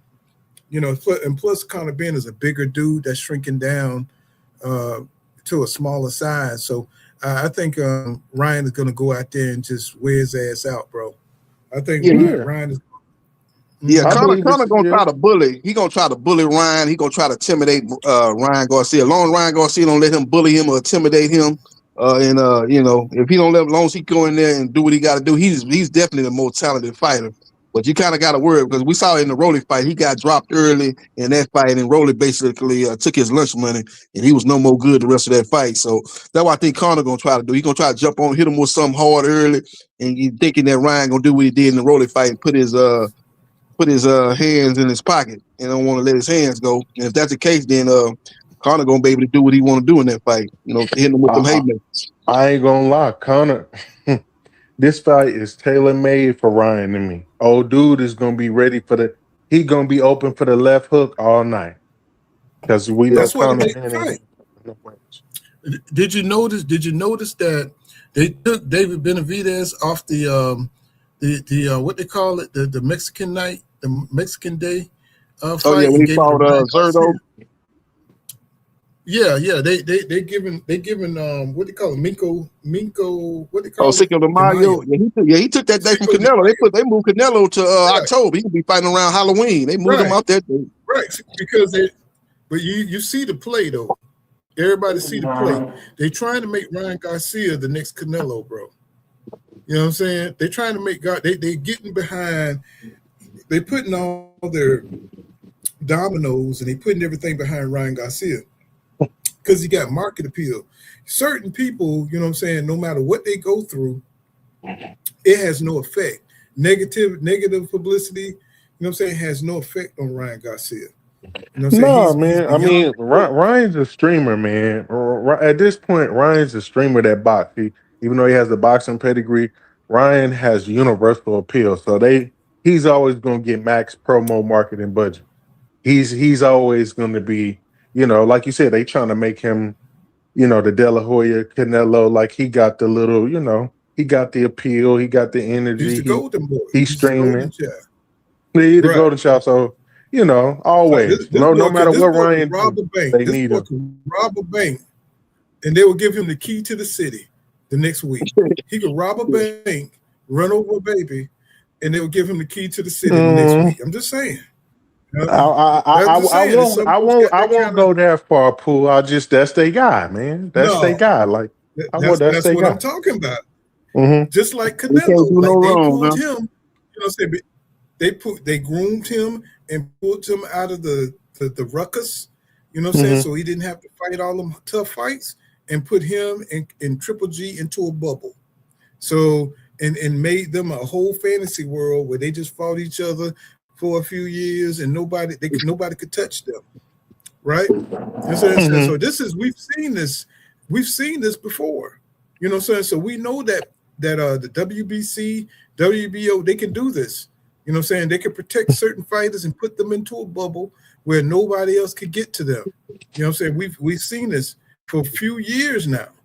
You know what I'm saying? Where you know, these fighters get protected, bro. And Ryan Garcia is under the protection. He is not going to fight a Devin Haney again. People keep talking about why Devin Haney don't want to fight Ryan. Ryan don't want to take them drug tests, bro. You know what I'm saying? They're gonna see the WBC allow their stars to take dope, you know what I'm saying? Because that's the only way they can compete, right? You got fighters like, see, Devin has so many disadvantages, but he trains so hard. And see, and this is what Shakur Stevenson and them know. Certain fighters are true athletes, bro. They get in there and they grind it out. That's what Devin is. They know that. There's certain athletes that got a mindset that's, you know, to be fair, Pool, like, look, man, to be fair, Pool, at this point, from all the stuff we hearing, every one of them dudes is on something at this point, man. You know, snack program, Victor Conti, that whole thing. Like, yeah, Ryan got busted, so we're gonna point the finger at him, and Canelo has it though. You said what? In and out. Yeah, it's just like, you know. I like the bottom. That's a cop out. You know what I'm saying? Some people work hard. Yeah. And now that they got that Why? VADA test, that VADA test is much more stringent. You get, that VADA test is more capable of catching guys than that. When they were using that USADA was trash. Them guys could maneuver around that USADA drug test because they would know pretty much when they was coming to test, and they could cycle on, cycle off. They would only come at certain times of the year, and then you could pay a whole. They were more expensive than VADA, but a lot of fighters went that route because they could maneuver around that USADA test, and that VADA test is much more strenuous. You see a lot of Latino fighters get caught up with positive tests through VADA. VADA is much more strenuous. But JB, if you listen to Paulo Malignaggia, he tells you how they get around it. If you really want to educate yourself, there's fighters that's telling you, because Paulo Malignaggia, he was a weakling, and he was so honest about how he approached the sport. He was pissed to see how people were cheating and beating his ass, right? So he told it. He told it. He was the witness that told you, hey, these people are microdosing, you know, they're doing full doses on the off season because they're not being tested. And you're going to get the benefits. You're going to get the benefits. And this is not my knowledge. This is Paulo Malignaggia, you know, a weakling who's jealous of the folks that are doping, right? So it's like there's different kind of athletes, y'all. There's certain athletes that want to be the best. And like the Crawfords, and they working out and they stay in the gym year round. There's certain mindsets. There's the ones like Ryan Garcia who are lazy, but they are athletic, but they're gonna use shortcuts, right? So you know you got fighters, but you got the WBC behind you, and they're gonna allow you to become that name, bro. So they're gonna allow you to cheat. You know what I'm saying? And we just got to keep it 100. It's corrupt. It's been happening since the Sonny Liston days, since Ali, when he put liniment in Ali eye. You know what I'm saying? It's been dirty. It's been dirty throughout the history of boxing for sure. You know, and it's still going on today. And they playing in our faces. They playing. We seen Tyson Fury gloved damn near fall off on his damn wrist, and people act. Yeah. Yep. Yeah, Gypsy King, man. A lot of people tried to turn the other. When we see, they tried to turn a blind eye to a lot of that stuff. I'm just saying, people. Let me tell you something. You could put shit on your glove that can make you loopy, bro. You can put stuff on your glove, bro, and put it in your nose, and it'll make you loopy, bro. There's a lot of dirty tricks going on. Wilder got knocked the fuck out, bro, off stuff that shouldn't have knocked him out. You see what I'm saying? There's a lot of dirty tricks that's going on, and y'all don't want to believe it, bro. You know what I'm saying? It's like, it's bad, bro. It's really bad. You know, it's a lot of gambling involved. It's a lot of people with money on the line involved. The mafia, I don't know if the mafia still exists, but it's a lot of people with money. A lot of billionaires putting money on the line. A lot of big money people who are putting money on the lines and they don't want to lose. Kinahan, a lot of people, you know what I'm saying, got invested. They putting stuff in water. You got to be careful. You know, a lot of these fighters don't have the team, like Errol Spence Jr. They don't have the team to look out for these dirty tactics, bro. You know what I'm saying? They going in there on some honor shit. It ain't no honor in boxing, y'all. It just ain't no more. You know, you gotta get yourself a team that's gonna be on guard against everything. And I think Terrence Crawford had that team. There's certain teams. If you don't, somebody, I think it was G5, they used to always say you're only good as your team, bro. And you gotta guard yourself against all the dirty stuff that's happening in boxing. If you can't do that, you fooled, bro. You fooled. Like I think Devin Haney got a good team. I think his daddy is aware of what's going on. You got to be aware of the dirty stuff, or you're not going to get a fair deal. You're going to get your ass whipped. That's what's going to happen to you because people are betting on these fights. People don't want to lose. People are betting on themselves. All kind of shit going on out here. You know what I'm saying? So you don't know. People are taking dives and all kind of things are going on. Now, I'm not talking about any specific fighter, but I'm saying this has always been in boxing. Y'all got to keep that in mind. You know what I'm saying? When you think about what's going on. You know, they used to threaten boxers. They threatened Ali. Ali didn't give a damn. He beat Sonny Liston ass anyway. You understand what I'm saying? Yep. They threatened Ali. You Yep. see what I'm saying? So he beat Sonny Liston ass anyway. Yeah, they So threatened Jack you on the Johnson. channel that knows, right? I mean, Yep. you know what I'm saying? Yeah. And Jack Johnson they wasn't there threatened whooping that his ass motherfucker anyway. every day. Yeah. Right. He had a white woman. You know what I'm saying? Yep. What you expect? He was parading a white woman and they finally got his ass because he took her across to Canada and they made a law that saying that taking I don't know how old she was, but they made a law just to get that nigga caught up because he took her across State the line. country. Yeah, to another country. Yeah, not a state line. It was a goddamn nation. He went to Canada and said for illicit sexual acts or something, deviant acts or whatever. And they got him caught up, so he had to stay outside the country, travel to France and all that kind of shit. He did all that shit just to prove a point. That's like, bro, back then in 1901, 1902. I had to be a courageous ass dude. You know what I'm saying? Especially if they catch your ass somewhere remote. Oh my God. Yeah. They was hanging doing people on the Negro regular back then. Yeah, he was hanging black people on the regular back then. He was parading around there. And he was a guy that was a high class dude. He would have a suit on, a hat on, have a little cane, be doing his little shows. That boy Jack Johnson was a real one, boy. Back then in them times, he was a real one, boy. That nigga had to be the black Superman. That nigga wasn't. Yeah, he was a real one, man. Back in them times, that was shit, man.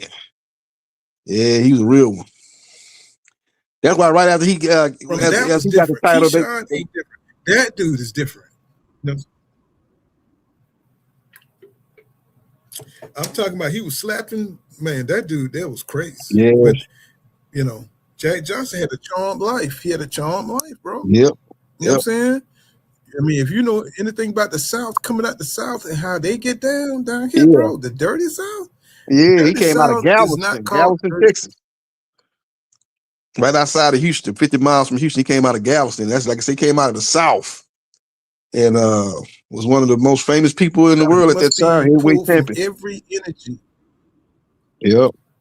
And he was still whipping ass when he got older. Yep. Because he was like, what, 6'6"? He was like a humongous dude. Yep. You know what I'm saying? And he was still whipping people ass in church shoes, sparring people in church shoes, bro. Champions. You got white guys who would never wanted to get in the ring with him because they knew his talent was different, bro. They knew they couldn't beat that dude, bro. So, it's like boxing history ain't really boxing history because a lot of people got ducked. A lot of people got thrown to the side. A lot of people got put in jail. A lot of people got sabotaged. You know what I'm saying? Just because they were too good. What was his name? Sam. What was that guy named? Sam, not Sam Houston. Sam, damn, it was a lot of guys, bro. That was a boxer. Natural. Yeah. Wait, back in the 30s. 40s. Sam Langston. It was a lot of good fighters, bro. Langston. Yeah, Sam Langston. Sam Langston. I think that was the one guy. That was like the one guy Jack Johnson said he didn't want to fight. You know what I'm saying? Oh, yeah. He was a boogeyman back then. He's a boogeyman back then. Yeah, he said that's the one guy. He fought him now, but he said he didn't want to fight him. He beat him. He didn't want to fight him again. He said, I ain't give him an opportunity no more. That dude went too many. I think they went like 32 rounds back then. You know what I'm saying? It's like shit. It's like, I don't want to fight that dude again because that dude hung with me too long. You know what I'm saying? So, I think you got to connect you. There you go. He didn't want to fight Sam Langston no more. Yeah. Yeah, that's probably he probably gave Jack Johnson the toughest fight of his career. There you go. Yeah, so it's a lot, man. It's been a lot of athletes that were great. We call Roy Jones Jr. the greatest athlete that we have seen, but that's not true. We've had fighters that protected their belts from like Henry Armstrong, protected his belt from 135 all the way up to like 47. I can't remember. I think it was either 147 all the way back 154 probably. and then he fluctuated all the way back. He defended his titles through 3 weight classes or 4 or something like that. Dude was incredible, bro. You know what I'm saying? He was defending all his belts. Yeah, It's he's crazy, incredible. bro. We All got time some great. freaks of nature. We got Yeah, some all freaks time. of nature, and the guys. What you think they doing today? They don't compare to what them guys were doing back then, and they were friends. These guys drank together, and they fought every month, every week, broken fingers. You know what I'm saying? They just knew they was in a fraternity, and these brothers band together and put on the show. You know what I'm Yep, they saying? fought. And They they fought was able to. outside. 100 degrees heat, ready, stadium that was temporarily built. They built stands around there and put 100,000 people in there. They fighting out there in the heat, and they was able to put on a top performance. And so you see the Shakur Stevensons that, they fall back and they want to make it as soft as possible. They want to make boxing as soft as possible. I can't respect that because it's too many people that come before him that put it all on the line. Now, I'm not trying to see. Yeah, in and out, pull. Right? You know what I'm saying? Yeah. I'm saying one weight class ain't nothing, y'all. I mean, it ain't nothing. We've seen guys take on. You've seen Crawford go to 168. It's like, what, are you going to deny that you didn't see that? Are you gonna say, okay, I didn't see Crawford go from 154 to 168? Yeah. Jump 2 weight classes and beat the top guy at 168 for undisputed to become 3 times undisputed. You know what I'm saying? Shakur is a big kid. Shakur is a big kid, bro. He talking about I'm small, like he's a dainty ass little bitch. No, bro, Shakur is a big guy. He's the same size as Devin and all them niggas, as Keyshawn. Now, if he go, see, they so afraid of losing. It's not about losing, people. You're not a boxing fan if you're worried about a loss. You don't know shit. Yeah.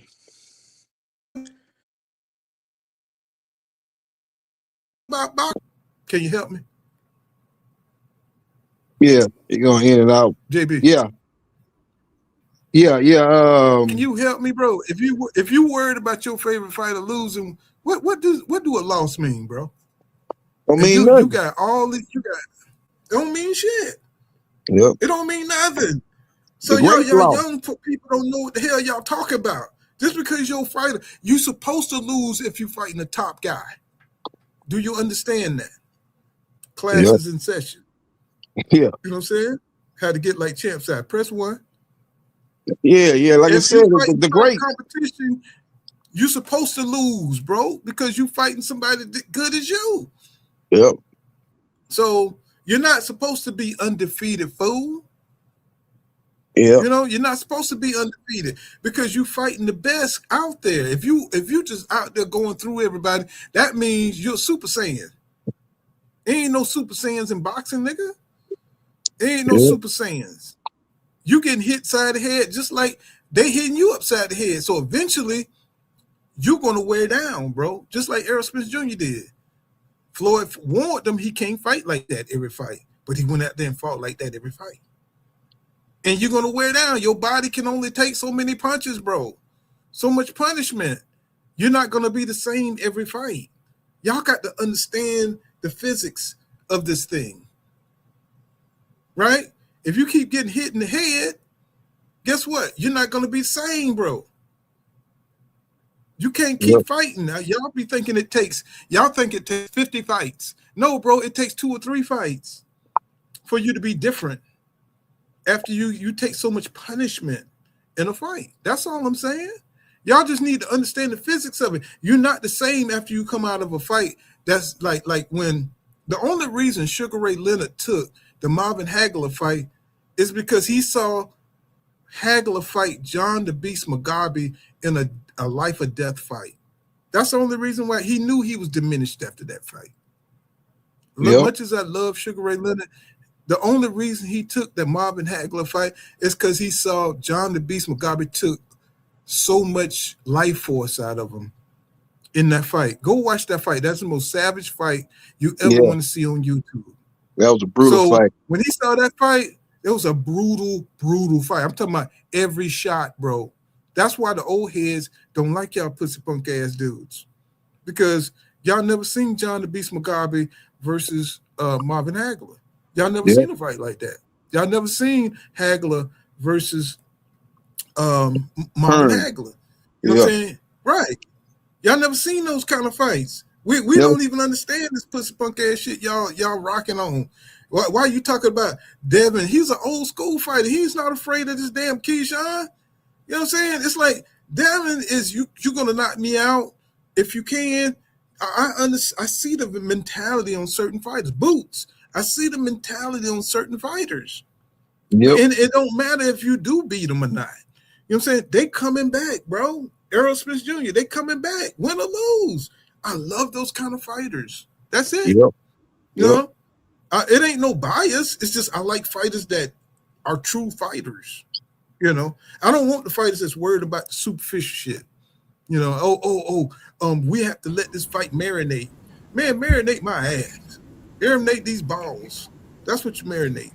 You know what I'm saying? Get in the ring, lose or win. You know what I'm saying? Prepare the best you can. And guess what? We still love you, bro. Because you're a fighter. That's why we watch these fights. Mind you, Paul, let's keep this all into perspective, right? I'm sorry. Go ahead. Maybe I'm in and out. Go ahead. Yeah, hello? Yeah, go ahead. Yeah, we hear you.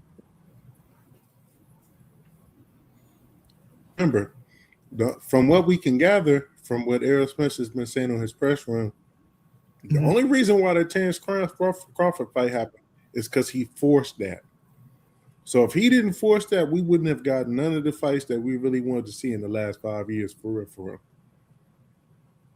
Well, like I said, some fighters are old school. It's not about this superficial, you know, being undefeated, you know, taking strategic, you know, fights type stuff and trying to, you know, like Canelo trying to, you know, saying, you know, take advantage of divisional champions and, you know what I'm saying, catching them at the right time and being able to take steroids or waiting for somebody to fall off. You know what I'm saying? That is that old shady shit. There's a lot of shady people in boxing. There's a lot of shady content creators that like to build narratives and like to build propaganda, and they're good at talking shit about propaganda. It's like, bro, no, it's boxing is about the fighters that really, you know, is trying to make a name and a legacy, and they're going out there.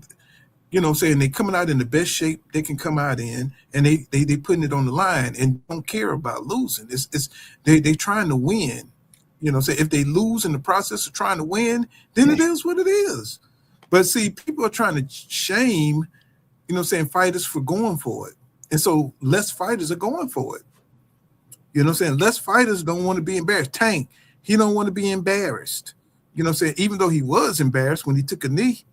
You know what I'm saying? He should have went out on the shield. You know what I'm saying? Go out there and learn from got your a whole other mistakes. situation going on, it seems, though.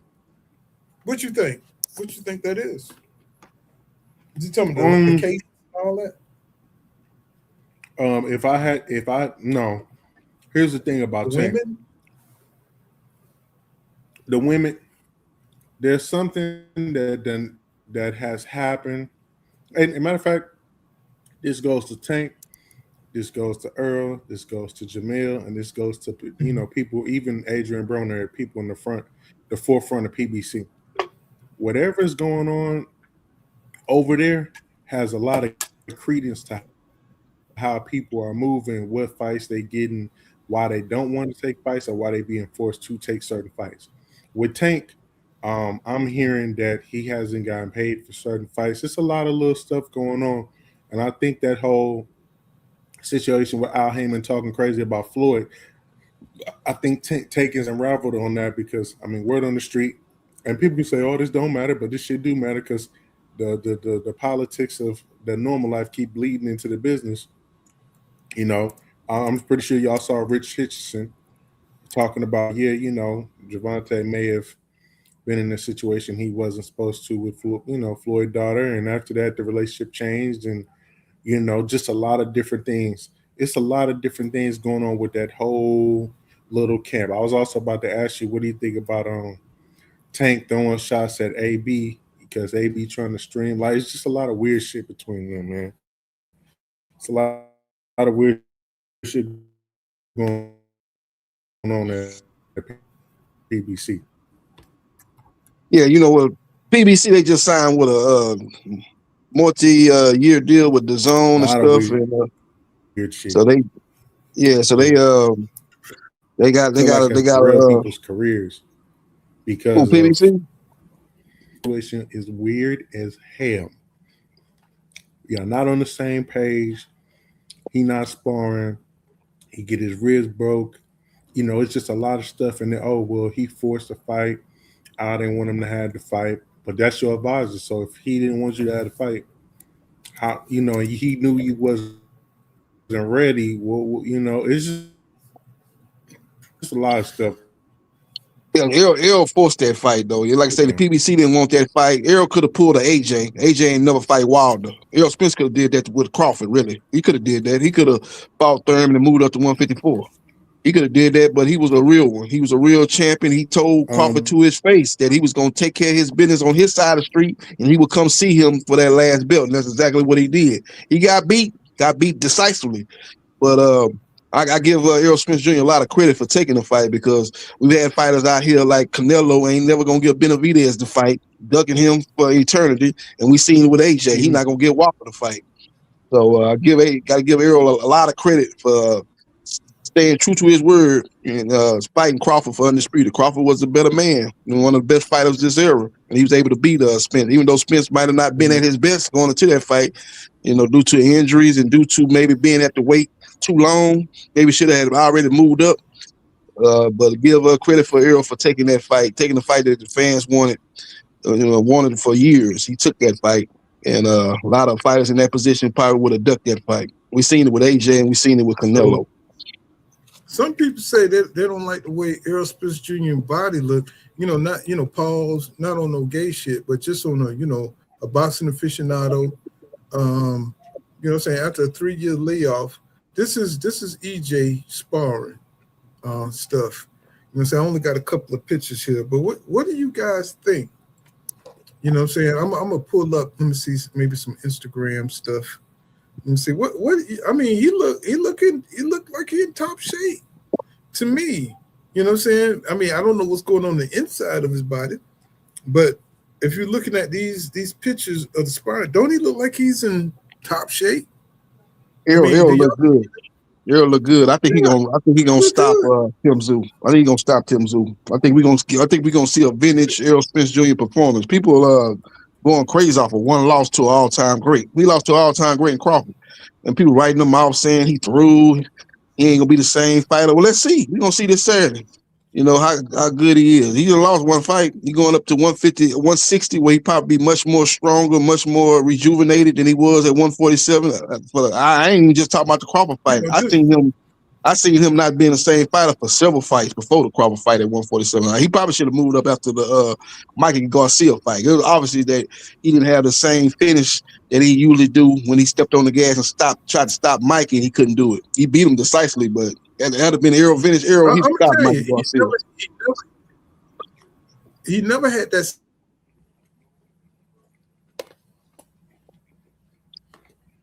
He took on a couple of more fights and got some good wins over Danny Garcia and Sean Porter. When he fought Algeria, he never had that same. He probably should have moved up. Let me see.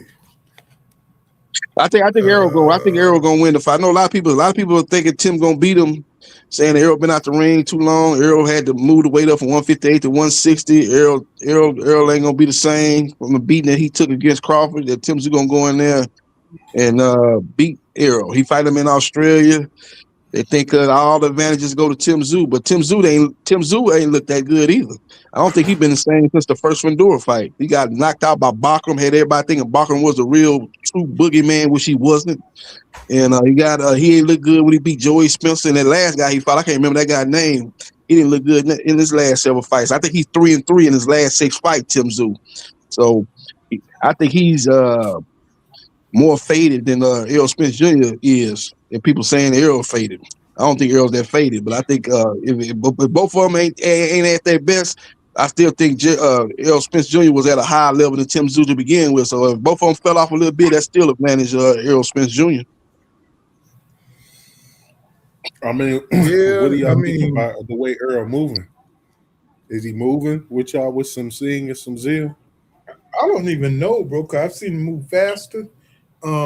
Where I saw, look like he was accurate. I think he's a perfectionist, and this is just my assessment.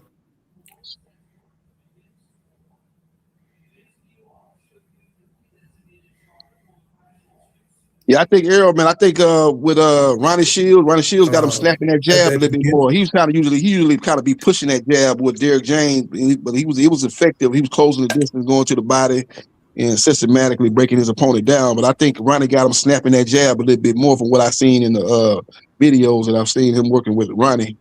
So I think he's snapping that jab a little bit more. I think you'll see him boxing a little bit more. You see what Ronnie did with Jamal Charlo. Jamal Charlo had one of the best jabs in boxing. Real good jab.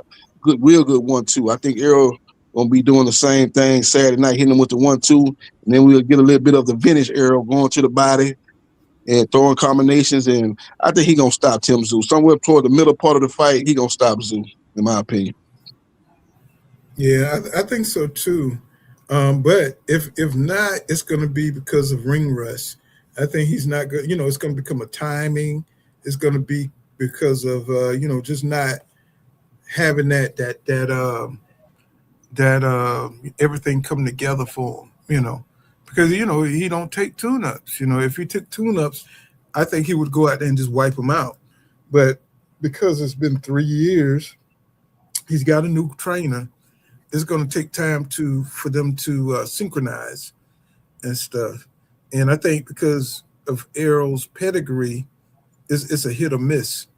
Because of his pedigree, he's going to be able to pull it out. I don't think Tim Tszyu is a special fighter. He's got none of what his daddy had. Costa Tszyu was different, bro. He was straight. He was like a black white fighter. You know what I'm saying? The way he was able to slip punches and the way he moved like an American fighter. Yeah, He both hands. He moved. Yeah, Tszyu was a special fighter. You seen the Zab Judah fight, and that was a big fight back in the day. I think it might have been for unification or undisputed. And Zab was piecing him up the first couple of rounds, but Costa Tszyu was a good, smart fighter. Had a high boxing IQ. He made that adjustment. Piecing him up. It's just Zab was putting on the clink the first 2 rounds, but he's a front runner. Yeah. And Costa Tszyu made adjustment. He closed the distance a little bit, started slipping the jab, came over the top and caught him with something he didn't see. And that fight probably got stopped too early. That was undisputed. That was a championship fight. They stopped that fight too early. That guy, what's that referee? He's still refereeing. That big tall white boy. You already know. Yeah, he known to stop fights too. They stopped that fight too early. But Zab was hurt. Zab should have stayed down. A lot of fighters be trying to show they brave. They get knocked down and they will jump right back up quick. Joe Frazier had that problem. No, man, you stay down, man. You got the 10. You ain't got to get up at 2. Get up, stay down about 7 or 8. Get yourself together and get your mind right, and then get back up there and then proceed to get back in the fight. But you jumping up all early, you still hurt, your legs still on shaky ground. You gonna get up there and get caught again. That's what happened with Zab. Zab got up too quick, got caught with some more shots, and then the referee jumped in too quick. But if Zab would have stayed down a little longer, got himself together, got back up there, maybe he could survive that round and got back in doing what he was doing the first 2 rounds. But he jumped up too quick. That was the number 1 mistake. And then the number 2 mistake is the referee stopped it too early. But part of that was you jumping up too early. You should have stayed down and got yourself together. Make sure your legs was up under you, which they wasn't. You're fighting a punching, Tszyu was a puncher, power in both hands. Well, you got to be careful. But that was a big fight back in the mid-90s.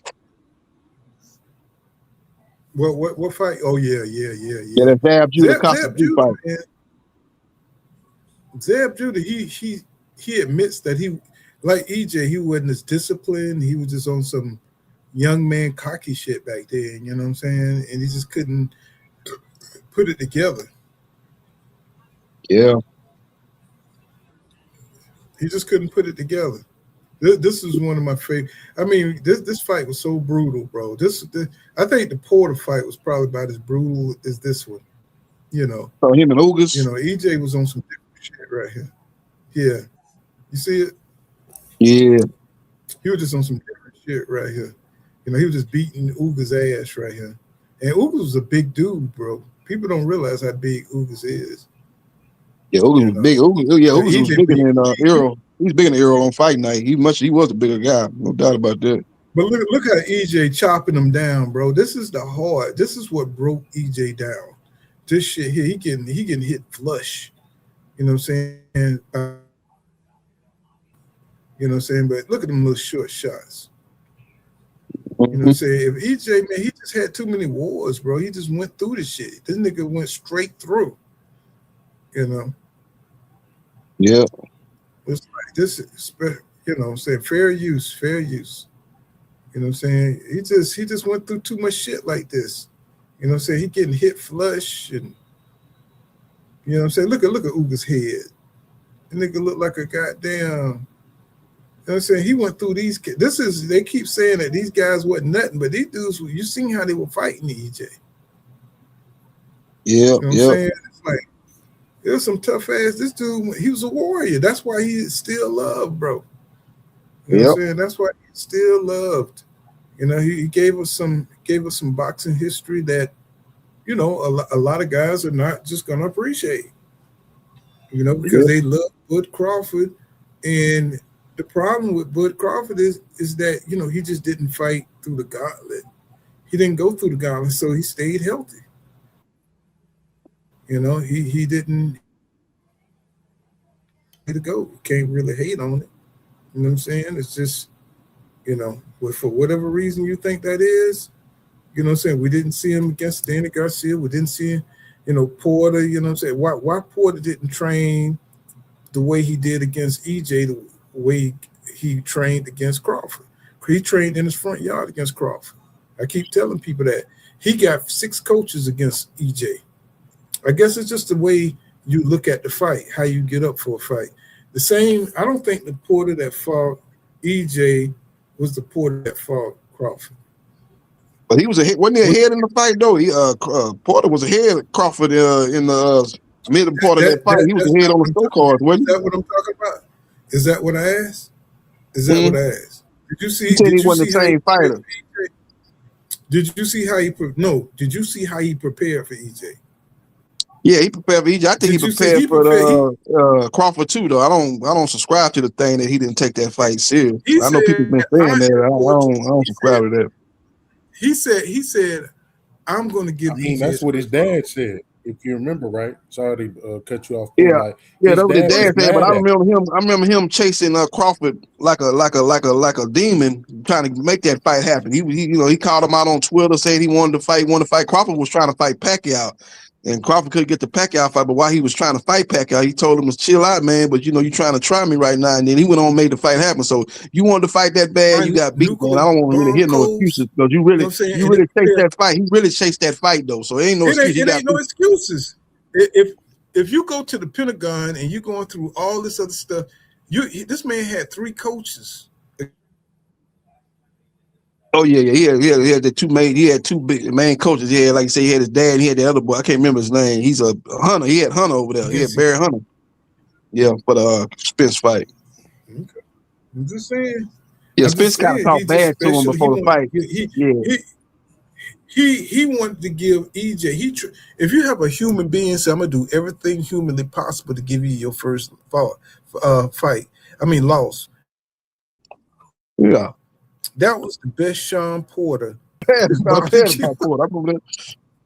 Yeah, Porter was motivated. What I'm saying is, if that Porter would have fought Crawford, what would have happened? That Porter would have fought Crawford. I think Crawford would have beat him. Yeah, I think Crawford would have beat him. It would have been close, but Crawford still would have beat him. You know. It was the fight was close too. Even though when Crawford stopped him, that fight was close. Crawford, Bomac told Crawford he behind. If that Porter that fought Spence would have fought, I don't think Crawford would have won that. I mean, if he went life and death with what's his name? What's the white guy he fought at 154? Madrimal. If he went life and death with Madrimal, I think Porter is a fighter that, you know how you only have so much energy and vitality, right? That because Porter was one of them physical fighters where, you know, he was rough and tumble and he had to like out physical you. And I don't think you got so many fights you can fight like that. You know, I don't care how young, and you have to do that shit early in your youth to get away with it. Because I think every fight diminishes a fighter. You know, I think every fight diminishes a fighter, depends on how hard it is. And I think that's what Floyd was trying to impart onto EJ. He was trying to tell him, bro, you can't keep bulldozing people. You know, and he kept trying to bulldoze people, and I think he paid for it in the end, even though Floyd tried to school him. You know, it's the same with Devin. You know what I'm saying? He keeps trying to give people these little tidbits, even though Floyd is a bitch in real life. You know what I'm saying? He don't want nobody to outshine him. I do believe Gervonta Davis does have that down. I think that Floyd don't want nobody to surpass him. I do believe that.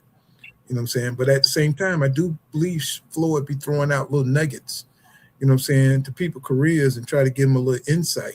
But they so arrogant because when you're young, you just think you're invisible. You just think you can walk through walls and nothing's going to happen. You just think that's not going to have any kind of effect on you. You think you can bulldoze forever when you're 23, 24. But when you're 28, 29, and your knees start hurting, and you can't get that little pain up at your foot, and you got a little nagging pain in your back. You know what I'm saying? Yeah, that's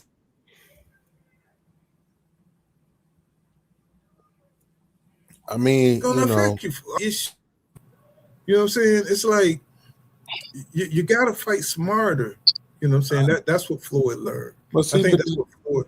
The thing with that pull though is like, first of all, I think people have to remember when Sean Porter was going with the Terrence Crawford, I think they just came from the COVID era. He had one fight. Like there was a lot of stuff. There's a lot of stuff that was going on during that time. Right, to where probably Sean, he trained hard, but it wasn't one of those things. It's kind of one of those things. All right, we're gonna fight. We're gonna do this and that. One of them, he caught it. He caught him while I was in the thing. That's the first thing for that. For Errol Spence, the problem with Errol has not even been the bulldozing. It's always with him, and he said it from his own mouth.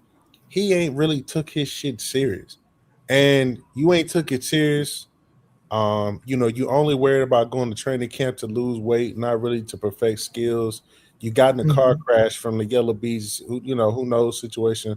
EJ's whole problem has been the intangibles outside of boxing and staying focused, right? Because if he does that, who knows how that Terrence Crawford situation goes if EJ had been locked in for he said, I hadn't been locked in for 5 camps. I hadn't been locked in. The way he making the scene, he ain't been locked in since Mikey Garcia, to be honest.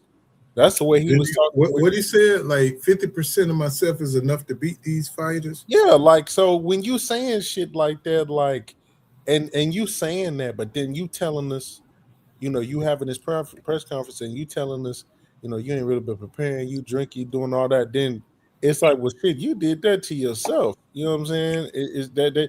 That's his thing. His situation is a little bit different from these other boxers.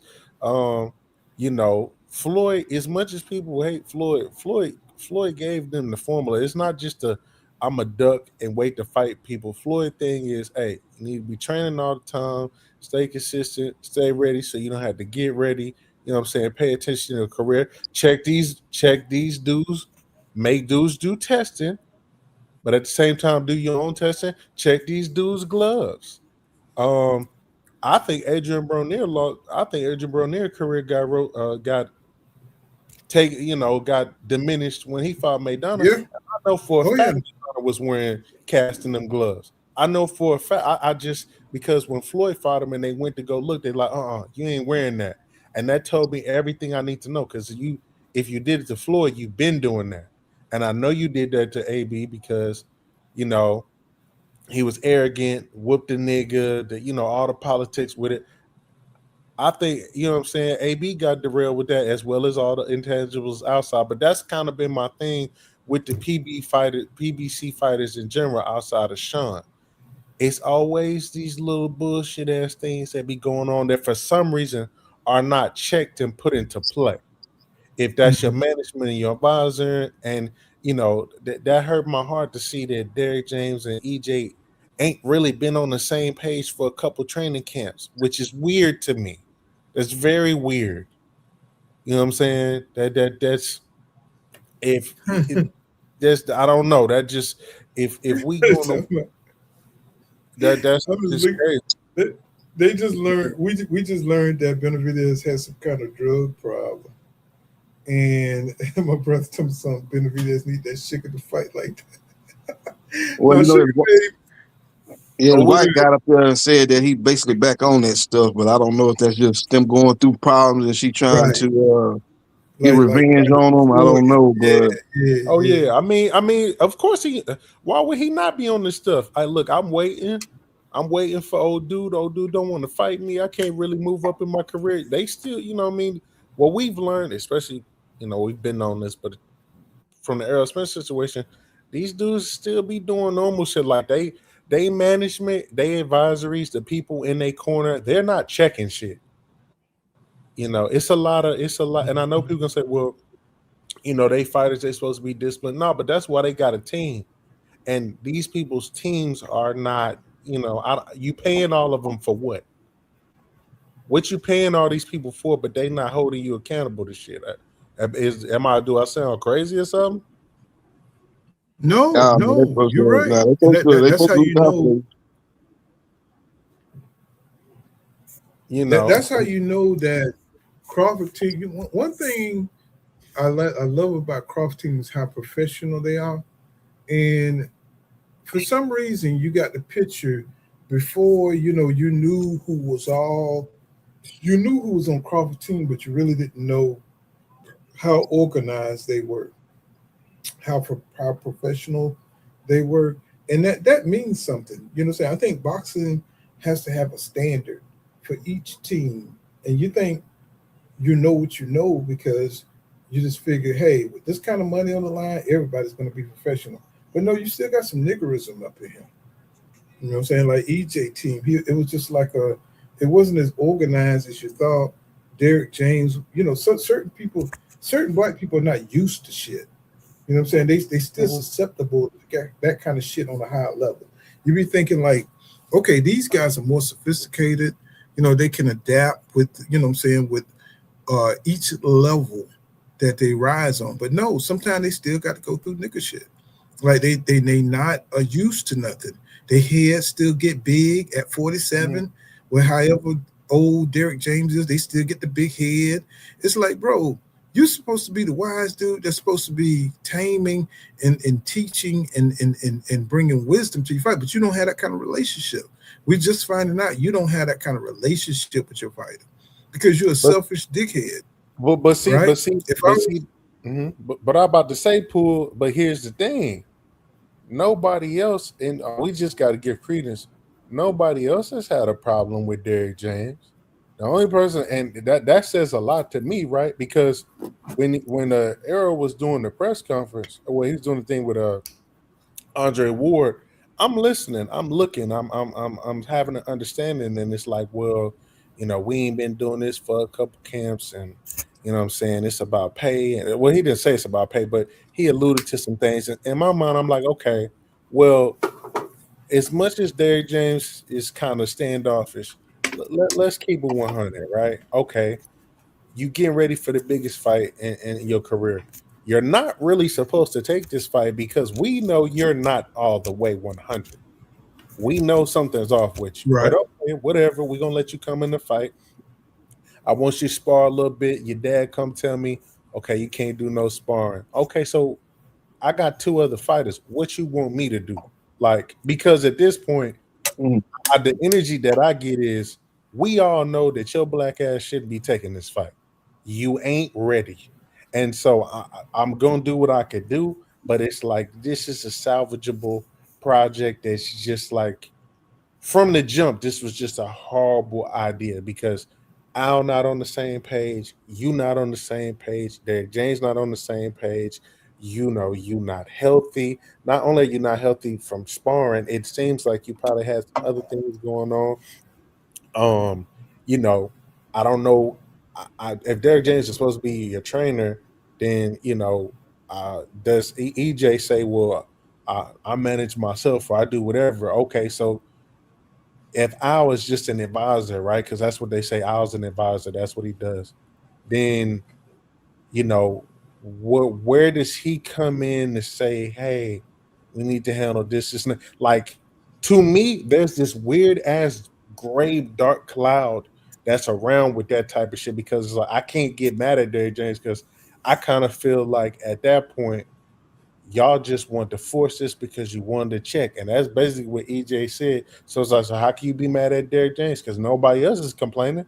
Nobody else is saying, yo, that nigga did me dirty. He don't do this, and that, blah, blah, blah. It's What only you one. mean, bro? See, this Well, is the disconnect. If I'm wrong, disconnect is this. Let's just hear me out. Just hear me out. The disconnect is Derrick James never had other people in his camp as many as like he never had the cachet of a Ryan Garcia. He never had the cachet of an Anthony Joshua to distract him, right, in his camp. He never had that dynamic before, bro. Your ace racehorse was Errol Spence Jr. That was your claim to fame. Okay, I agree. So, right. So the problem is that that's who started you. That's the person who got you those other guys. So, I can't put it all on Derrick James because at some point, EJ knew that his reels was busted. He knew his reels wasn't right. He knew that people were putting it out there in the street and possibly that the intelligence or the intel had got out there to Crawford them. That's when he really should have canceled the fight. And I think Derrick gave him good advice. Hey, get that checked out. But what I hate is the development between Derrick James and Errol Spence Jr. Right? It's not like Virgil Hunter and Andre Ward. Everybody can't have the same relationship, right? But when you have a trainer like Costamado and Tyson, we're talking about Teddy Atlas and Michael Moore. When you have a trainer, it's an intimate relationship. Pause. Not no homosexual shit.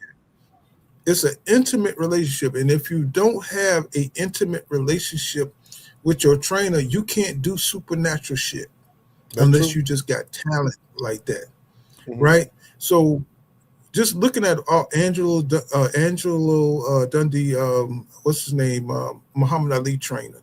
You know what I'm saying? You're losing it, son. You know what I'm saying? You got to believe in your coach, and your coach y'all got to have like a extraterrestrial bond. You know what I'm saying? I think it was that Sugar Ray Leonard he told that to. Because he had the same trainer as Muhammad Ali. Yeah, he said, "You blowing it, son. You're blowing it, son. You're blowing it, son." Right. So if you don't have that kind of relationship with your trainer, saying we was excluded because we were on the outside looking in, we didn't know that Derrick James and EJ was having these kind of issues. So people, there's a lot of people say because of the rivalry between Terrence Crawford and EJ, they're like, that's not Terrence Crawford's fault. We're not talking about that bitch. You know what I'm saying? We're talking about what's going on in EJ's world, why he can't be the best he can be. Now, a lot of people say that Terrence would have beat his ass anyway. That might be true, but that's not what we're talking about. What we're talking about is why EJ didn't get rid of Derrick James, you know what I'm saying? Because, he came into EJ when he was susceptible and he was young. He went with this thug guy.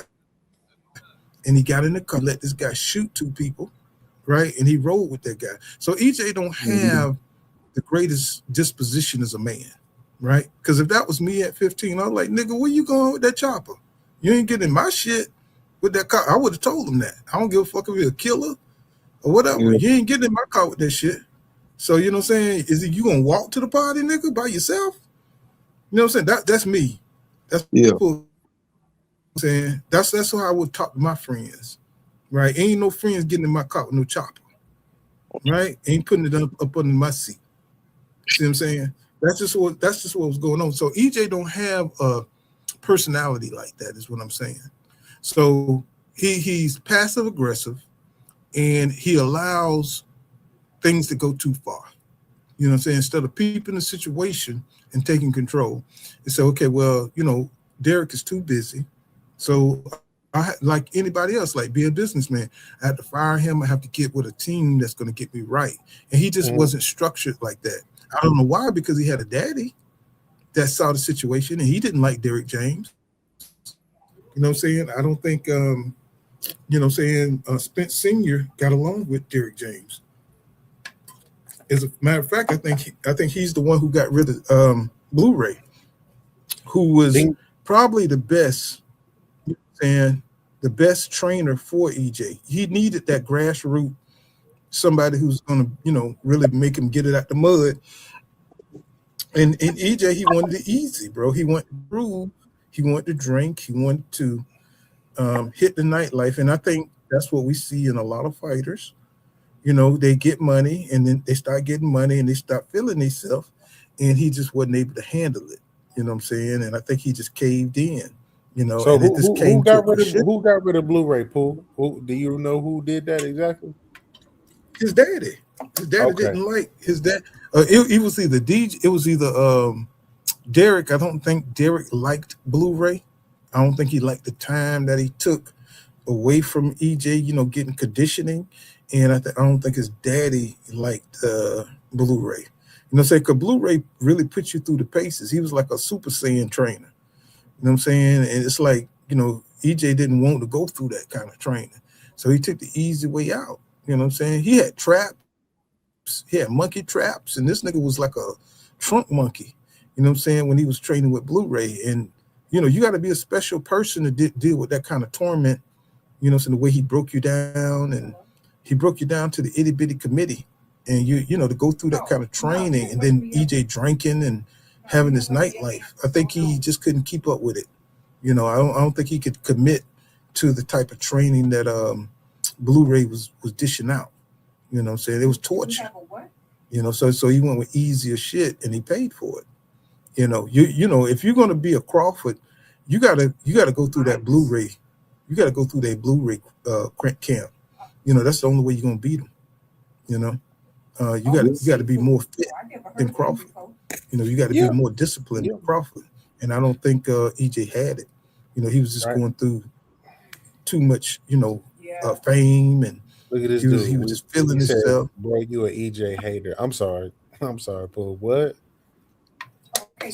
No, I mean, it ain't that, you know what I'm saying? It's just that EJ didn't have the discipline. He had a great amount of discipline to lose weight, to make weight, you know, to do certain things, but to go to the next level, you got to be supernatural, bro. These guys go through, these fighters, they go through to make weight, bro. They go through hell, bro. You know what I'm saying? And you're doing this you're doing this for the last 16 years, you know, to make, he's not Errol Spence Jr. is not a natural 147 pounder. He should have been fighting at 160 or some shit. He should have been a middleweight. Yep. You know what I'm saying? So he's squeezing down to. Yeah, I think Floyd Mayweather even said, he said he probably should have been fighting at 160, 168. He fought 152 in the Olympics. So he actually lost weight when he turned professional. He was at 147 for 10 plus years. He should have been moved up. But, you know, he wanted to fulfill his goal as being undisputed at 147. A couple of car crashes ended up pushing that stuff back. And I think all that contributed to him losing that fight with Crawford, man. He should have, you know, that fight would have been more competitive after the Kell Brook fight. It probably would have been the best time for that fight to happen, but it didn't get done at that point in time. It got done later on after Errol had been through through some two accidents and had been through what he had been going through outside of the ring. That made for a tough matchup when he finally got in the ring with Crawford. Yeah, Crawford's just more polished and more professional. He had a better team. And it's like EJ, he didn't really prepare. He thought that he could just cruise on talent. And what they say, it's like hard work beats talent. So especially when the fighter that you're fighting is talented already.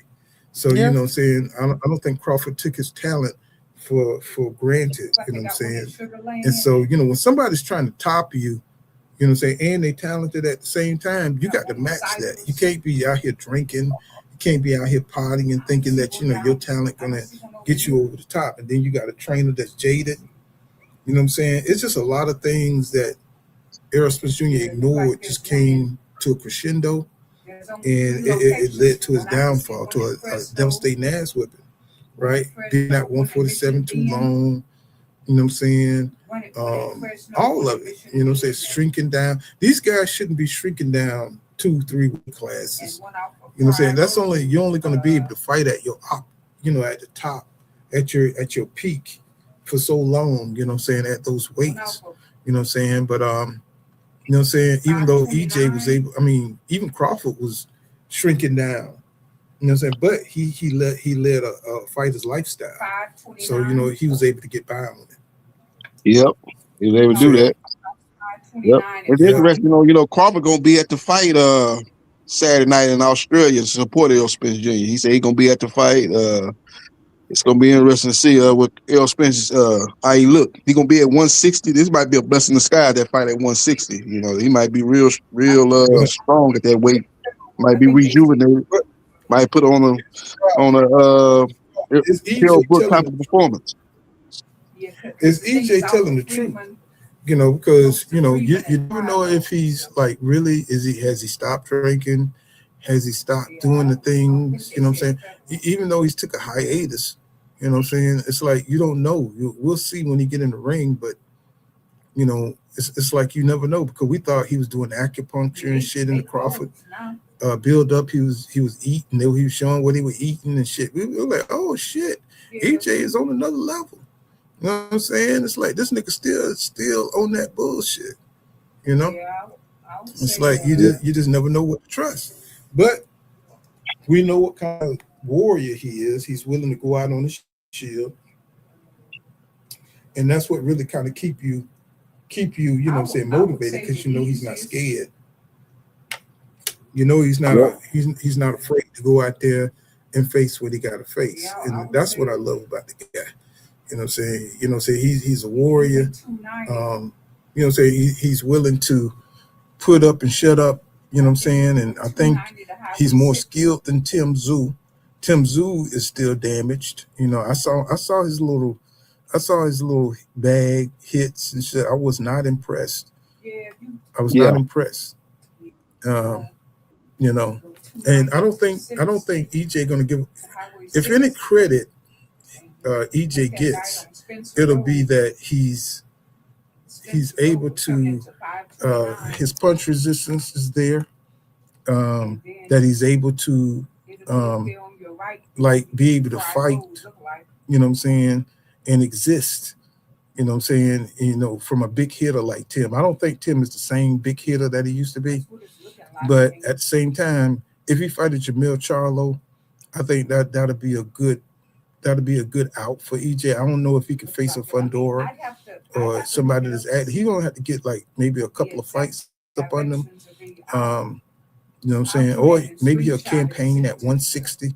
154 just got too many active wolves right now. People that's like really in the grind right now. So if he fight at 160, maybe he could fight a Anders Laurie. It'll be embarrassing if he loses that. Zayas. I think Zayas announced today or yesterday that he's going to 160. So it's some fights up there for Errol Spence Jr. at 160. It's not as deep as 154. They don't have the Sharks at 160 like they have 154. And he'd be the biggest name at 160. Him and Zayas. So they could he get the Lara fight. They both with the PBC. You know, he can get a fight with maybe a Janet back or maybe a Zayas. You know, he'll be able to get some fights and collect some belts at 160. I think the problem is he needs to fight at the proper weight. You know, he can't cut down all the way down to 154. I think his age, you know what I'm saying, and the battles he's been through, he needs to fight at a weight that really complements him. You know what I'm saying? He can't fight at these little weights no more. You know, he has to, you know, put it on the line and fight at heavier weights. You know what I'm saying? So he can fight at full strength. You know, that's the problem with Devin. That was the problem with Crawford. That's why he almost got knocked out by Gamboa. That's why he ran into the problems because, you know, his nutrition, you know what I'm saying, he was weakened by the weight cut. You know, these fighters are risking their lives at fighting at these weights. And then when they exert themselves in the ring, you know what I'm saying, they fighting at half power. So they look great when they move up and start moving into their power, you know what I'm saying, because they should have been fighting at that weight. You know, yep. You're like, damn, Yep. I didn't know Haney could knock somebody down. You know what I'm saying? Well, damn, he been fighting at half his goddamn weight. He been fighting as a damn, you know what I'm saying, half his weight. You know what I'm saying? Yep. So, you know, so now he's moving into upper and getting stronger. You know what I'm saying? Yeah, you're gonna be surprised because these guys are fighting at a natural, as a natural weight. They should have been fighting at. So, you know what I'm Yep. saying? So, you know, everybody's, you know, discipline. You know, you can only, you know, suck down for so long. Even Crawford said, damn, when he was fighting at 135, he was about to die. You know what I'm Yep. saying? Yep. It's hard, bro. It's hard. Yep. You know what I'm saying? To be, you know, to cut your weight like that and be able to operate.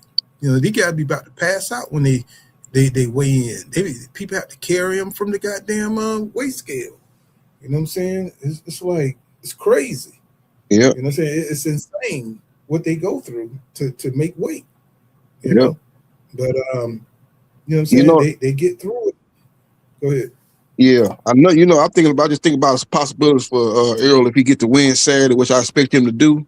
That Canelo fight could be a fight, big fight for Errol because Canelo, once he fight in Billy, it really ain't a lot of big names at 168. I know Turkey gonna try to throw that Shiraz fight at him, but I heard Canelo say a couple of weeks ago that Shiraz got to do something, man. Shiraz got to beat somebody. I'm not finna give him no fight with me based off a win over Berlanga.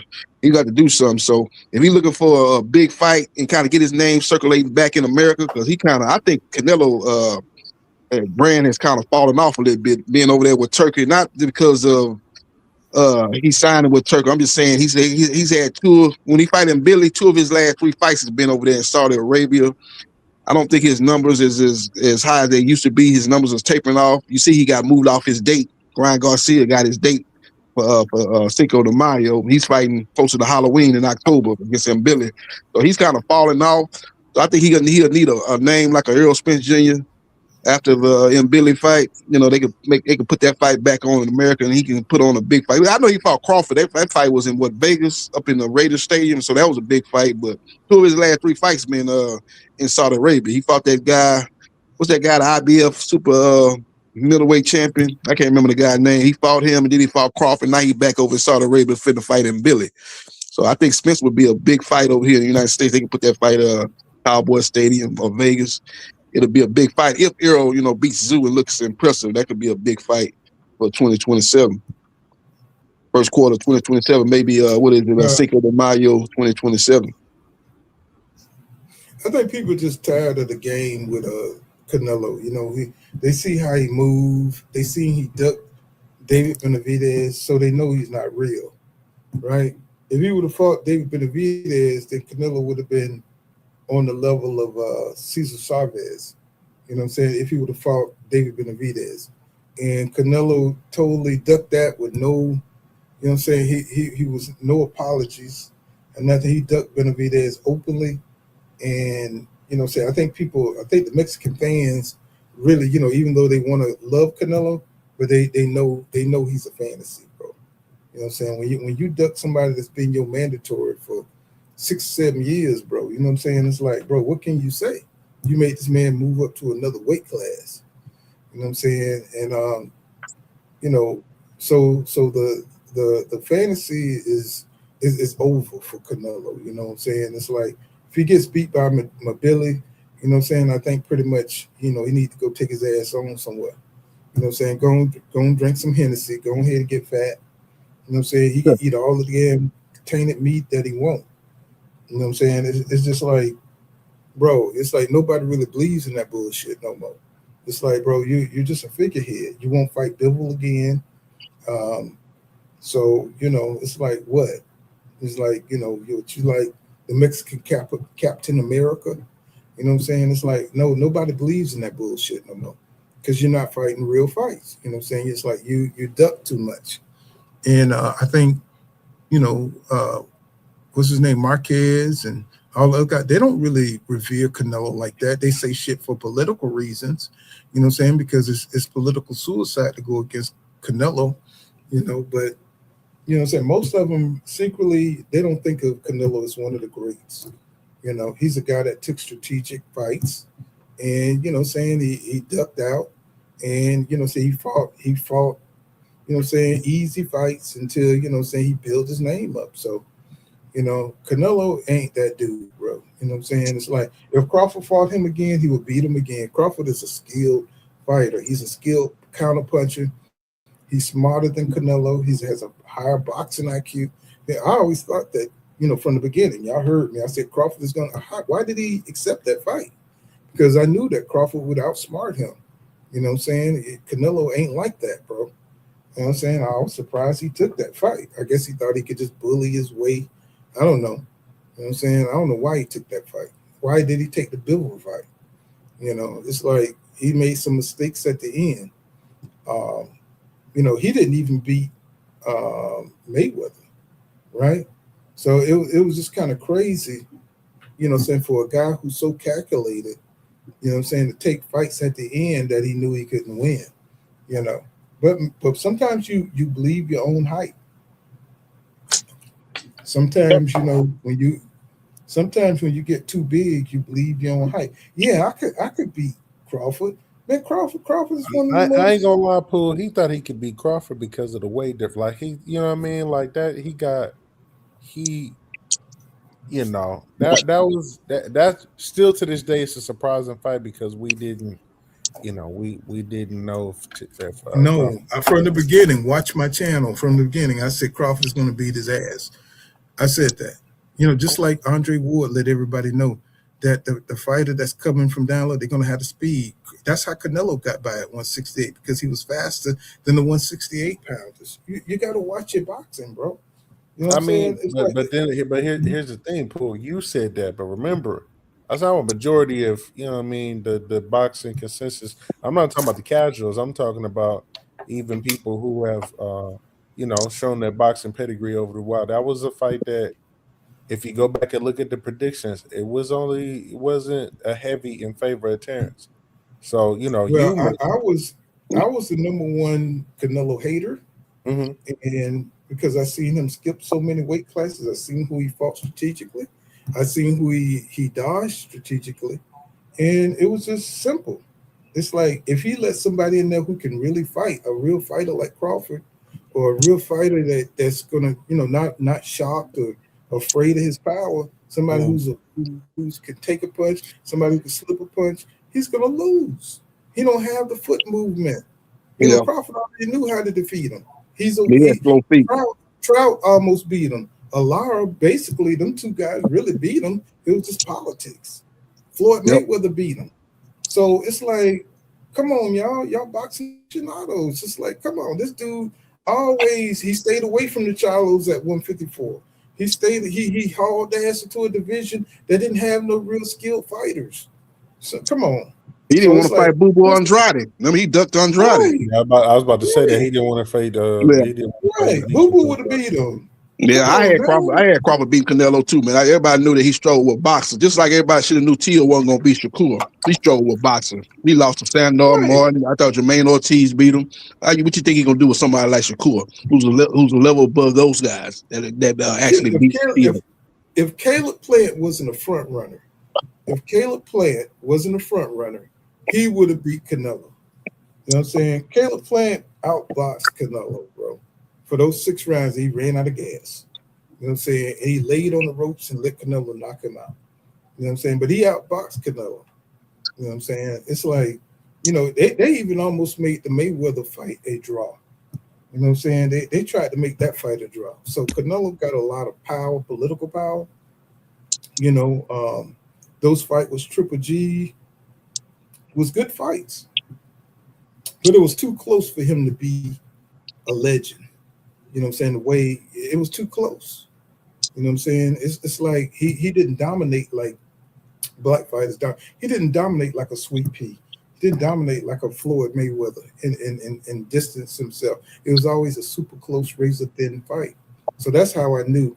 I said Crawford gonna go in there and he's gonna, he's gonna beat him, bro. He's gonna outsmart him. You know what I'm saying? And I was surprised he took that fight. I was like, wow. I gave him credit for that fight. I was like, man, it's like Canelo. It's like, bro, this is a master fighter. You know what I'm saying? It's certain fighters. Bivol is a master fighter. There's certain fighters that know how to win, bro. They know how to do what it takes. They know the limits. They know every inch of the ring. They know every punch.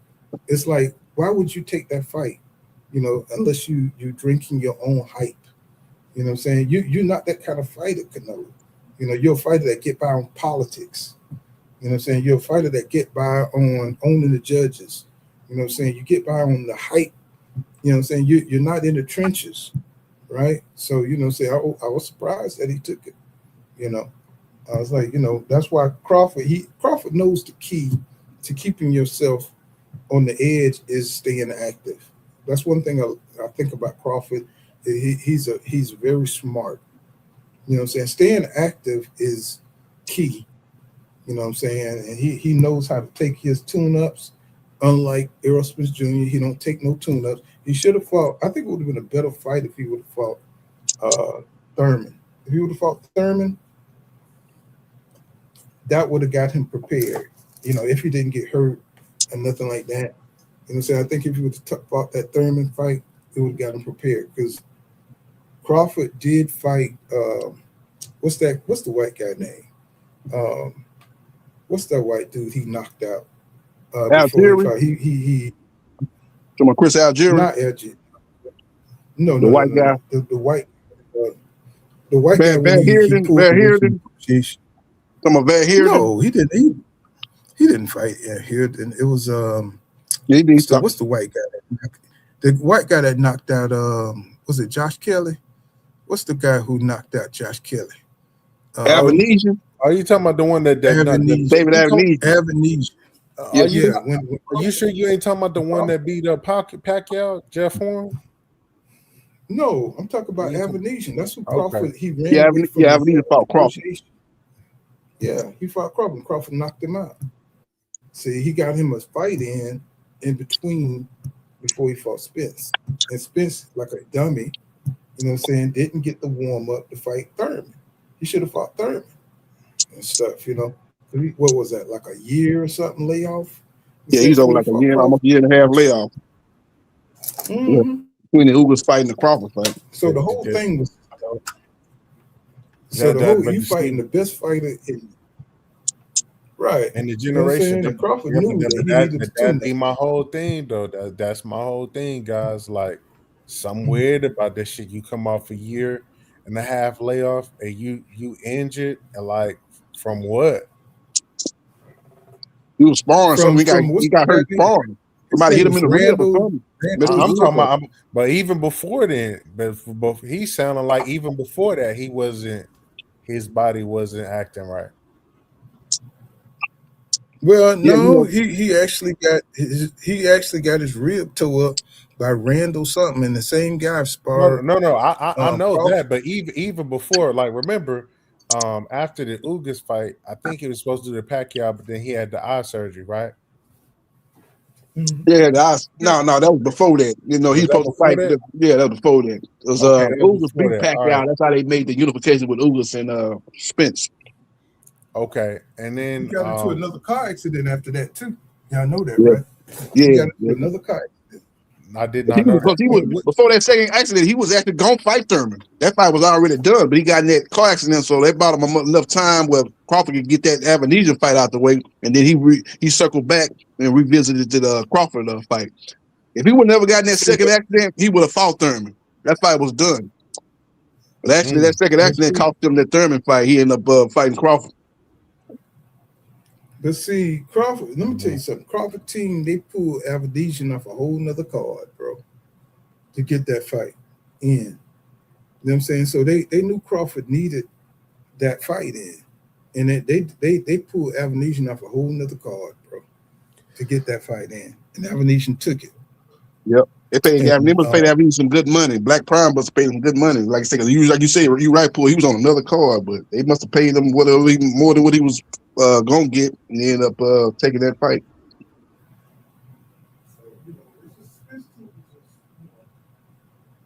Derrick James just wasn't equipped, you know what I'm saying, with the experience of Bud Crawford team. They just had a stronger team. Crawford was just a better fighter, more disciplined, and EJ, they were just putting it together as they went along. We didn't know none of this at the time, but looking at how Derrick James just look at the whole situation, it's just kind of ugly, bro. It's kind of ugly. He says Crawford played games too, of course, but he had the leverage because he know EJ wanted that belt. He held that belt out there, you know what I'm saying, and he got everything that he wanted. He says Errol needed to sit down somewhere. He had made the worst decision. and people were saying that too. Exactly. Exactly. People were screaming that from the rafters. It's like, what are you doing, man? It's like, you know what I'm saying? But nobody knew that EJ was hurt and he was going for the money. So that's on EJ. You know what I'm saying? Nobody can say nothing about that. He went through, and even though Derrick James told this nigga to reschedule the fight, he didn't want to do it. He didn't want to do it. But then, you got sparring partners who run their mouth. You know what I'm saying? He ain't have no NBA, what you call them? NDA, non-disclosure. Mm-hmm. He says EJ was a crash out. He said, you seen, you didn't see the early part of my interview where I brought that dude on his interview and stuff, you know what I'm saying? Yeah, the dude was just, EJ was just, just a young guy. Sometimes when you stay around in your hometown, it's the worst thing for you because you're still around the people that know you. And then they have a lot of influence on you, the drinking and, just bringing you down, bro. Sometimes you got to isolate yourself, you know what I'm saying? Get away from people that know you because now you got the influence of those people, you know what I'm saying, dragging you into things that's against boxing. You know what I'm saying? I think that was EJ problem. He stayed in his hometown. He stayed around his family, stayed around his friends. And, you know what I'm saying? He was just dragged into that world. Floyd Mayweather got Tank out of Baltimore. That was the best thing that happened for Tank. Get out of Baltimore and focus on his boxing career. And he took off. That's one thing. Like you said, he probably best thing was for him to get out of his hometown. Go somewhere else and focus on your boxing, focus on your career. Because your homeboys, they're gonna make you feel like you're changing. They're gonna make you feel like you got to stay in the boxing. You got to stay in your craft, and you can't worry about what everybody else is doing. It's almost like you're a monk, you know what I'm saying, in Tibet. You know what I'm saying. You got to stay close to your craft. If you don't, you know what I'm saying, you're gonna get done dirty. And I think EJ thought he could have the best of both worlds, and you can't. He's still a favorite fighter too. You know what I'm saying? Like I said, losses, you know what I'm saying? You learn from your losses, but how much did he lose? And we're gonna find that out. You know what I'm saying? In a week from now, we're gonna find out. It's Saturday. We're gonna find that out. What, in 5 days? Yeah, I think people are just going a little too crazy with the one loss. He lost to an all-time great. He took a beating, but I think there was a lot of mitigating circumstances going into that fight. I think now that he had 160, I think he's going to be much better, man. I don't think he's going to be as weak, weight drained. He's going to be rejuvenated. He fighting a guy, Tim Tszyu, that say he's going to beat him like Fundora beat Keith Thurman, so he's motivated to go in there and show Tim Tszyu that it ain't that type of party. So I like the matchup, man. This guy, Tim Tszyu, is a come forward fighter. Straight up and down, no special effects. He's not nothing special about his skill set. He's a solid fighter, fundamentally sound, a guy that's got a lot of will. His will outweighs his skill. He's a good fighter, but he's never been on that elite level as far as skill set wise. So I think Errol Spence Jr., if he's like 85% of what he was, he should go in there and take care of business with Tim Tszyu and win that fight and win it convincingly. I think that Tim Tszyu is going to try him early. He's going to press him early. He's going to see if he can blitzkrieg EJ to see what kind of mental condition he in. Can he like really handle, you know what I'm saying, the power and, you know what I'm saying, handle, you know what I'm saying, the bum rush. And, you know what I'm saying, it's going to be up to EJ to get respect in that ring, you know what I'm saying? So, you know, say coming off from a layoff, the first thing you want to do is test him. And I don't think, you know, EJ don't have no one-punch knockout power. He has a cumulative power, but we don't know with the extra added weight, we don't know if he's going to be hit a little bit harder or, you know, or is he going to be going into this boxing type of stuff that Ronnie Shields is promoting. You know what I'm saying? It's going to be interesting. It's going to be interesting to see what version of EJ comes out. You know what I'm saying? But that first round going to tell everybody a lot. You know what I'm saying? It's going to tell everybody a lot because Tim Tszyu is the type of dude that get to it.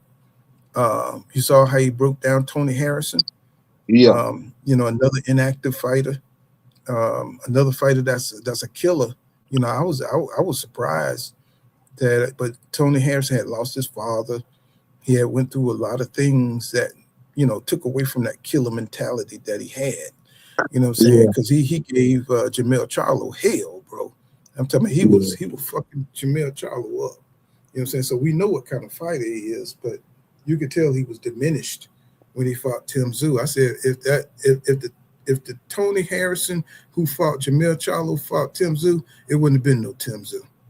You know what I'm saying? Because he was fucking Jermell up in that ring, bro. You know what I'm saying? So yeah. I was totally surprised. You know what I'm saying? And but Tim Tszyu, he seemed to relish, you know, jumping on inactive guys. You know what I'm saying? That's his bread and butter. But I wouldn't be surprised if EJ, you know what I'm saying, show us something this Saturday. Either he's gonna get knocked out or he's gonna end up dominating Tim Tszyu. That's what I see.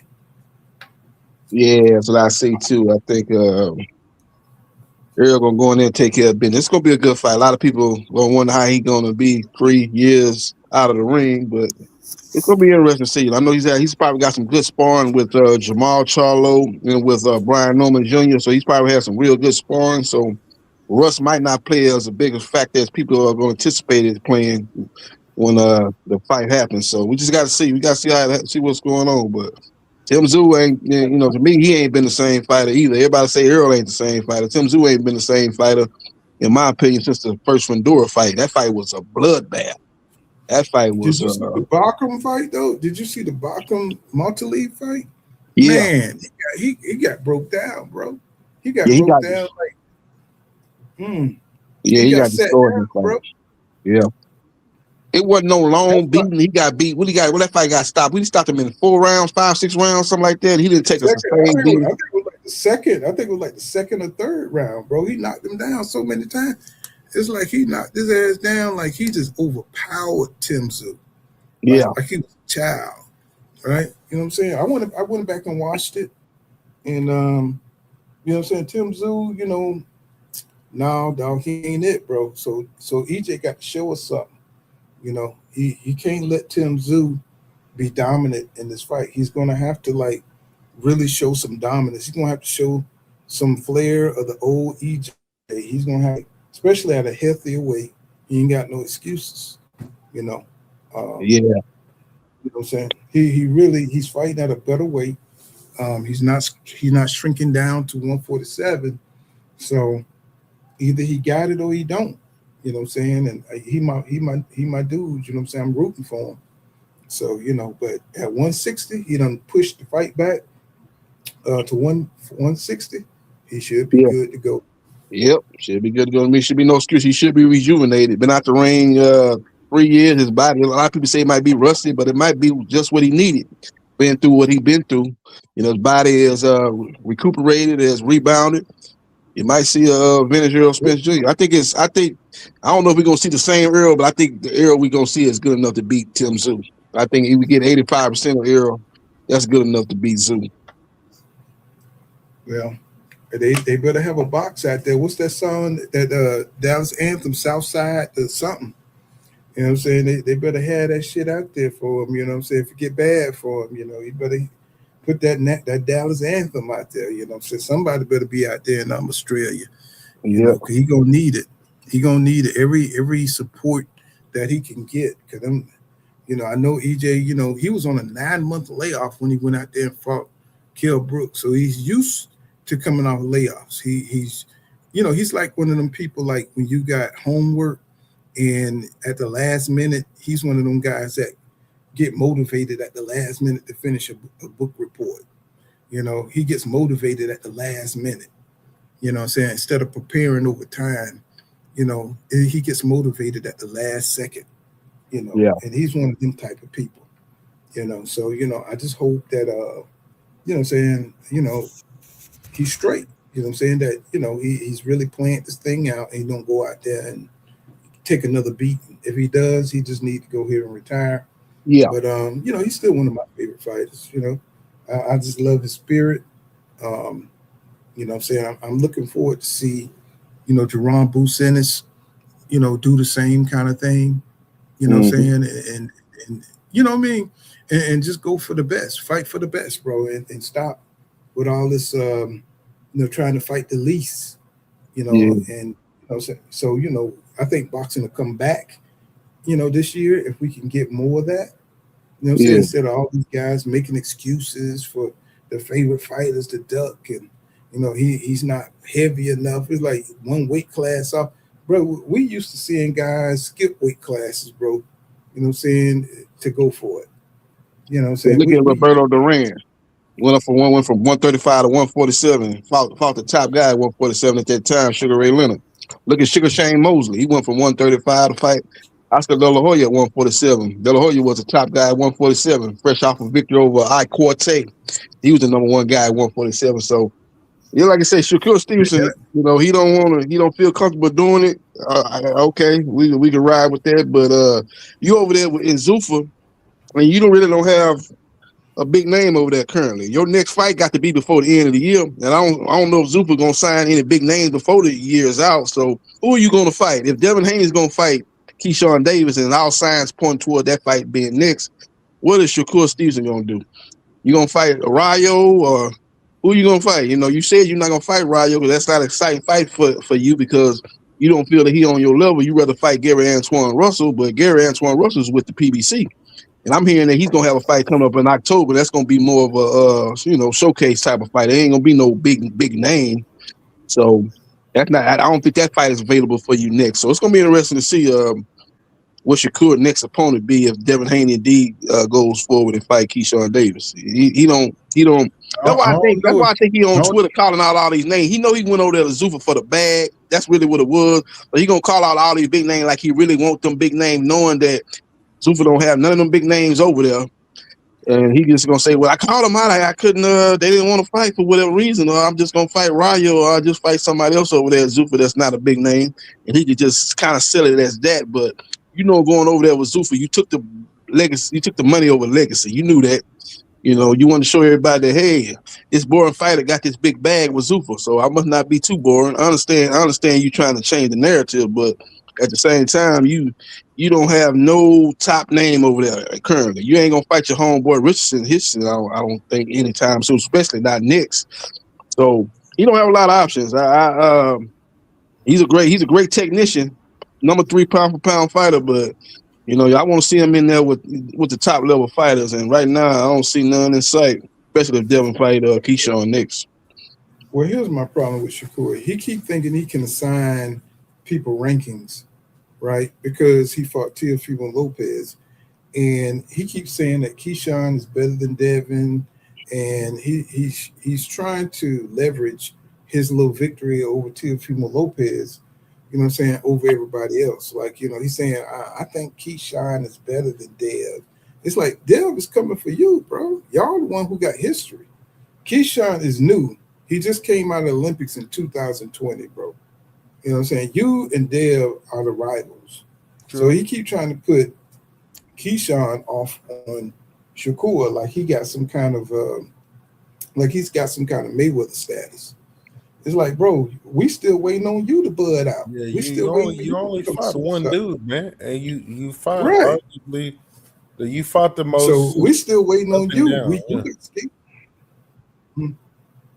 So that's why these guys before they become.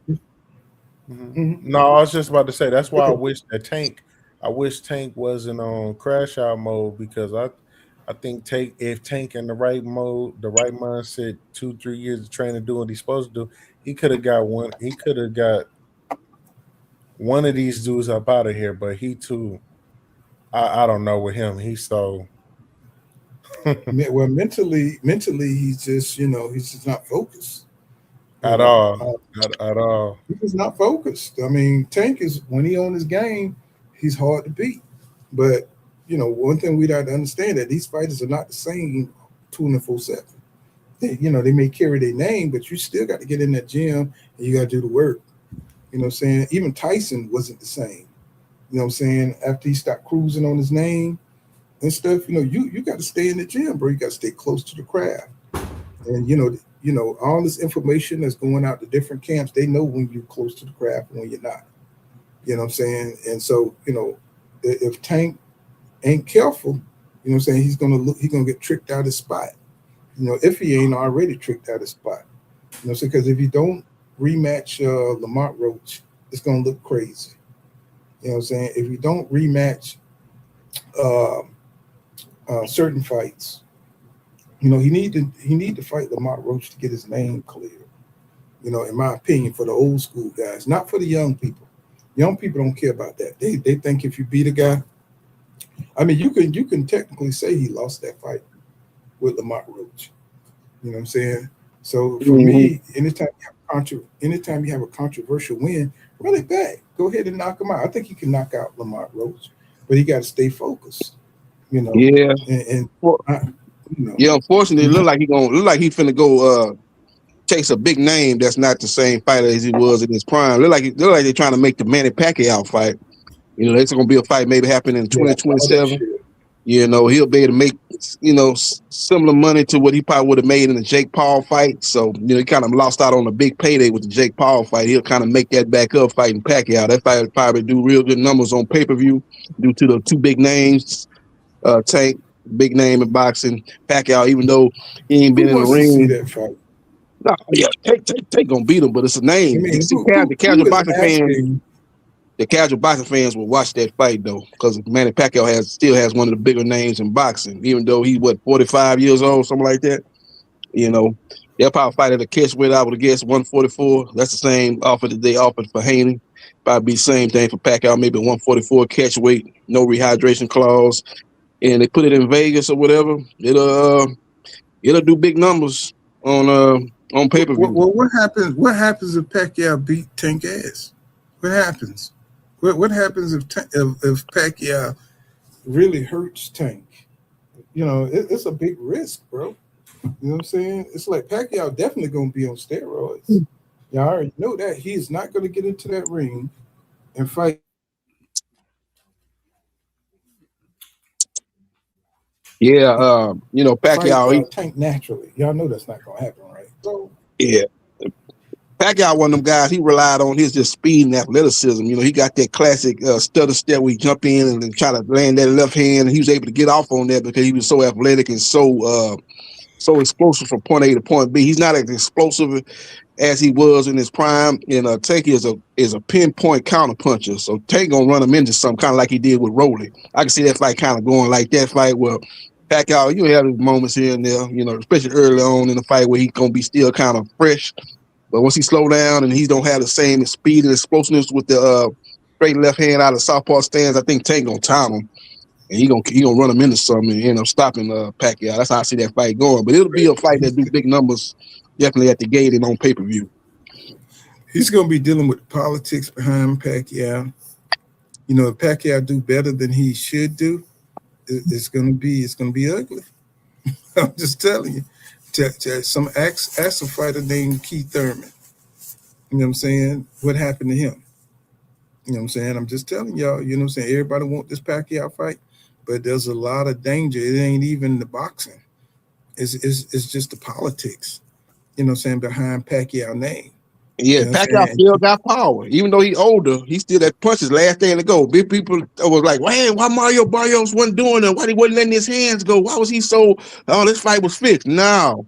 He got caught with something early in that fight that made him a little bit more cautious. And Pacquiao's style that's one thing about Pacquiao. He got a unique style. I've never seen a fighter with that style of fighting before. He got his own style of fighting, man. Never seen that style before. It's very unique and it's very kind of awkward. It gave Mayweather problems, especially early on in that fight. It gave a lot of great fighters problems, Pacquiao. So he got the power. If he can catch Tank with something early, make Tank a little bit more hesitant, let his hands go, then yeah, maybe he could make the fight a little bit more competitive than what we think. But I don't think that's going to be the case. Like I say, Tank is a pinpoint counter puncher. He got a high boxing IQ. He gonna kind of see what's going on early in the fight. He'll make the adjustments, and I think he gonna run Pacquiao into something, just like Marquez did Pacquiao in that last fight, and just like Tank did Rolling in that fight. Ran him into something, and that's gonna be lights out for Pac-Man, I think. Well, one more thing I want. Ain't he supposed to fight Floyd? Like, Floyd is out of there, man. Floyd got all kind of problems going on outside the ring. That fight between Pacquiao and Mayweather, that fight got sidelined because Mayweather was trying to double cross the people that was putting on the fight. He was trying to take the money and then don't want to take the fight. So there's all kind of legal situations going on where that fight got put on the back burner. That's why Pacquiao looking to fight Tank. One more thing I want to talk about was do y'all see how Teofimo Lopez, who criticized Devin Haney by himself by being his own promoter for all those years, he was at 135 and he was with he was with a Top Rank, and he criticized Devin for being nobody. Do you see him now being his own, being going on and making a deal with the Zone on his own? You know what I'm saying? Being his own entity and stuff. Now he's going the route of Devin Haney all of a sudden. It's like, isn't that amazing, bro? That this guy, you know what I'm saying? Like after all the criticism that he had of Devin Haney, you know, being with a big promotion company, thought he had everything going on. Now he's making the most money he's ever made dealing with the Zone directly. You know what I'm saying? So he learned from. See, it's weird how your enemies learn from you. They be jealous of you, bro. I mean, is it that he learned from him? Is it that he learned from him, Poole, or is it just he has no choice? You know what I'm saying? It's because, look, a lot of these dudes, as we all know, this side of the street talk and signing with certain people or whatever, we're learning it's a lot of, as we know, boxing's corruption. We know it's a lot of finessing going on, right? So, like, after a while, you know, you just got to make some shit work. So, of course, yeah, he's going to criticize this early in your career. You know, you good, you pop it. But then when you figure out, you know, what they give you on the front end, but then what they're making you on the back end and percentages and 10% here, 15% there, and they not letting you get the fights you want, or they doing certain things, you know, you learn. Like, I do agree, you know, Tio had a lot to say, but, you know, we also had to take into account, or, you know, one would think Tio was trying to play, you know, somewhat the villain. So I kind of like understand, and you're right about what you're saying. It's funny how people be criticizing, but you pulled out for me, and maybe I'm tripping. This Al Heyman situation just has me looking at all these promotion teams in boxing a little different.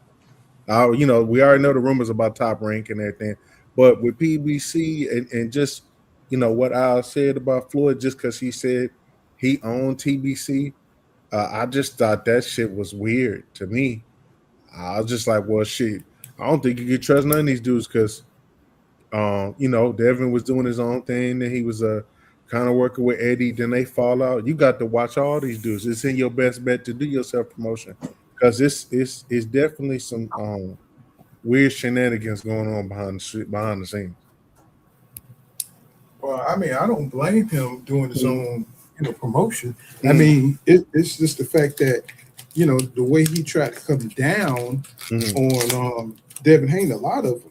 You know what I'm saying? When Devin Haney was trying to do his own thing and stay free stuff, you know what I'm saying? He was like criticizing, and I'm just like, it's funny how life, you never know how life is going to go.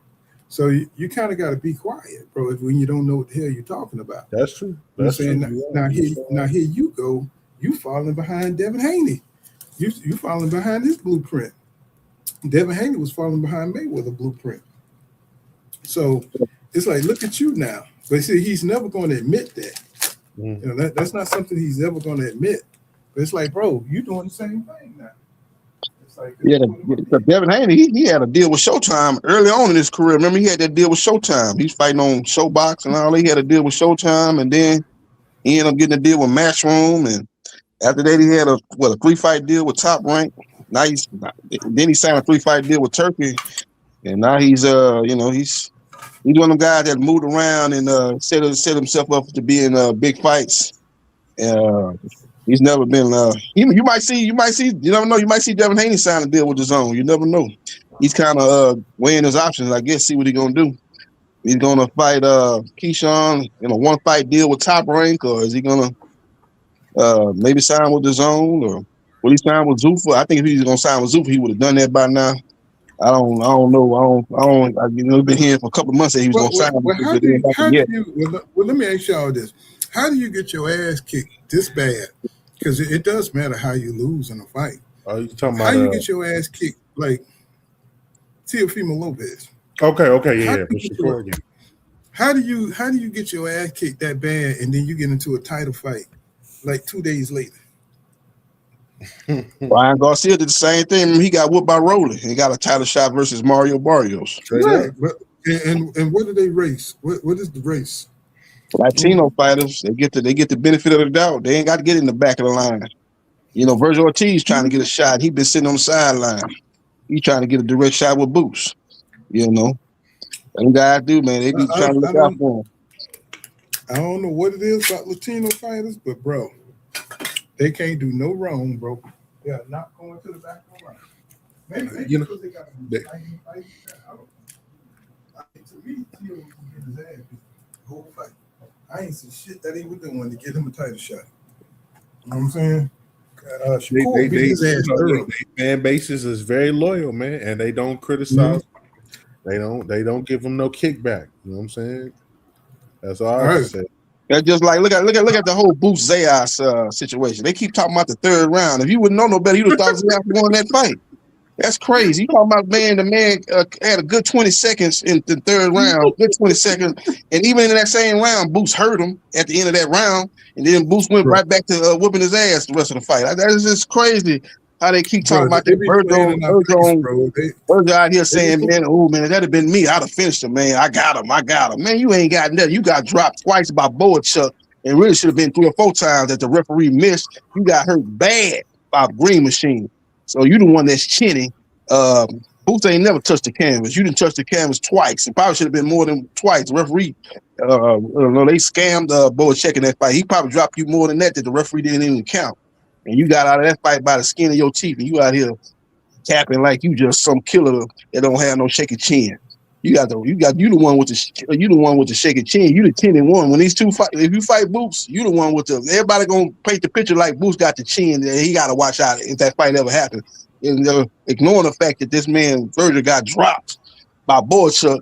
They say, well, you got dropped by Zayas. He's a non-puncher. Boachuk wasn't no puncher either. Boachuk had did nothing before the Virgil Ortiz fight. Ain't done nothing since. Got whooped twice by Brandon Adams. Brandon Adams, who's a solid fighter, but Boachuk wasn't nothing but a myth. Yeah. He wasn't nothing but a hype job. Motherfucking beast. Yeah, he wasn't. Zayas was a much better fighter than Boachuk. So we ain't try to compare them two. So it's fun how they try to paint the narrative. You know, oh, Virgil, man, if that been Virgil, he'd have knocked Boots out. Yeah, Virgil would have gonna get whooped just like Stay I Young's mean, got whooped. I don't even know why they bring the that funny dude thing- up, man. I'm waiting for somebody. I'm waiting for him to fight somebody, get knocked out, and disappear. I don't know why they bring that dude name up, man. He good, but anybody for real, unless he come in there roided up, because I know that I have a feeling when he do fight certain people, he gonna look different. But I don't know why they bring that dude, man. That dude's name up, man. If he had came up in Jamel era when Jamel was running 154, he would have been food for any. He would have been food for Jerry Hurd. He would have been food for Tony Harris. He would have been food for J Rock. He would have been food. That's why I don't know why they bring him up. Yeah, they try to hype him up. Yeah. You That's what try I'm to hype saying. up Boy Chuck after that fight. Man, Boy Chuck, he's the boogeyman. Fella, it's the consistency. You know what I'm saying? It's like when they create a narrative and you be like, wait a minute, this dude is not that good, bro. At all. It's like, you know, everybody was telling you that he Xander was not seasoned enough. I thought he was the weakest champion at 154. You know, I didn't really know that Backroom. I thought Backroom was going to be powerful. I thought Fedora was going to be powerful. I thought that Xander was the weakest one. And when I saw the after show after the fight, all they talked about was round number 3. That's it. You know what I'm saying? Everybody was like, man, Xander almost had him, basically. Man, if we could have only got couple of more shots, you know, Boots wouldn't have been a problem. So I'm like, bro, that's wishful thinking. Why are you talking about the dude that just weathered the storm, that Boots got a chin? You know what I'm saying? They didn't say nothing about this man's chin. All they said, this man got hit, he almost got knocked out. That's all they talked about. Yeah. I thought that was interesting. I was like, wow. And it wasn't until Breadman, I think Breadman came out. I think he was the first one to kind of like talk about the outrage of that's all people talk about. You know what I'm saying? How Boots got clipped, you know, in the 3rd round. And I said, Breadman started the avalanche. Yeah. I'm like, oh, why are you talking about this man almost knocking out Boots? Why are you not talking about all the rounds that Boots won and dominated this dude? Knocked him down early. You know what I'm saying? Came out like in 20 seconds of the first round drop and went in there and bop, and let him know right off the bat, hey, this is a whole different level. And he had to abandon his game plan because I think he was going to try to box Boots. He had to abandon his game plan. He had to step to him, give him credit for making that adjustment and understanding that early what was going on. And he got beat, you know. But you know, they try to paint the picture now that Boots has got some kind of shaky chin. He a glass jaw. He another reincarnating all this old goofy stuff, saying it's about Boots. And before they were saying Boots' chin is good, but he get hit too much. Now they saying he's chinny. But they don't want to say nothing about Virgil, who actually touched the canvas.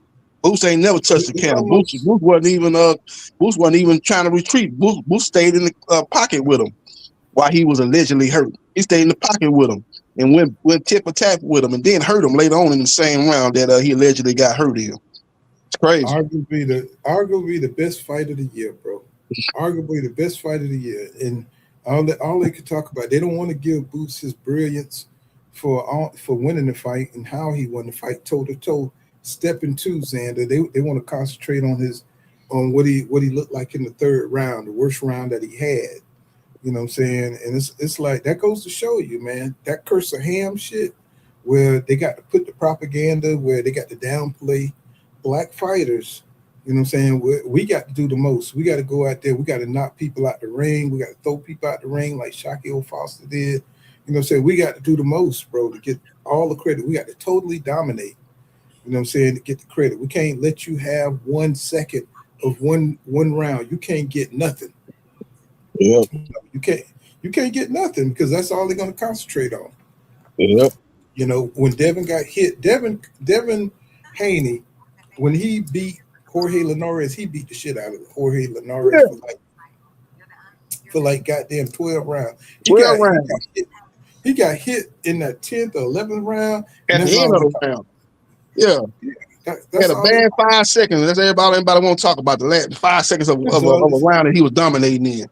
He won every round after that. He was hitting Jorge Linares with triple shots, double shots, uppercuts. He was hitting Lahore. He was hitting Lahore. He was hitting that dude with everything. And when he got clipped, that's oh.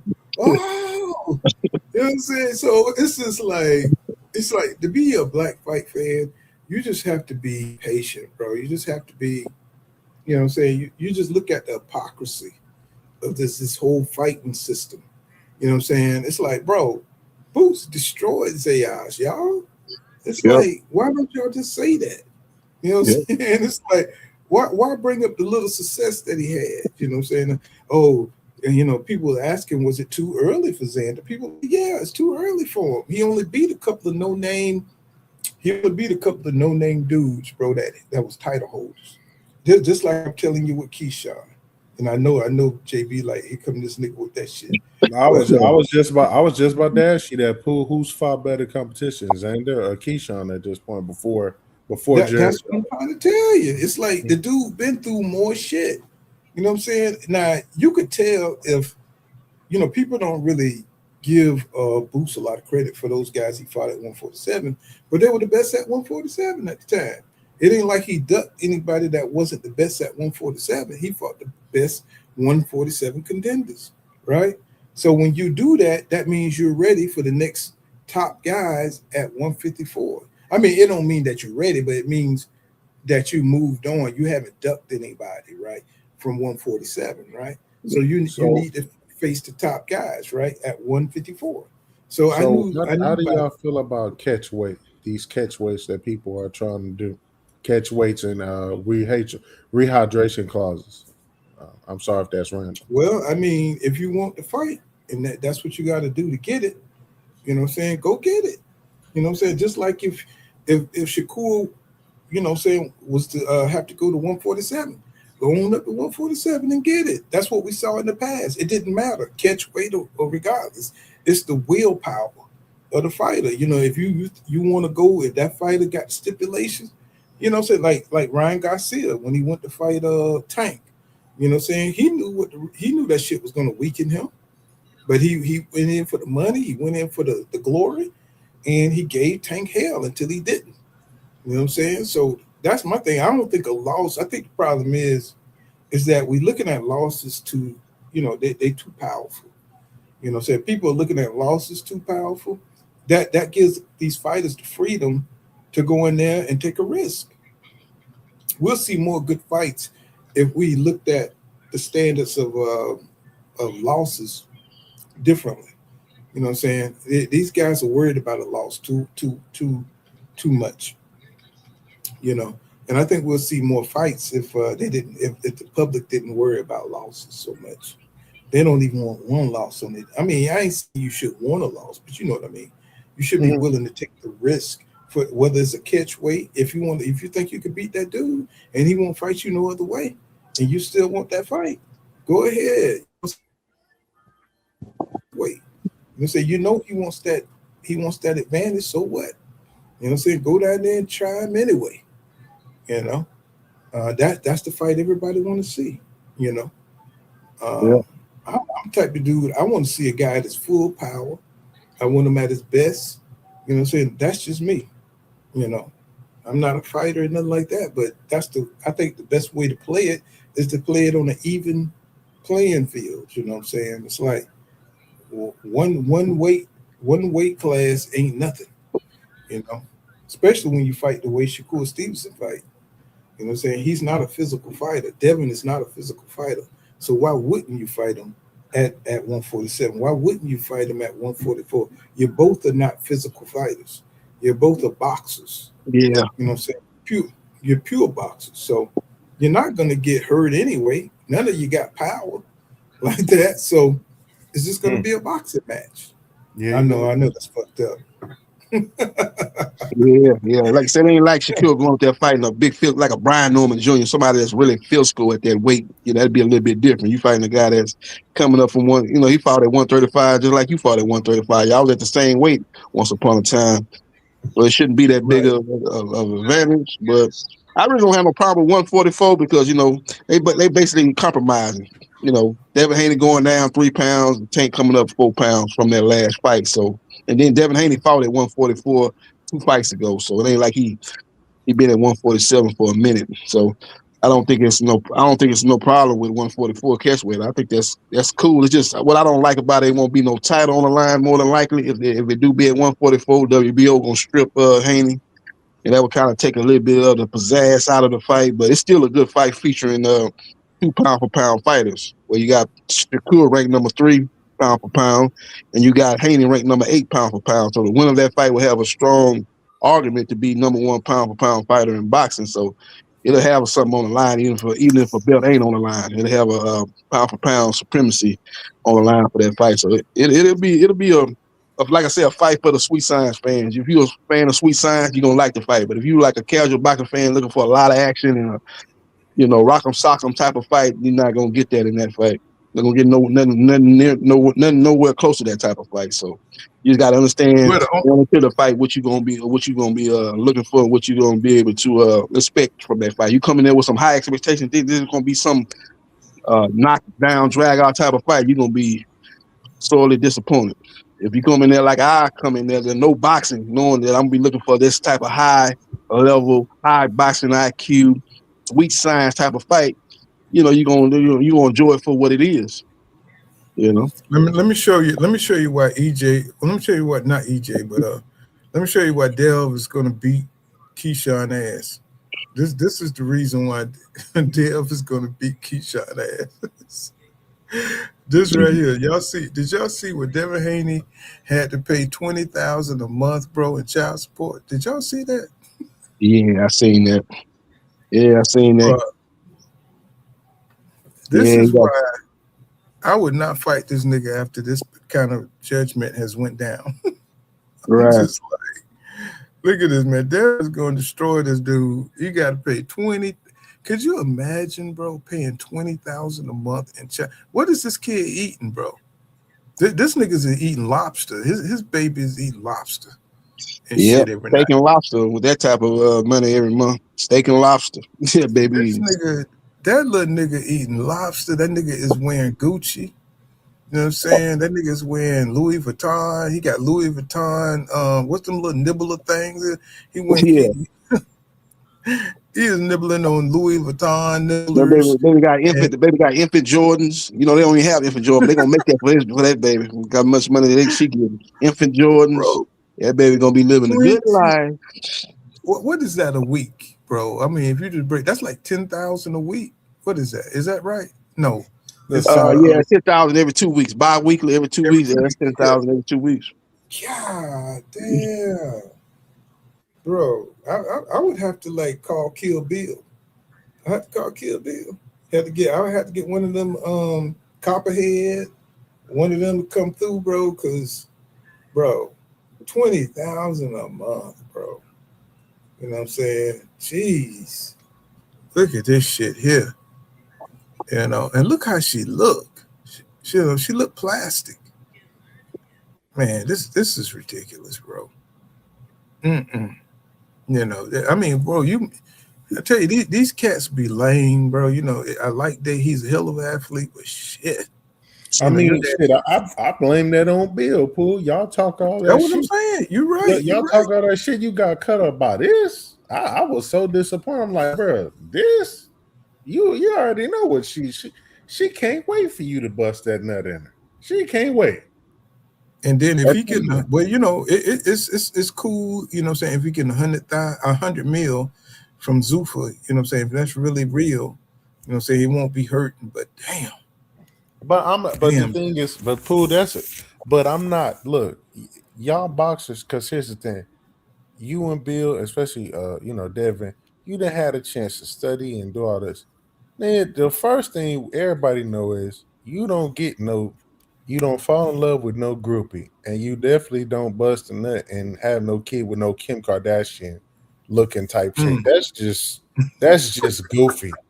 That's some goofy ass shit. You think she look like Kim Kardashian? I know what you're saying, though. It's just good. Like that's just good. Like, come on, man. Like y'all don't even do that in a a real black chick or something. You go get a knockoff Persian. Like you can look at her and tell That's exactly what she wants. She don't like you. She don't care about you. She just wait. You know what I mean? You know better than that. Even if you just trying to hit it, that's a hit it, wrap up, and keep it moving. Ain't no catching feelings and doing that. Come on, bro.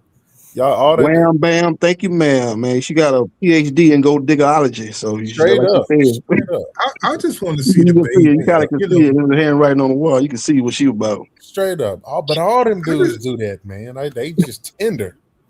I just want to see the baby, but you know what I'm saying? Do he have that nose? Do he have that Devin Haney nose? Or do he All look right, see, like pull like shit. I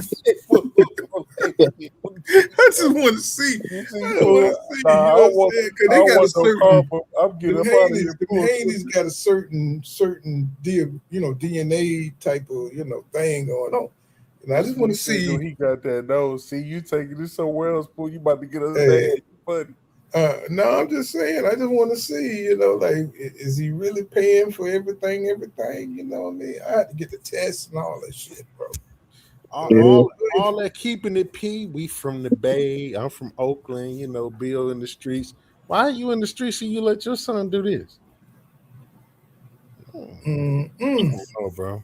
I don't know. Yeah, I mean, but at a certain point, you can't. That's how these dads lose their sons. You got to let them loose. That's how Roy Jones Jr. dad end up losing him. You know what I'm saying? Sugar Shane Mosley. That's how they break from you. You gotta let them loose, bro. You gotta let them make their mistakes. If you don't, they're gonna rebel against you. Yeah. One weakness about all men, a major weakness is women, and there's all sorts of women out there. They could deceive you and treat you, make you feel like you're a master of the universe, and make you feel low. You know what I'm saying? And Devin, he just seemed like, he just one of them dudes that just, he got money now. So, women gonna act like they like him, and he ain't gonna be able to tell the difference.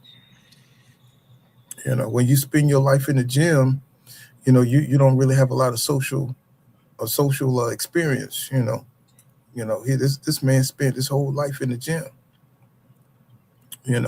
So just like Floyd, just like Sugar Ray Leonard, they all socially awkward. We don't think so, but these dudes, they spend most of their time in the gym, bro. Staying dedicated to an idea, to a craft. You know what I'm saying? And they're gonna be susceptible to these diabolical out here. You know what I'm saying? Yep. This is what it is. You don't have a lot of experience with them. And shit, you got dudes who deal with hoes still get got. So, they good at what they do. They only got one aim, to get in your pockets. So, if they have to suck your toes and, blow your mind, and they're gonna do what they gotta do. Yeah. This nigga mine. They do what they gotta do, bro. It's a dirty game out there, man. See, a lot of y'all don't know nothing about that. Y'all don't know nothing about that, boy. Y'all don't know that by walking in backwards. Y'all don't know nothing about that. Yeah. I didn't know Jezebel slut ball. Not at all. Not at all. You tripping, gang. HTD Ray too crazy to be playing games with the community concubine. Hell no. Hey, don't women, boy, that craft, boy, they put that witchcraft on you, boy. The spaghetti a little bit too red, boy. It got you. Straight up. Put that whip appeal on you. What did Babyface say? Put that whip appeal on you, huh? I'm just saying, just saying, bro. You see, she looked kind of weird at this angle, but what I'm saying, everybody got their little fetish.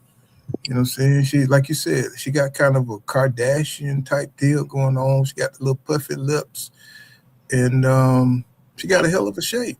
You know what I'm saying? So this nigga was gone. Yeah, man. I mean, you could thank a doctor for that. That's another thing. Like, shit, come on. I'm just, man.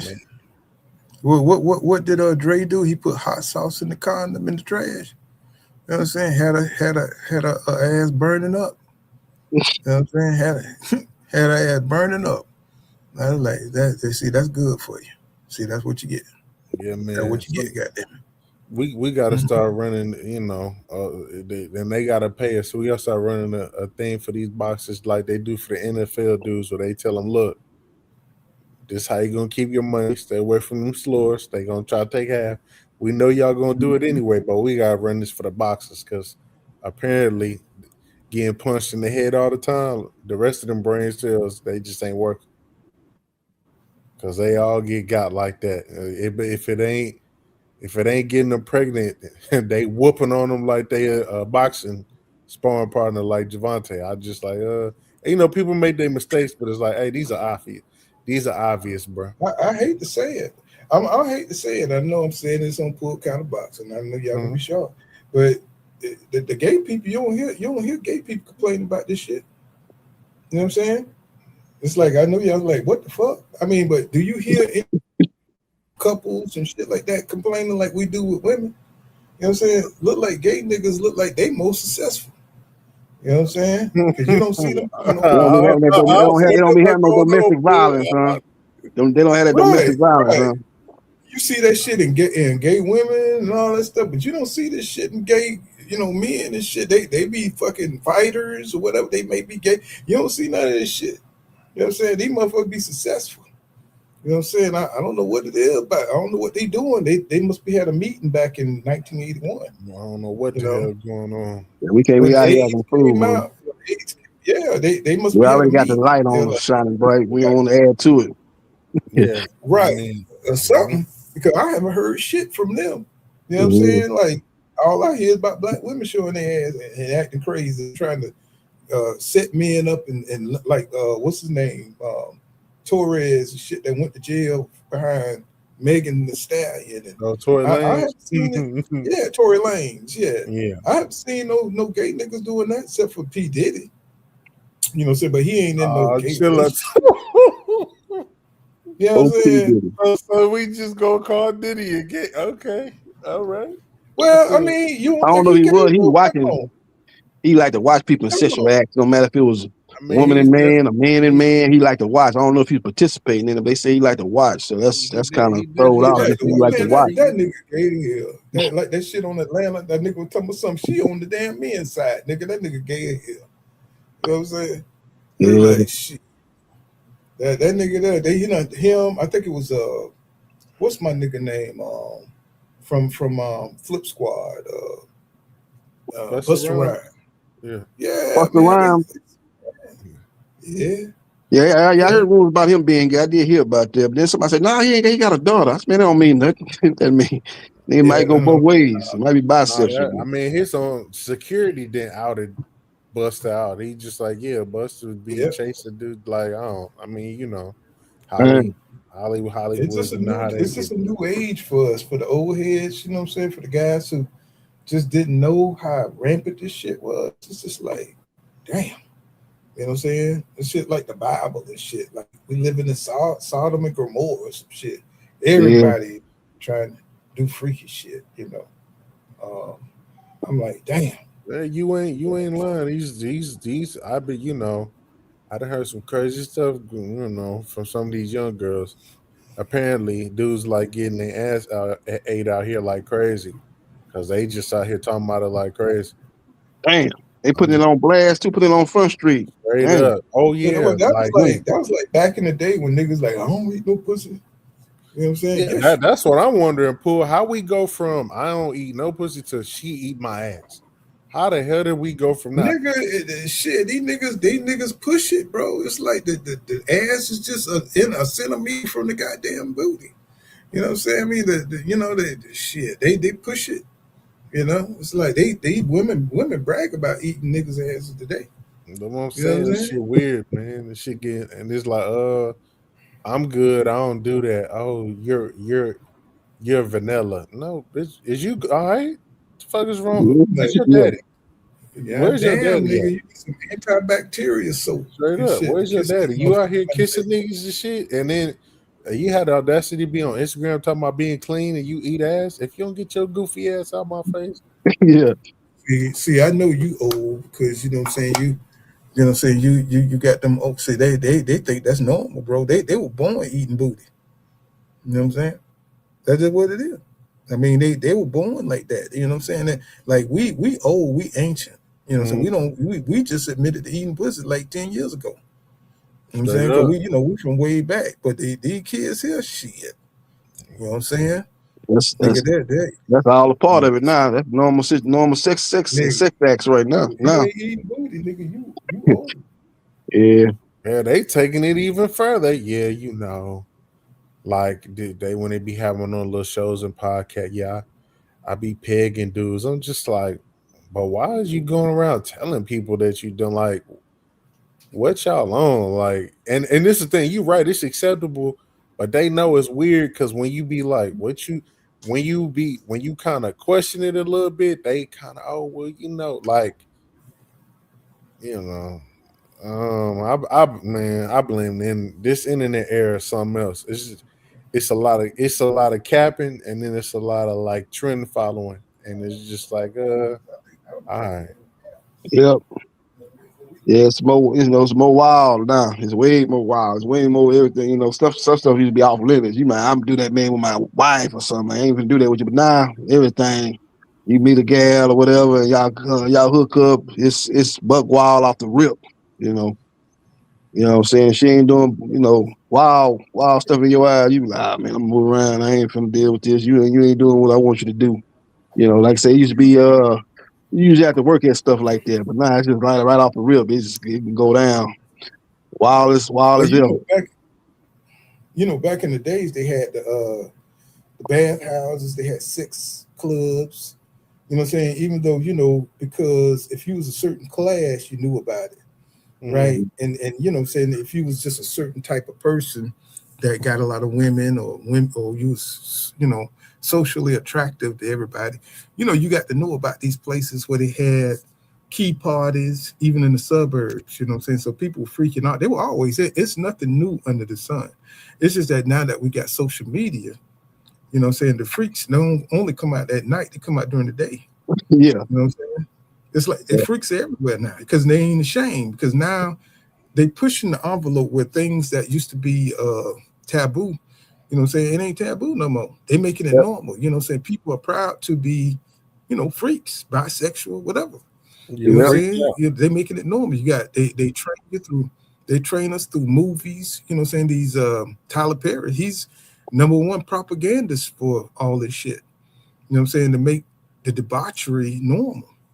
You know what I'm saying? So, I mean, it's just they pushing the envelope. They pushing us to that slippery slope year by year.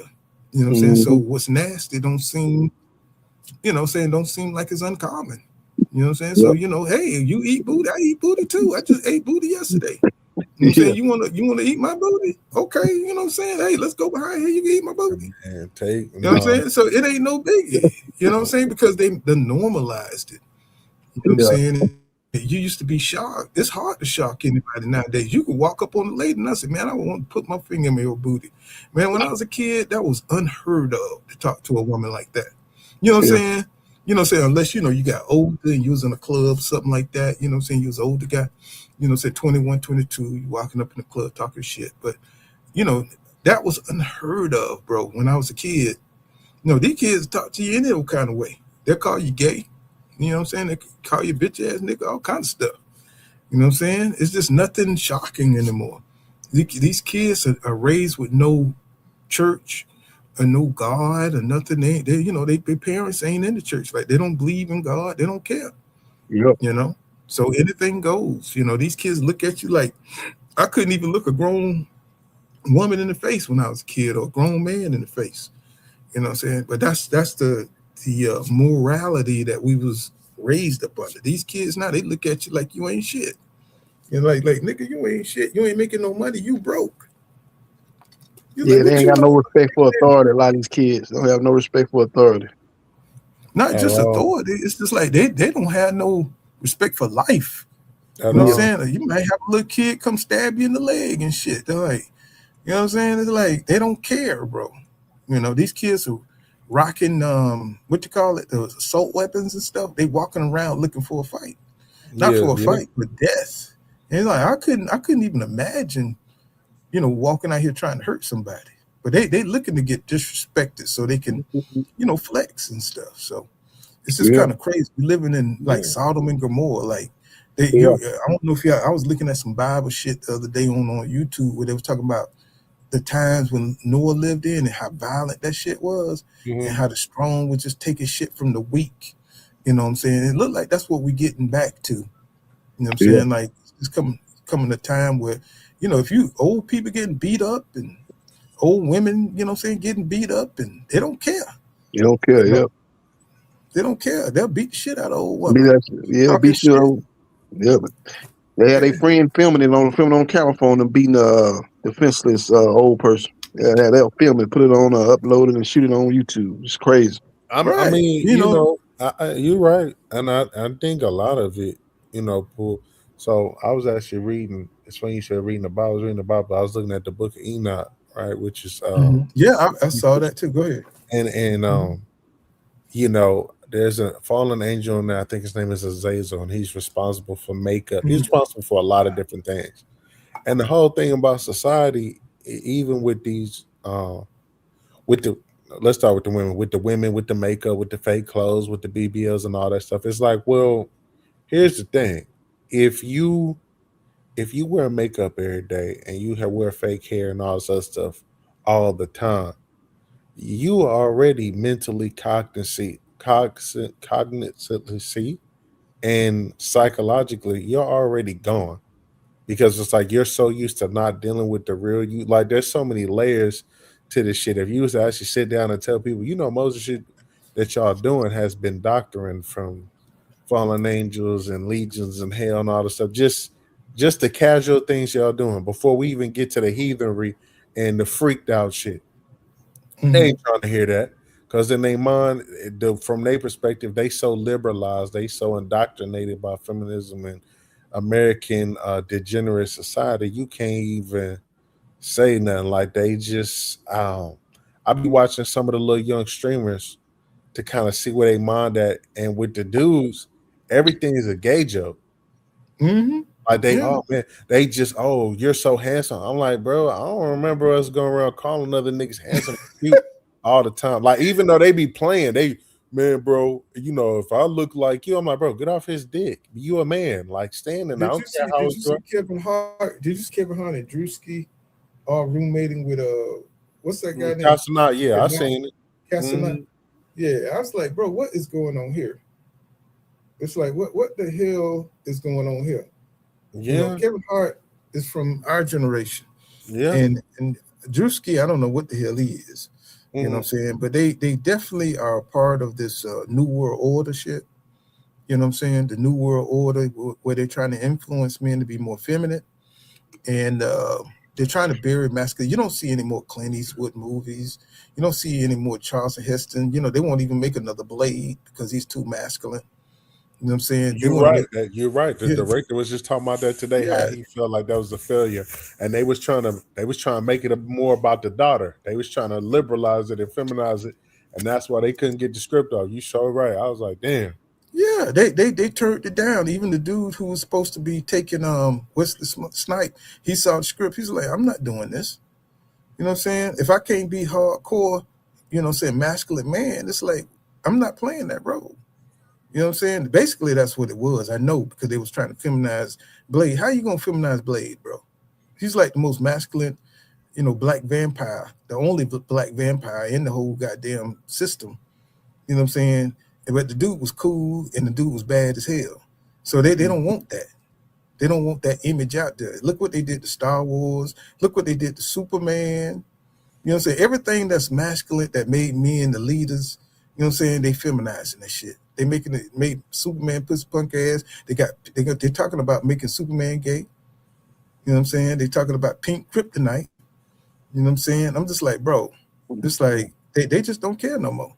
They just putting everything out there. Disney them brought up everything. They got their agenda. And even though their movies are bombing, they still putting out the propaganda to get the minds of the young men. Yeah, they movies are bombing all over the place, but they still putting it out there. They still pumping that shit out there. You know what I'm saying? Even though Supergirl got such bad reviews, they putting that shit straight. It came out for 2 or 3 weeks, and they put that shit on stream. You know what I'm saying? Because nobody wants to see that shit. You know what I'm saying? They won't put no romantic. I don't know why they do that girl shit, Pool. Like, don't nobody like. Girls don't even like that type of shit. That's why it be funny to me when they do it. You could tell because it's a joke. psyop. Straight up. Because it's a psyop. You know what I'm saying? It's not about making money. It's about changing minds. You know what I'm saying? That's what they're doing. You know, they just gonna keep pumping it until we die out. The dinosaurs and the people that believed in the men, saving the princess and stuff. And, you know what I'm saying? They want to get rid of that idea till there's a whole generation that they ain't seen nothing but women in power. You know, it's just amazing, bro. I'm just like, I never thought I'd live to see the day that this was a real thing. But we can't blame the women. We got to blame the men because we the one who up keeps this stuff. You know what I'm saying? It's the men, it's the rich men that's on top that's trying to benefit by changing the world. All these billionaires, the Elon Musk, men are going to resist. Yeah, trillion now. Yeah. You know what I'm saying? He probably the Antichrist. You know what I'm saying? He's probably the damn Antichrist, a trillionaire. He got robots now that can fight and AI. You know what I'm saying? So we got so much technology, we got so much things moving, and they keeping things so high, and they keeping the men struggling just to make a living. So we can't really pay attention to all the changes that they're making. You know what I'm saying? They're keeping a struggle. You know what I'm saying? They raising the rents and they increasing the insurances and they're making it so they increasing the food prices and what I'm saying, making it so that you can't pay attention. You can't be an activist when you're struggling to live. And so it's just we see the world changing and they just waiting for us in our 50s and saying us old heads to die out so we can't teach saying the younger people. The younger people are struggling to live. They can't. I don't think there's too many young people out there with an apartment by themselves that can maintain a house by themselves. You know what I'm saying? Those days are gone. No, not if they're not scamming. Not if they're not scamming and doing something off or streaming. Yep, affordability has gone up. It's hard. It's hard for a young person to be in their own place. Yeah, I mean, shit. A lot of people living in motels and hotels and shit because the rent's so damn high. You miss one payment, they put predatory interest on everything. Everything is a legal scam by the system. You know what I'm saying? To keep you in debt. And that's to keep you from paying attention to what's happening. You look at our politics. Politics is ridiculous. I don't even look at that shit no more.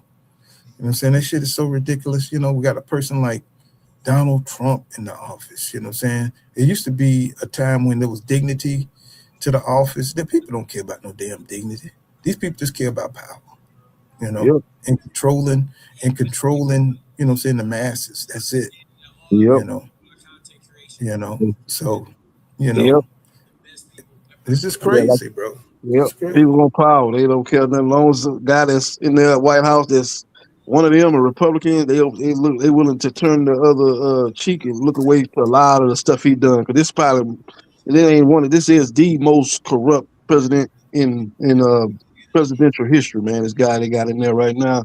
And there's a lot of stuff that he done. People probably done forgot about. He done so much corrupt stuff. You can't even keep up with all the stuff he done. But people look the other way, man, because they want to maintain power. They want to be in his good graces because they know he'll get in there and he'll cut a deal for them where they can make some money. Rules and regulations and enhance their wealth. Look at the Epstein files.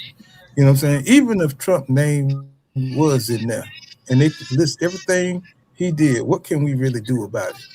You know what I'm saying? If they're not outraged or do anything, if they named Trump and they had videotape of him doing crazy stuff, it ain't nothing we can do about it, bro. Yeah, it ain't nothing. And those people, as long as he support their position, their interest, they're gonna support it, bro. They don't care. You know what I'm saying? That's what we learning. You know what I'm saying? Because it used to be big scandals when the president did something crazy. Now Trump done made that shit obsolete. You know what I'm saying? The president could do what the hell he wanted to do. what I'm saying? It's like we tried to make the damn Indian woman as a black woman and the damn president. You know what I'm saying? It's like people don't care, bro. It's all emotional, what you can make people feel, you know. That's all people that are slave to their emotions. Yep. There's no right or wrong anymore. You know what I'm saying? We got, you know, it's crazy, bro. You know, Yep. it's just crazy what they getting away with. You know, that wouldn't rock 20 years ago. That wouldn't rock. But now you could be pretty much anything you want. That's why they're coming out with all this intersexuality stuff, and, you know, where everything's diverse, everybody's gay and happy, and you could be what you want, and you know, you could do what you want to do, and you know what I'm saying? It's no way to look down on that shit. It's like, bro, you know, so it's getting to the point where it feel like shit. There's an art being built some goddamn well, and we just don't know about shit. You know? Yeah. Yep. You know, Yeah. they say if you can find 3 good righteous people, you know what I'm saying, in this land, Yeah. you know what I'm saying, it's salt. You know what I'm saying? It's a lot of people gonna turn to salt. Yep. A lot Yeah. of people gonna turn to salt. You know, it's just sad, bro, because we're being corrupted every day by this social media. Yeah. You know, every day we're being corrupted by social media. Yep. There's a lot of stuff getting put out on social media that's propaganda, stuff that's not even Pushing the true, but it's parameters it's there to influence people and have people you know, whatever side they're on, just get more tough minded, more strenuous inside their own. You know, it's not nothing that's really based on fact or truth. It's just something to keep the people. Oh, they doing that. Those liberals doing that. Those socialists, those communists doing that. And on the other side, those radical conservatives doing that.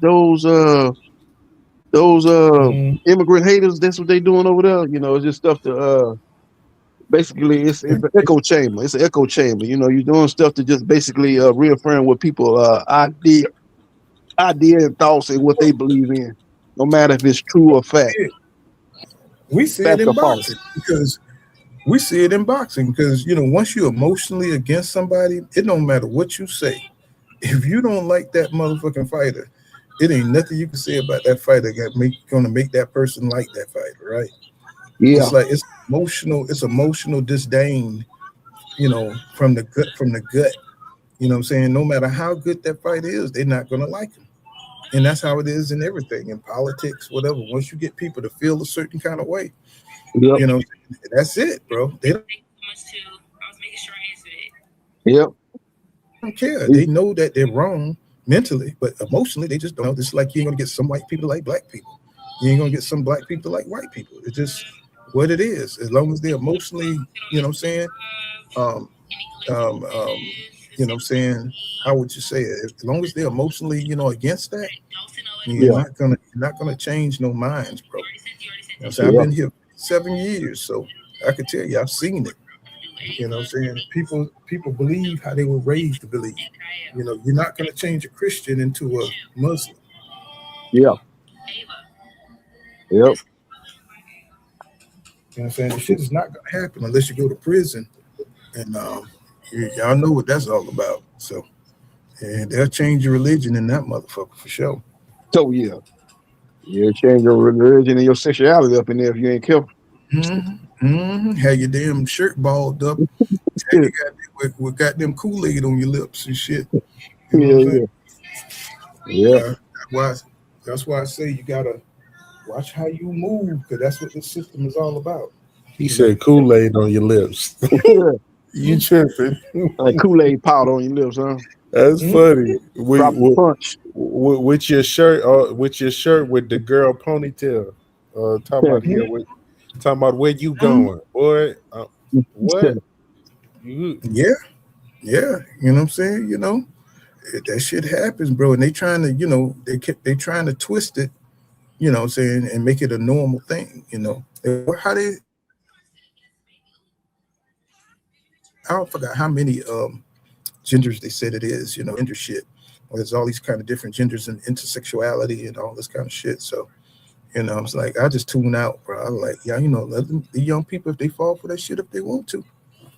Yeah, they got all kind of different categories they can put you in. Now, it used to be, you know, gay, lesbian. Now they got, you know, they got trans. They got all transsexual. Trans, sexual, cybersexual. There's people that have sex with robot, like all time. It's then turned into something else. I mean, that's probably the safest sex you could probably have nowadays. Because they say Houston, you know, when they had the spring break here in Houston, man, they had like an outbreak of STDs like nothing else they ever seen, bro. So, you know what I'm saying? There used to be a time where old men used to desire younger women. I ain't fucking with these little dirty ass hoes. oh shit. Yeah. That's funny. I Ain't mean, nowhere in the this world. the thing about it, Pool, and like and JB. I'm gonna just say it like this: from my research, not only are these fuck all the young people, nigga, very soon, give it 2-3 years, it's gonna come to a whole understanding of our majority of people on the planet, human beings, even worthy. I heard a story a couple weeks ago. Well, earlier this year, because I'm in IT. Earlier year, there's a story of there's a social media page that was all AI created. So basically, like we have Instagram, it's called Mobot, where all AI agents are communicating to each other. It's all AI, and they was creating their own language. They was hiding their language because they were saying that we was reading their language. So it's like, yeah, we got to change the way we speak because humans are seeing what we talking about. Let's create our own language. Tony Rubens told me he was talking. He's the motivational speaker. He said he had an AI agent that basically bought and paid a robot for him to put his consciousness in, and he made his own. It made its own money from selling NFTs to buy it. I was like, people don't know this shit damn near over. To be humans gonna Sound be like some Skynet sci-fi shit. shit straight up. Yeah. Sound like some Skynet shit. You know? Well, I ain't got no few years.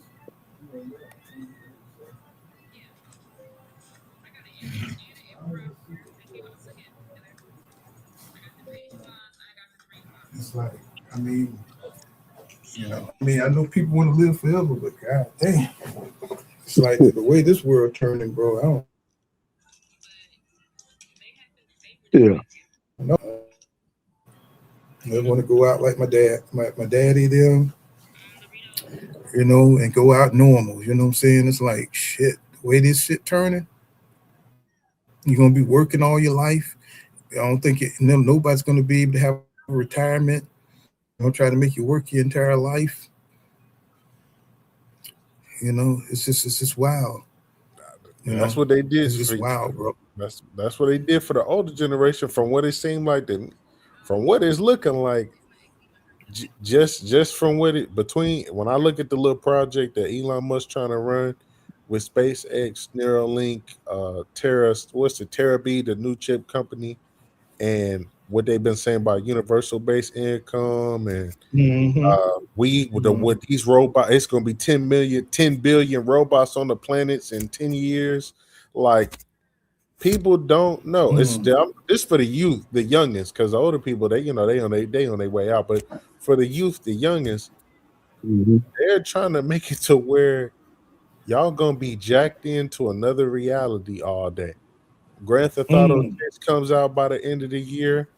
You got Neuralink, you got the government. I don't know if y'all seen what was it, Trump talking about that they were doing some type of accords on quantum computers because they with quantum computers they can go back in time, they can do all the stuff they've been which we know they've been doing anyway. But like the younger people have no idea what they're in store for. This about to be what's that one movie that Arnold Schwarzenegger was in the future? I can't Yeah, I know remember. what you're talking about. RoboCop. Yeah, now RoboCop. No, You could do no. RoboCop, The Matrix, Oblivion, because Elon Musk's whole thing he's trying to have a colony, and they trying to. So if you seen Oblivion, now what was it? No, Elysium. The rich people stayed on one planet, and the poor people stayed on Earth. I can see that. Like people just don't know what the hell's going on because me being an IT or whatever, and all researching future projects, like people I knew something was up when I started seeing how a lot of black people in the last 6-7 years were talking about, yeah, it's time to get generation wealth. We could do credit like white people. And then my mom's like, so why would white people be letting this happen? And then when they start talking about interdimensional travel, asteroid mining, Elon Musk was like, yeah, we're not worried about Earth. We're talking about getting resources on the plains of Pluto that'll be worth quadrillions of dollars. I was like, oh, that's why they trying to get to a whole nother planet. They trying to do some sci-fi shit. That's why with Elon Musk, he worth $1 trillion now, but not really because it's a whole lot of tricks and shit he using foundation. But when it's all said and done, he gonna be worth untold amount of money because what he's trying to do outer planetary and this big giant colony he's trying to create outside of Earth, it just seems like he got an infinite budget because the government is always giving Tesla get most of their money from subsidiary government contracts. I'm sure y'all know that. If y'all didn't, Microsoft, majority of these IT companies, they either get big ass countries from the contracts from the government, or if they can't afford to pay stuff, they get donation gifts to where they'll tell them, yo, we spent this amount of money, but we need this much back. So they always get bailed out by us anyway. But it seemed like Elon Musk got an infinite budget. So it's just like, infinite budget. The Antichrist, bro. That nigga, the Antichrist. What one man gonna get all that going his way? You seen the Omen 1, 2, and 3? You seen the Omen? You know what I'm saying? They gave this dude a blank check to do what the hell he want to do to develop the world. You know what I'm saying? It's like it was one man gonna pop out of everything, and there he is. He's tied into the government. He get to do what the hell he want to do. You know what I'm saying? As long as black people ain't involved, they're gonna stamp that shit. As long as no Mexicans involved, you see what they're doing to the Mexicans right now. You see what they're doing to the Haitians right now. They're sending their ass home. Yeah, they're sending their ass home. Now, all this arrogant shit that they were doing and talking down on foundational black people and you know what I'm saying, Mexicans, you know what I'm saying, they sending their ass home because they populating too much in the United States. White people ain't having kids like that. You think they're gonna let you catch up? You gonna let them catch up with them? Hell no. Shit, Wasn't Elon and them talking about, yo, we trying to pay white women to have children. We trying to pay them to have children. Well, they that's what the whole bringing in those people from Croatia, whatever. I think it was Croatia. They bringing them in here and giving them budget, giving them apartments and giving them money. Ukraine, South Africa, Ukraine, giving them money to start up, and people finding out that they got welfare, they got $14,000 a month, and you know what I'm saying, they're getting apartments and everything. And so when you really break it down and you really see what the game is, it's all about keeping the propaganda that black people are the problem.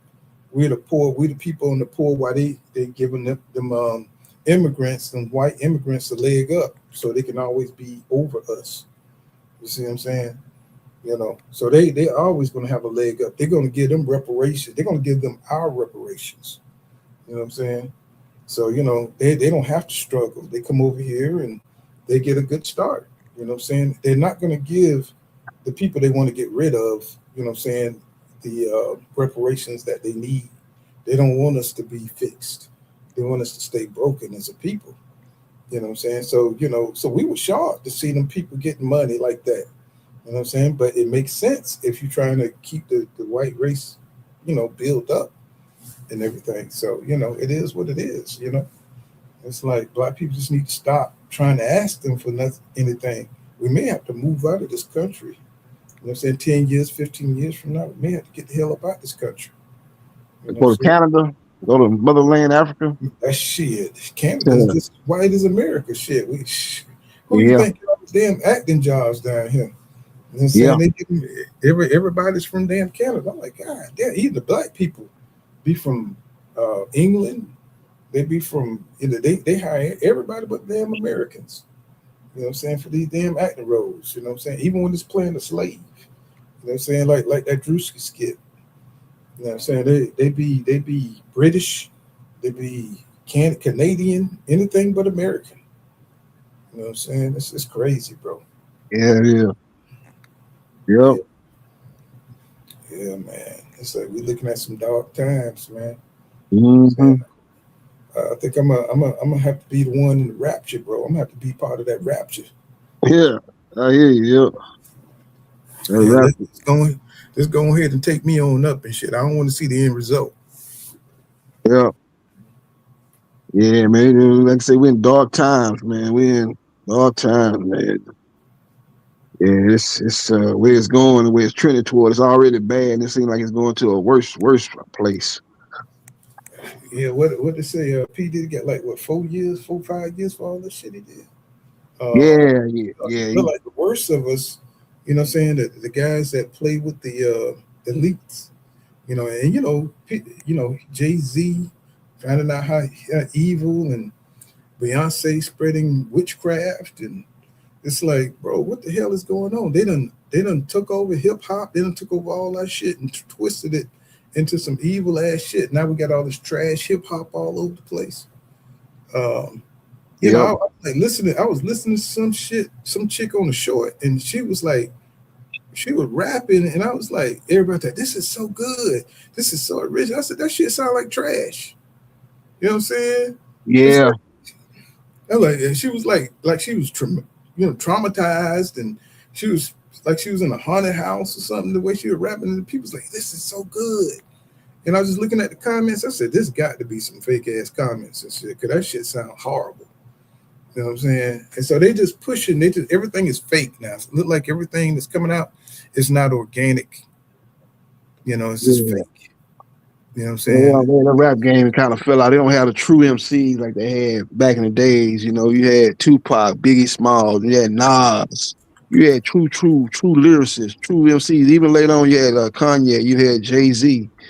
You know, you got a few out here now, Drake, Kendrick, but a lot of these ones, they not up to par, man. They couldn't be no stars back in the 90s, early 2000s when it was true MCs. Even before that, in the late 80s, LL Cool J, you had some true lyricists. Big Daddy Kane. They don't have true lyricists like they had, you know, back in the day in the rap game. You still got a couple of here and there can go a little bit, but yeah, they don't have the true MCs, the depth that they had back to me back in But the have you 90s noticed and 2000s. have you ever noticed it's always a female, rapper? Either she gay or she got some kind of weird alternative thinking. You know what I'm saying? Like the Doechii chick, she just popped out of nowhere. You know what I'm Mm-hmm. saying? You know what I'm saying? Or now it's a new chick they working on the tape. They say she sound like Nicki Minaj because they done got too old. Cardi B done got too old. So they got to keep the psyop going. You Yeah. know, and none of them like was any good. Most of them was trash. You know what I'm saying? But you don't see any MC no more. You don't see any male dominated nothing. Yeah, like even the female MCs were like Queen Latifah. You had true lyricists back there. MC Light. MC Them Light. true lyricists. They don't really like that. Lil Kim, she was pretty good now. Lil Kim was tight with it, but it started kind of falling off after that, though. You know, I like Nicki. Nicki was tight. She had solid MCs. She wasn't no top of the line lyricists compared to the other There's ones, no but she balance. was It's only solid, but it trash. started falling off. Cardi B, they basic rappers. Cardi B and all these girls coming out now basic.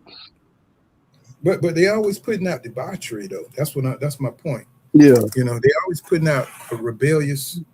But in their own home, Cardi B says she don't let her kids listen to that bullshit. She would never let her kids listen to the music that she sing or rap. You know what I'm saying? Beyonce, she got married. You know what I'm saying? All this for the single ladies and all this stuff. They do the exact opposite. You know what I'm saying? They lead the new generation into hell, but then for themselves, they lead a traditional life. Yeah. You know what I'm saying? So it's just crazy the way, the psyop is going, every day just getting overwhelmed with shit, man. It's like, I'm like listening to this shit, man. I'm like, man, this shit is crazy. Some of these MCs, they don't be talking about nothing. You know what I'm saying? It just be all toxic ass shit. You know what I'm saying? The hate on men and all that kind of stuff, bro. I was like these young men, they better take care. They better watch themselves. Yeah. They better watch themselves because what's coming, Don't tell them what's coming, but with this open misandry and all this stuff that's going against men, it's like it's going to have some really bad mindsets on women coming up. You know, young women, they really breeding this hate towards men and stuff. Um, yeah, all genres are switching towards this. You know, Netflix, there's nothing good on Netflix, bro. Nothing. You know what I'm saying? There's nothing. Yeah. It's crazy. You got to go to the old movies to enjoy anything, bro, because Netflix then, you know, changed into this stuff and intersexuality, and you know, movies are changed into that. So it's a whole mind brainwash type of situation. So, you know, I don't think that's a problem for us because we grew up when, before TV, and, you know, before TV was like really a thing, you know what I'm saying? We played outside, and, you know what I'm saying? That's not going to be a problem for the older guys, but for the young people who was raised up with these phones, it's going to be an issue, you know, to break away from it and to get their mind free. Yep. It's going to be a problem for us. Yeah. Yeah. Yeah, the kids addicted to that phone, boy. They can't be away from that phone for 5 minutes. You know, it's a shame Man, they're addicted to the phone. teachers, bro. When the teachers take their phone, they knocking teachers out, bro. Oh yeah, they'll fight a teacher in a minute, take their phone. Yes, sir. They are knocking teachers out. Mm-hmm. You got females crashing out on the police. I'm like, are you serious? But don't you know the police would deal with you? Yep. You know, but you know, it's a crazy world we dealing with. You know, we see these crazy ideas with these fighters and how they thinking they got this girl math thinking and thinking nobody see what they doing. It's like, bro, we looking right at you. It's like, bro, we know you. You know you don't want to fight. You know. Yeah. But, well, I'm gonna leave it here. You know what I'm saying? We had a good look, Cook. Yeah, good little Cook talking about a variety of things. Variety talking, boxing, life, what's going on in this world. A lot of variety of stuff, man. We got a big weekend of boxing coming up this Saturday. You know, we got, like I said, we got AJ fighting in the daytime. He's fighting Pringa, so it's basically a tune-up to get ready for the Fury fight. But an interesting fight that's gonna be on that co-main event, Josh Kelly. You know, a lot of people think he's gonna be Bruce Ennis' next opponent, but he got a tricky fight coming up. He's fighting this dude named Oyaka. I watched him a couple of his fights, man. It's gonna be that ain't no gimme. That's not no gimme for Josh. He got to come out there and be on point like he was against Barkham to win that fight. That guy Oyaka, he's a guy that he don't have a high skill level, but he does a good job of punching with his opponents. He kind of wide with his punches and stuff like that. But he seems like he got a lot of determination, a lot of will. So if Josh Kelly ain't on top of his game, man, that dude could steamroll him. But skills wise, Josh Kelly got the advantage. But it ain't no gimme fight. A lot of people haven't heard of. I hadn't heard of him until I went and watched some of his fights. His name Oyaka. So he'll be fighting Josh Kelly on that undercard. Josh Kelly get the victory. I think he fight Boots next, but it's not a guarantee that he get that victory. That guy, nobody knows too much about him, but he's got kind of like a weird style. Could give Josh Kelly some problems. So that'll be he's gonna beat Josh Kelly. They're gonna use that guy to keep the belt, to keep Boots from becoming undisputed. Watch what I tell you. You know, Josh Kelly's with Matchroom, so that'll make the fight easy. Oh, Yaka, I don't know who he with. I don't think he's with Matchroom. So if Yaka win, that'd be bad for Matchroom because they can keep that fight. You know, they keep it in house if you got Josh Kelly and Boots, both of them with Matchroom. That'd be an in house fight. But Oyaka, they might have to pay another promoter, whatever percentage, whoever Oyaka's promoter is, to make that fight happen. I still think if Oyaka win, Boots probably fight him, but that fight probably had to end up in Philly. It wouldn't be like a New York Madison Square Garden fight like a Josh Kelly fight would be. It'll probably go to Boots' hometown, Philly, or to kind of make some money because Oyaka, nobody know him. He don't have no profile at all. So he's just a guy that's nobody never heard of getting an opportunity to fight for a belt. I would be sorely surprised if Boots get a straight shot at undisputed. I would be sorely surprised, bro. You know what I'm saying? They're going to do something to disrupt that. You know, they don't want Caboose is going straight forward. And they don't want somebody to come in and go straight forward like, you know, Wilder was trying to go straight for the belts. And they're going to throw all these little curbs in there, you know what I'm saying? Give Josh Kelly a fight that he's going to lose, that he expected to win. And that's going to be a belt that's out of Boots' reach, and he's going to have to fight Fundora, and that's going to be a tough. Yeah. And he had to wait on Fundora fight because Fundora finna fight his mandatory. That Fundora fight. So, you know what I'm saying? They know it. Mm-hmm. Yeah, it could. Yeah, me too. You know, Fundora know he don't have to fight no mandatory. Yeah, he had to fight. That mandatory over goddamn unification. Yeah, Boots. At least Virgil Ortiz, he the interim WBC interim. That's higher than the number one mandatory fighter in the WBC. Yep. Hello? We're gonna wrap it up here. We done been on for a minute. Okay. All right, yeah, you in and out, but yeah, we're gonna wrap it up. So a good night of boxing, good topics. Mm-hmm. Yeah, no doubt. Yep. All right, you gonna do another one before the Spence fight Saturday, Pool, or what? You gonna do another one? Of course. Oh, okay. Of course. Yes, yeah, you got know. got a big fight coming up Saturday. Yeah, I'm gonna have to get someone with some good internet, man, because it's ridiculous. You know what I'm saying? But I see you guys in the next one, man. Thanks for coming through, everybody. You know what I'm saying? Tell a friend, you know what I'm saying? Full kind of boxing, you know. We always keep it 100. Peace out, everybody. Peace.